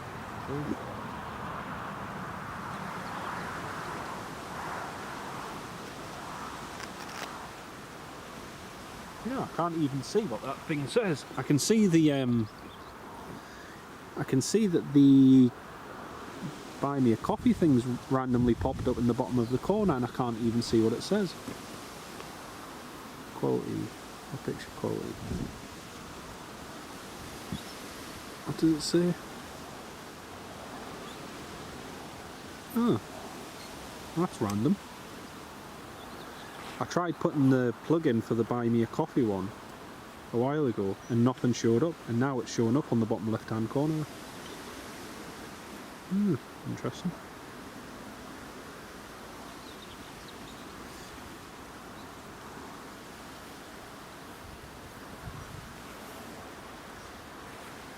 Well, still no sign of the Sun Express yet, but let's see what other movements we have to look forward to. Got British Airways about to land here. He's at 11,000 feet, just descending in now, from London Heathrow, Golf Echo Uniform Yankee Golf. And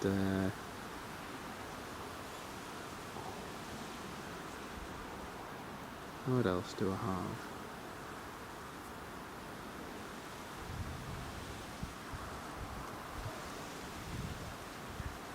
Oh yeah, is that Fenham Airborne? Is this?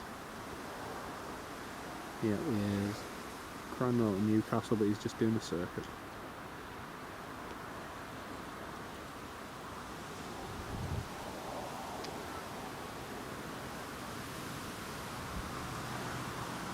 Logan Air from Southampton is en route. And the Ryanair from Ibiza. And the Ryanair from Mallorca is en route as well. Only I don't think they'll be arriving until a lot later, folks, so unfortunately we might have to end the live stream a bit earlier, because it doesn't look like two of the arrivals we're waiting for will be coming in until past when the battery dies. So but yeah, hopefully the Sun Express goes shortly.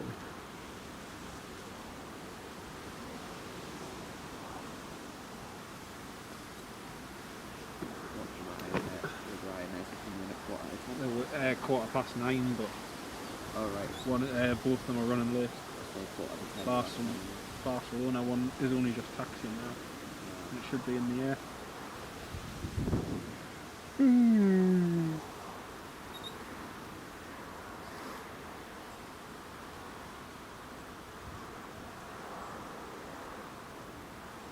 Should have departed at 7:35 their time. It's currently 8:52 their time, and it still hasn't departed.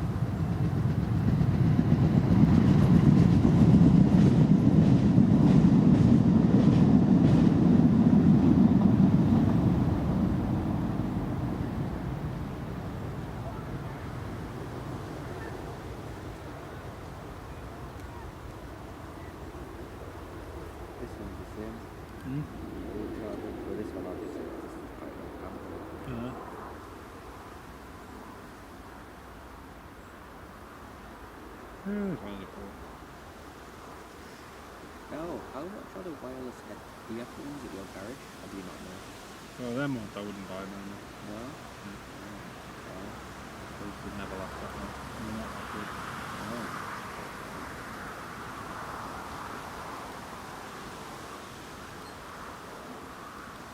They're about 25 quid or something like that. Oh, yeah. That's fair enough. What would it only be like 5-10 pounds?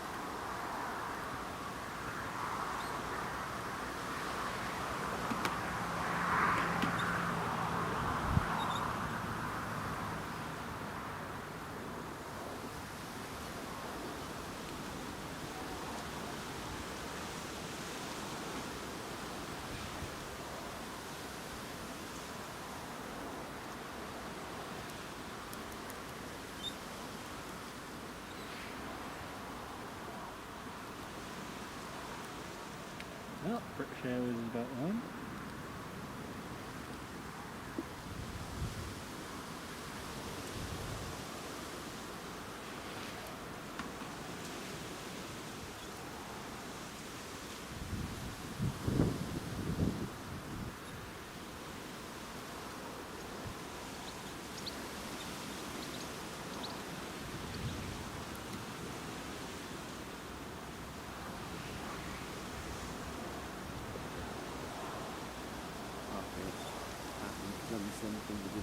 He's definitely got a long delay.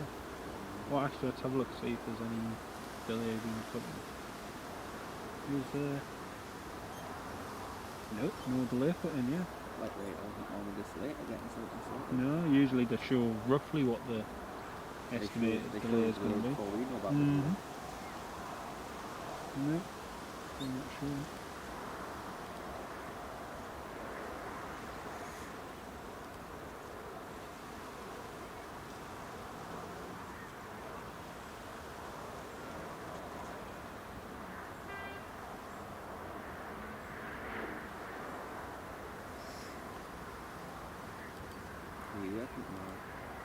No. No.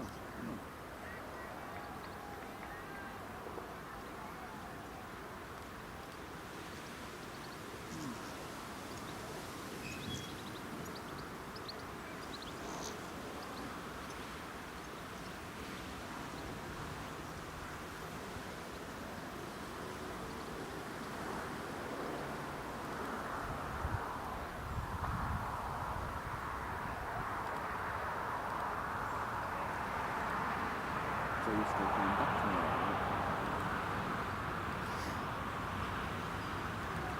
No.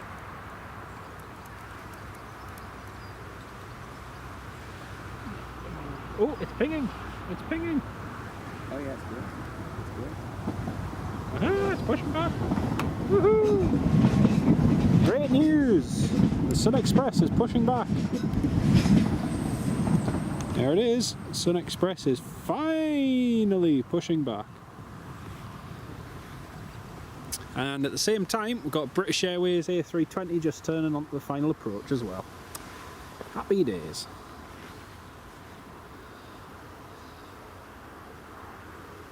The one thing I love about the Sun Express top of the tail is you can see the registration, Echo uniform, just from here. I think that's pretty cool.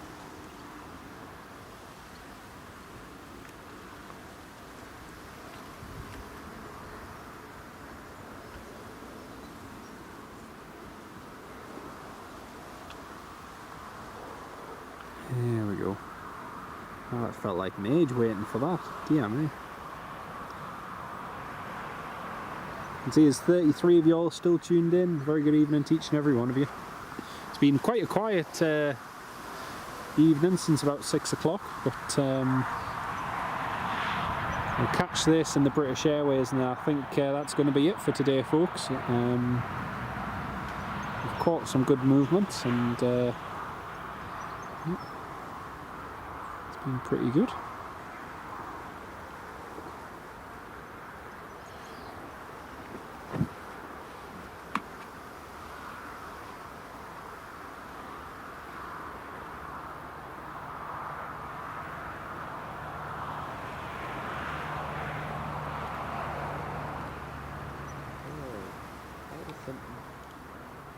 Something along this. Something just went through there and ran across there, which I never run out, so... Just came out.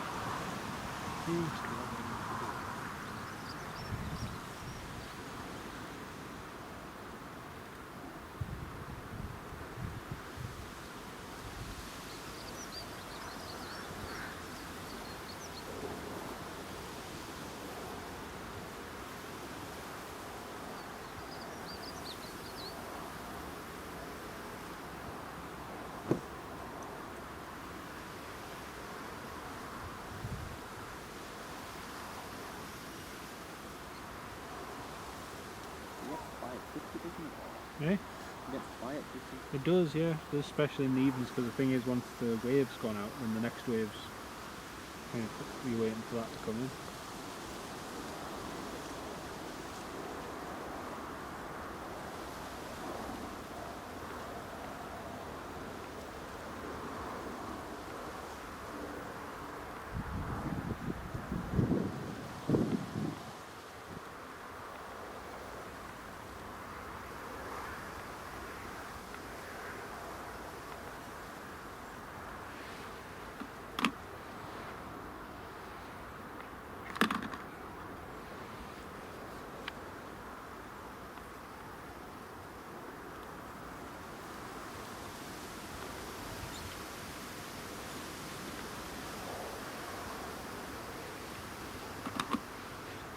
And that's it on the move. Hey, absolutely, Sam. Finally, it's going. This will be good to see. Oh, British Airways is landing.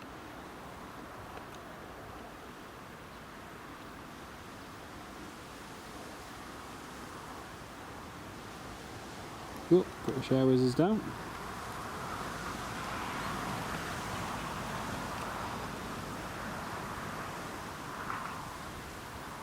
It was on the move, yeah, it was.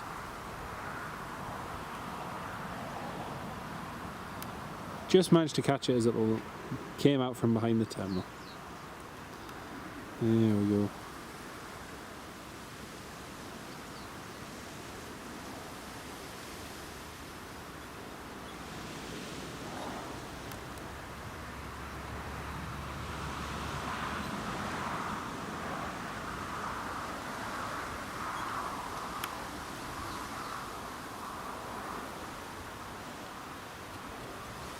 Yep, BA touchdown, just got that, mate. Just got that.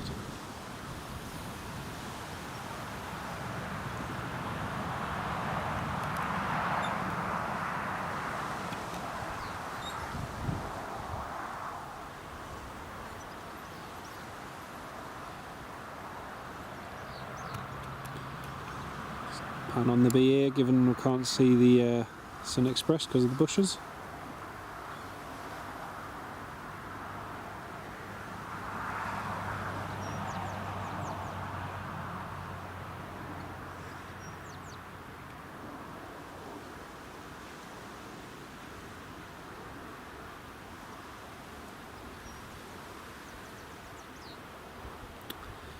The only downside sometimes in the evenings here at the airport is you do get hours where there's just not much going on, sadly, and unless there are military training flights or anything else like that, then it's can be quite quiet. Oh, look at the reflection off that window there. Oh, nice clean glass.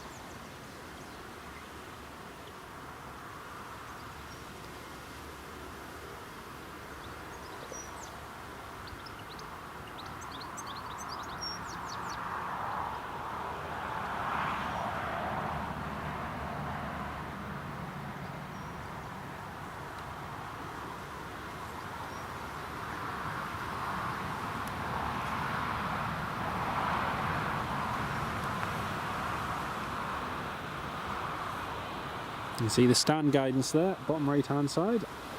Aye, Ken, it was on the move now. Definitely on the move now though, definitely on the move.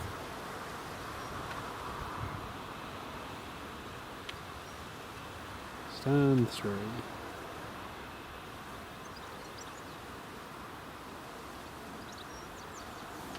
Taking his time to get on that stand there.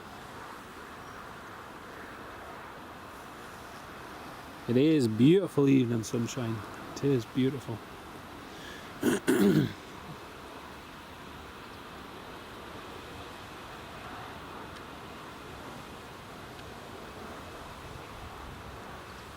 Well, Sun Express is nearly at the holding point. We'll pan over to that in just a second.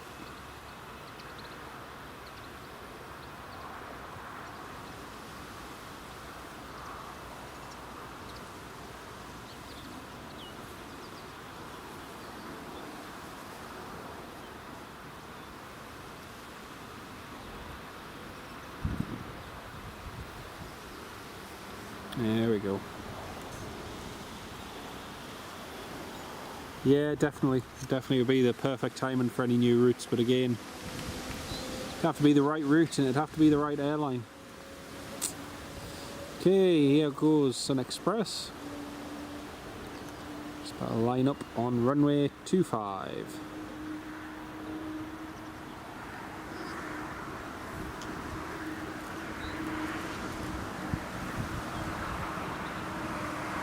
That looks like that Phenom is now coming in. Oh, I might actually stay live then, because the RAF Phenom is northbound now. Yeah, he's climbing up to like 20 odd thousand feet, so maybe he is coming in.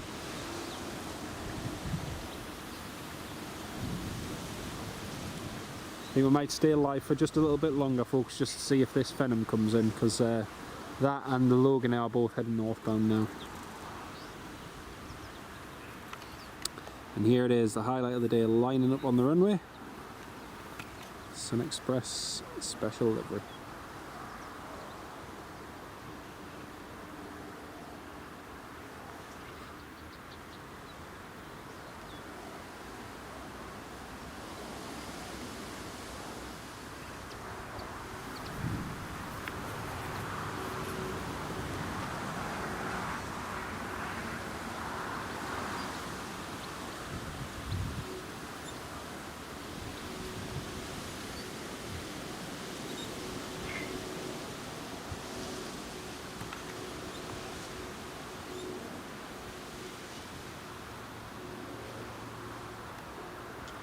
Yeah, it looks like well,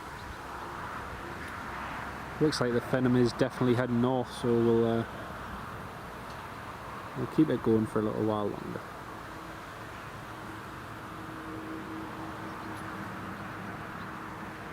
There we go. There goes the Sun Express. Oh, Ken Alloway, thank you so much, mate. Really do appreciate that. Thank you so much, Ken.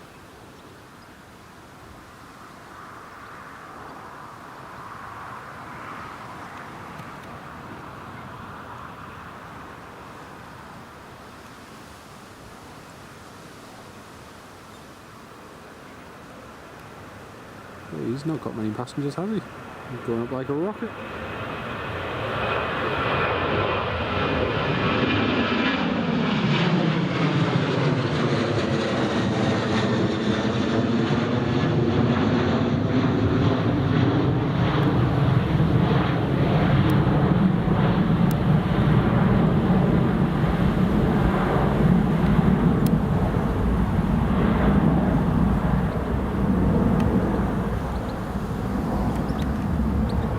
There we go. And that is the Sun Express Airborne. Brilliant. Ken Alloway, thank you so much again, mate. Really do appreciate your support. Thank you so much again. Well, we've got the Phenom and the Logan Air due in shortly. I'm hoping the Phenom might be a touch and go, but they'll probably just do a low approach and go around. But we'll see. We'll see what happens. You never know.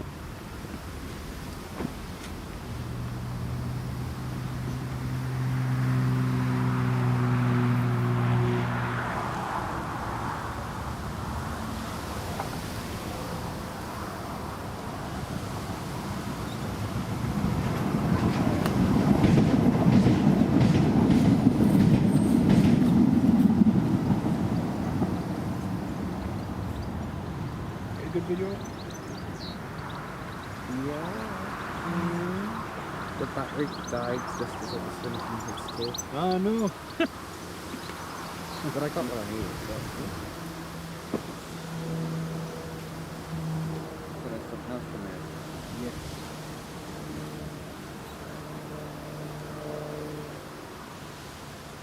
So I can make 2 videos. Yeah. 2 videos. But you just said your battery died? Oh, well, yeah, but I took the battery out and then put it back in and then I got half the battery left in. It probably isn't really. Yeah, it works. You get something else. Cool. I can make a video for the sun chemistry, a video for everything, and a video for whatever this Venom. Venom. Yeah, I'm going to helicopter. The Venom, RAF Venom. What is it? What It's like a little business jet the RAF uses for doing training flights. But yeah.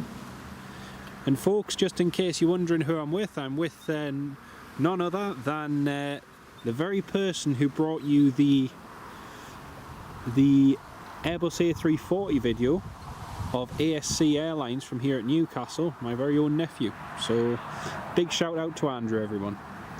He's made some amazing content for this channel over the last few years. He filmed the very first ever Ryanair or Buzz 737 MAX 8 to land here. I couldn't film that, so he did. And he also caught the German Airbus A340 when I couldn't. So yeah, big shout out to Andrew in the chat, everyone. Peter Ridley, hello mate, how are you doing? You're wondering, do you know is there still diversions on the A1 to the airport as you're flying out of Mallorca on Tuesday early morning? Last time about, I'm not entirely sure mate, I'm not entirely sure because they keep doing random works on the A1 and sometimes they're not even, they don't even schedule the works and they're supposed to. For instance, I'll give you an example, Peter. We were coming down before from Annequay to come back, to come down here to the airport, and they had the A1 down to 1 lane all the way from Morpeth down to Stannington, so it was just a complete tailback of traffic for about 5-10 miles. It was terrible. It's absolutely terrible. So a stretch of road where you can usually do about 70 miles an hour, we were doing on average about 8 to 16 miles an hour all the way down. It was terrible. And again, those works weren't, I couldn't say, there was nothing said about them. It's like, oh, so I wouldn't like to honestly say mate, because I'd be lying if I did say.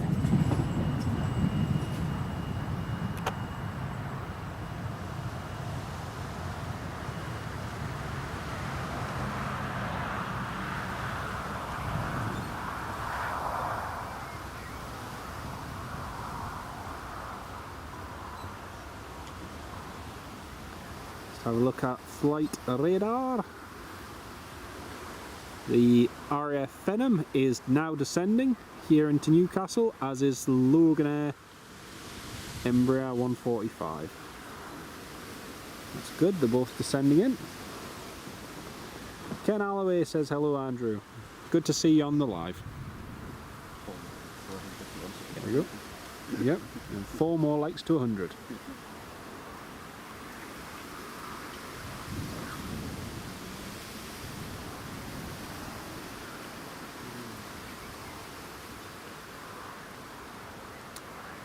So 2 more movements to go and then I think that will have to be the end of the live stream for today folks. As it's definitely getting more chilly now. That breeze is definitely taking the temperature down quite a bit.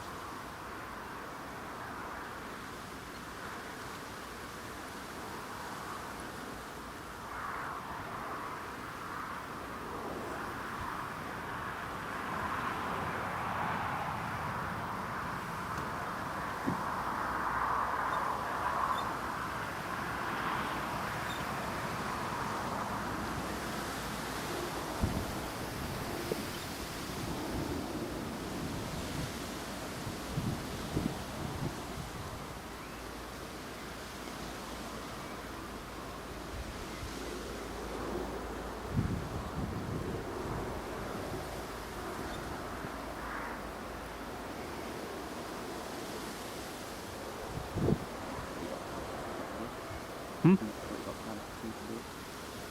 Had to? Oh well. Peanut butter and marmalade sandwich. Oh. Newcastle Flyer, Fenham is a low approach and go around. Thank you very much, mate. Thank you. Yeah, we've had this Fenham up round our way quite a bit as well. Zulu Mike 336. It's quite a frequent visitor, to be honest. That's right. That's right. Often they'll do low-level flying together in pairs as well to train the pilots up.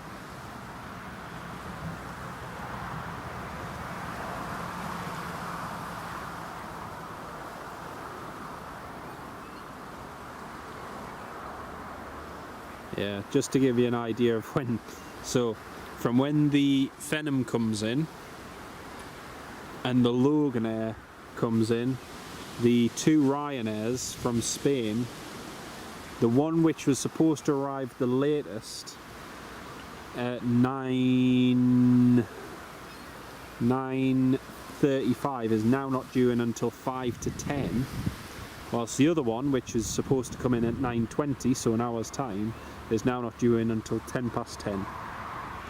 So yeah, I think we'll have definitely run out of battery within that hour and a half, no doubt. But we'll get these two coming in, which will be nice. You can see there's 39 of you all tuned in. Very good evening to each and every one of you from a quiet but beautifully sunny Newcastle International Airport. We'll be seeing an RAF Fenham do a low approach and go around soon, as well as a Loganair landing from Southampton, so that's coming up very shortly.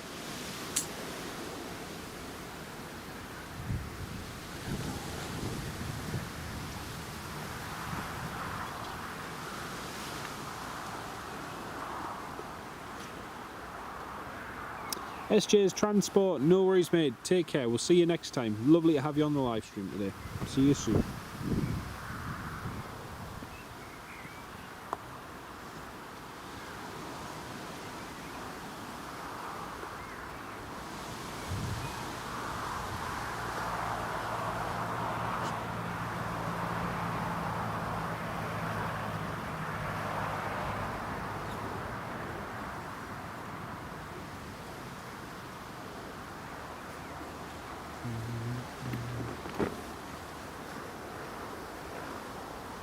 Ooh, it's getting a bit chilly now.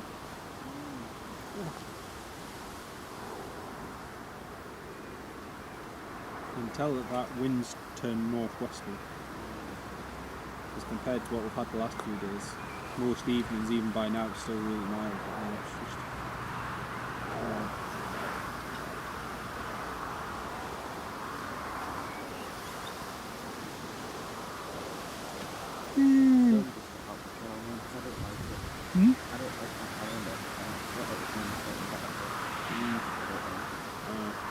it's not weird. Alright. Huh? It's alright, we can change it in 18 months. You can change it quite a bit. We can change it in 18 months. Oh, yeah. I don't get the problem with the original one, because most of the channels and then What original? Alright. Not just mine, it's Grandad with that. Did you say there's lots?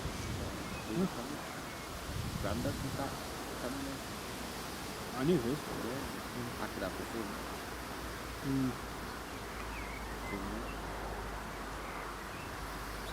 I think there's one with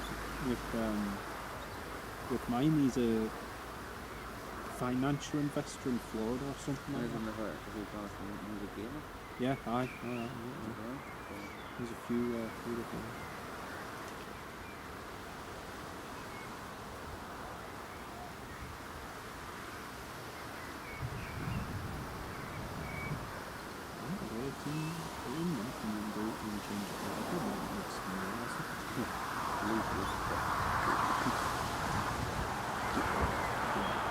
Just that. Yeah. The thing is, until then, we just got to build it up and make it bigger. So when we do change it, you put out this big video and you say, oh, guess what, I'm changing back to, and then it's like, huh. Like you've been doing the community posts, right? Just put Yeah, them yeah. on and, like, I do community posts yeah, every so often, or if there's like an update or something. It's a pretty recent thing, isn't it? Yeah, they're quite good. They're quite good, honestly. Steve, Daniel Mello. Good evening, mate. It's raining at Carlisle, so rain will be on its way to Newcastle. Yeah, it's forecast. In fact, it already looks just further to the north of us. Oh, Janet, 100 likes. Woohoo! Thank you all very much. Thank you all so much for your support and for helping me get 100 likes on that. It's amazing support. Thank you all so much. Just over at the north there, you can see that band of thick black cloud just over to the north. There's a whole load of rain up there heading in my home direction, so yeah, it's going to be fun. And I've just looked on the weather radar and you can actually see, Daniel, just as you said there, you can see the rain's heading in this direction, so hopefully we'll get these couple movements and then get going before it gets wet. But I think with this area of low pressure, it's just meant to bring more and more unsettled weather over the next few days, so that'll be fun. That will be fun. Big massive thanks everyone. Do you know what my phone's done for some reason? It's changed the keyboard from my Google keyboard to the Samsung keyboard, and every time I go to change it back to the Google keyboard, it won't let me. It just has Samsung keyboard as the default one. You got the phone? No, it was an update. Not the last one, the one before that, and it changed it, and now I don't have my Google keyboard. What's wrong with the Samsung one? It does. The predictive text is really bad when you're typing and you want. So say you're doing a sentence and you're expecting, say, the and this and whatnot to follow on from the word that you've just written. It just comes up with random adjoining words which don't make any sense for the sentence you're trying to. Samsung. Whereas the Google one was much better with predictive text. I think I get the Samsung phone really hard. Yeah. Like WhatsApp. I don't know what they use for it. It's not the greatest, like, it's not the greatest.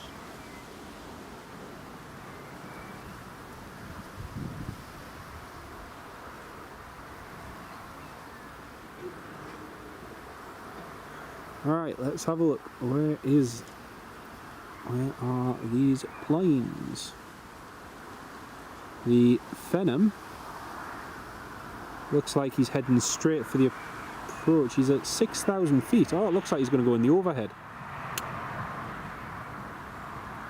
Looks like the Phenom is coming straight at us from the south, and that he's going to go right overhead the airport. Before then, presumably he's doing an NDB approach, a non-directional beacon approach.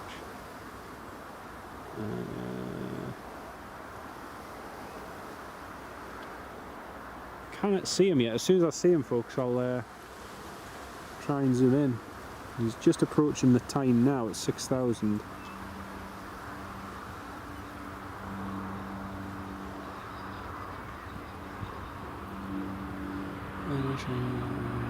I think that's a Loganair just there, just below where that little bit of cloud is.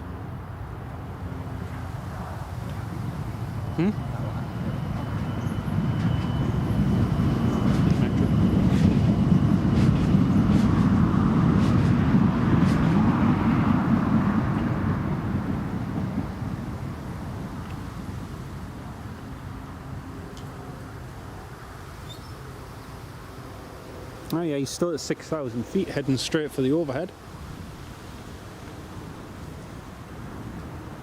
Ah, that's him. There he is. Just there. Yeah, tiny little black dot. Which one? Loganair. Just there. I know. Yeah, I know.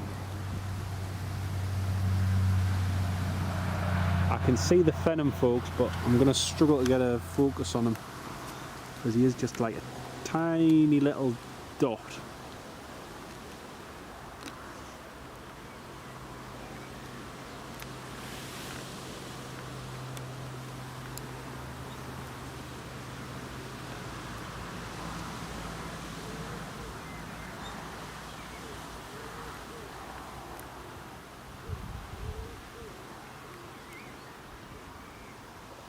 Nah, I'm struggling to focus in on that. I can barely even see it with my own eyes. Yeah, I think he's...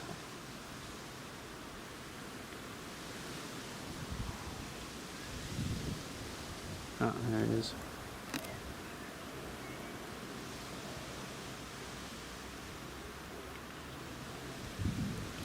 Okay, if I zoom into this cloud, there you go. You can see him just there.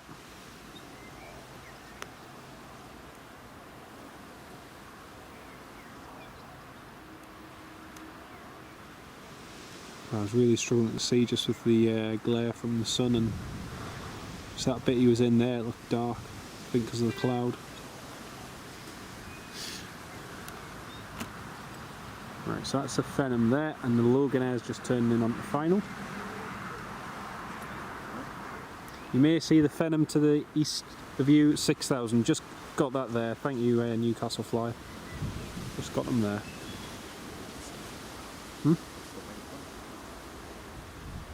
The what? That's the white thing. That's the Phenom. Oh, I thought it was green. No, that's the Phenom. Loganair's going to land first, and then the Phenom's going to come in. They are Newcastle Fly, they are. Janet, advert, sorry. I did turn the thing down for YouTube. And how they're pushed. I can barely see that now, and it's still just a tiny little white dot there in the distance.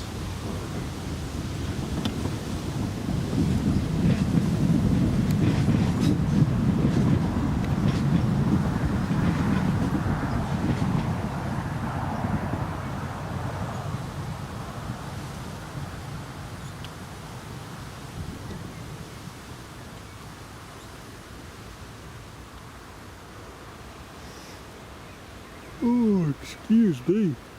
Oh, dear me.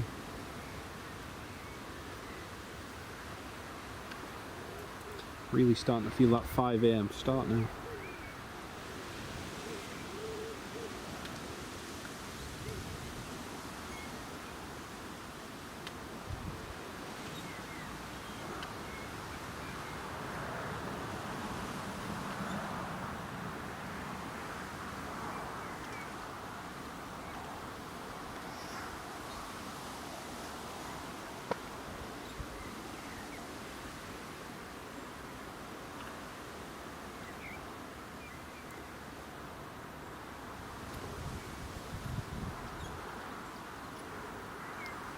Okay, I can see the Loganair now.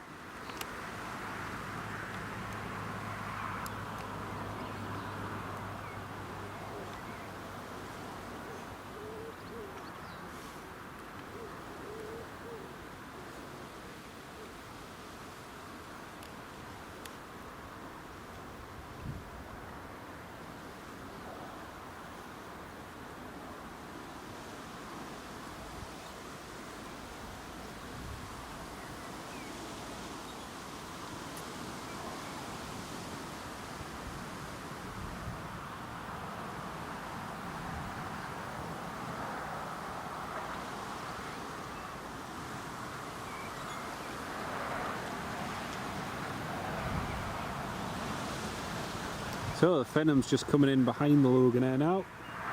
It's just on the base leg for the approach to runway 25.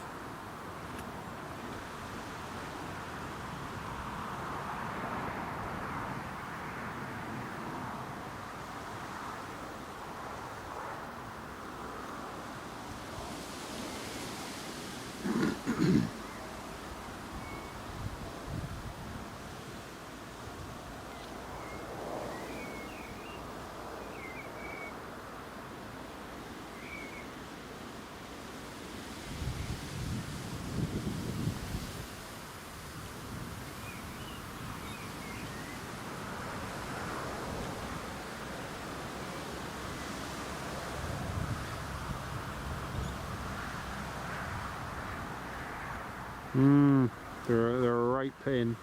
They're a right pain.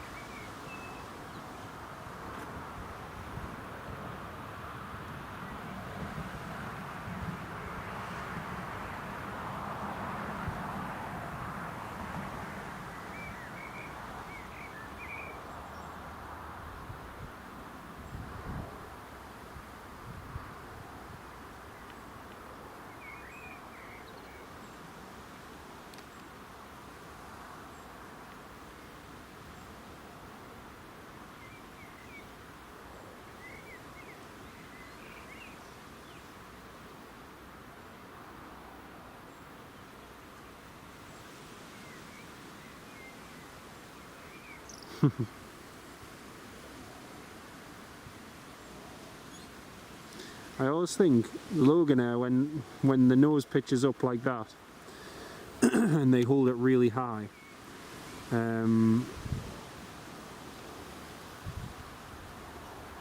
almost looks like Concorde when it's landing. It's really cool.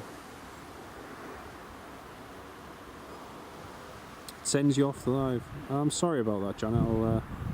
I'll definitely have a look into that, because the adverts thing is set to the lowest setting, because YouTube for your live streams allows you to have 3 different settings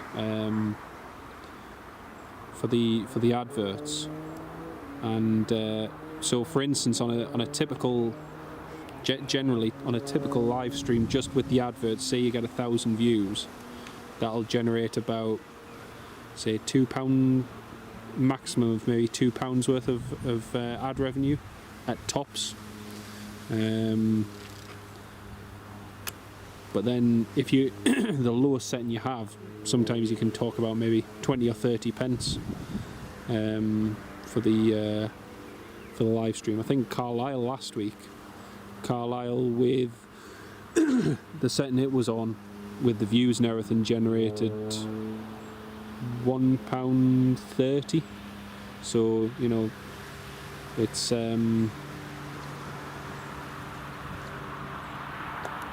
doesn't cover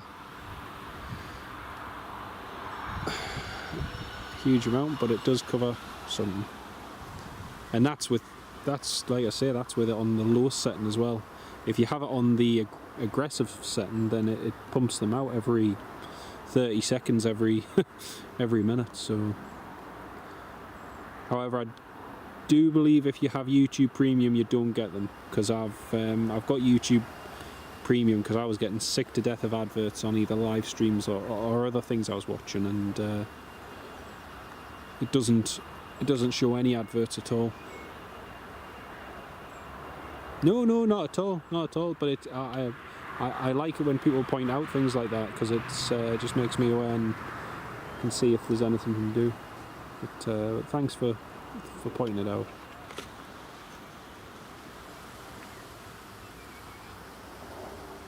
Well, that's a BA on stand as well as the Loganair. Now we've got the Phenom. Phenom is next to come in.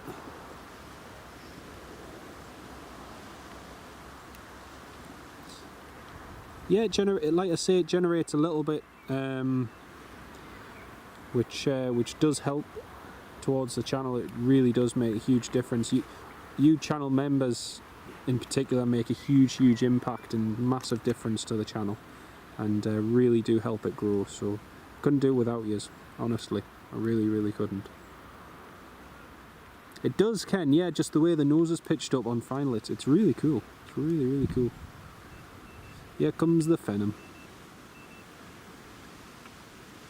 Yeah, that's him away. Not even a very, look at how high he is. It's not even a low approach, that. Oh dear. Yeah, well, we got it.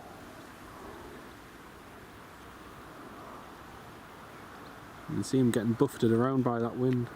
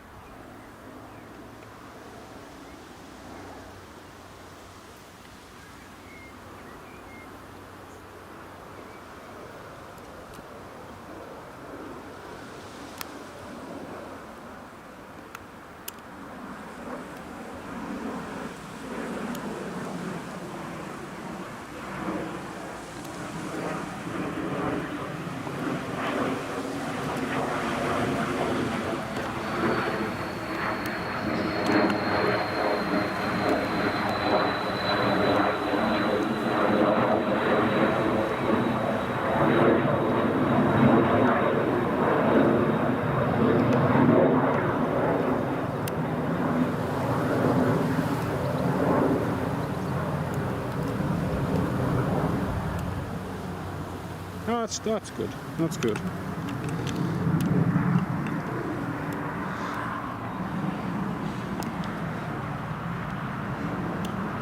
Well folks, thank you all very, very much for watching. That's going to be the end of the live stream for today, and we've caught quite a few good movements as well, and had a nice little gaggle of planes going out before, and got the Sun Express as well. It's been fantastic. It's been really good. Pleasure to be part of it, Sam. Thank you so, so much. Massive, massive shout out to all you dear channel members, to Janet, to Ken Alloway, to Chipars 1990, and just a huge, huge thank you to each and every one of you. Steve Parker as well, who was on earlier, and Newcastle Fly as well. Lovely to have you on the live stream, mate, and thank you so much for all the updates as well, just keeping us up to date with what's coming and going, and so on, and the like. And Mum, thank you so much for tuning in as well. Great to have you on the live stream too. Thank you. Thank you all so much for watching, folks. It's starting to get a bit cool here now, and like I say, the next arrivals aren't for a little while now, and our battery will have died by then, sadly. But yeah, we'll try and do another live stream the next week. We did Carlisle last week, Newcastle this week, so who knows where next week. You never know. Thank you all again, folks, and we'll catch you in another live stream very, very soon. Until then, take care of yourselves.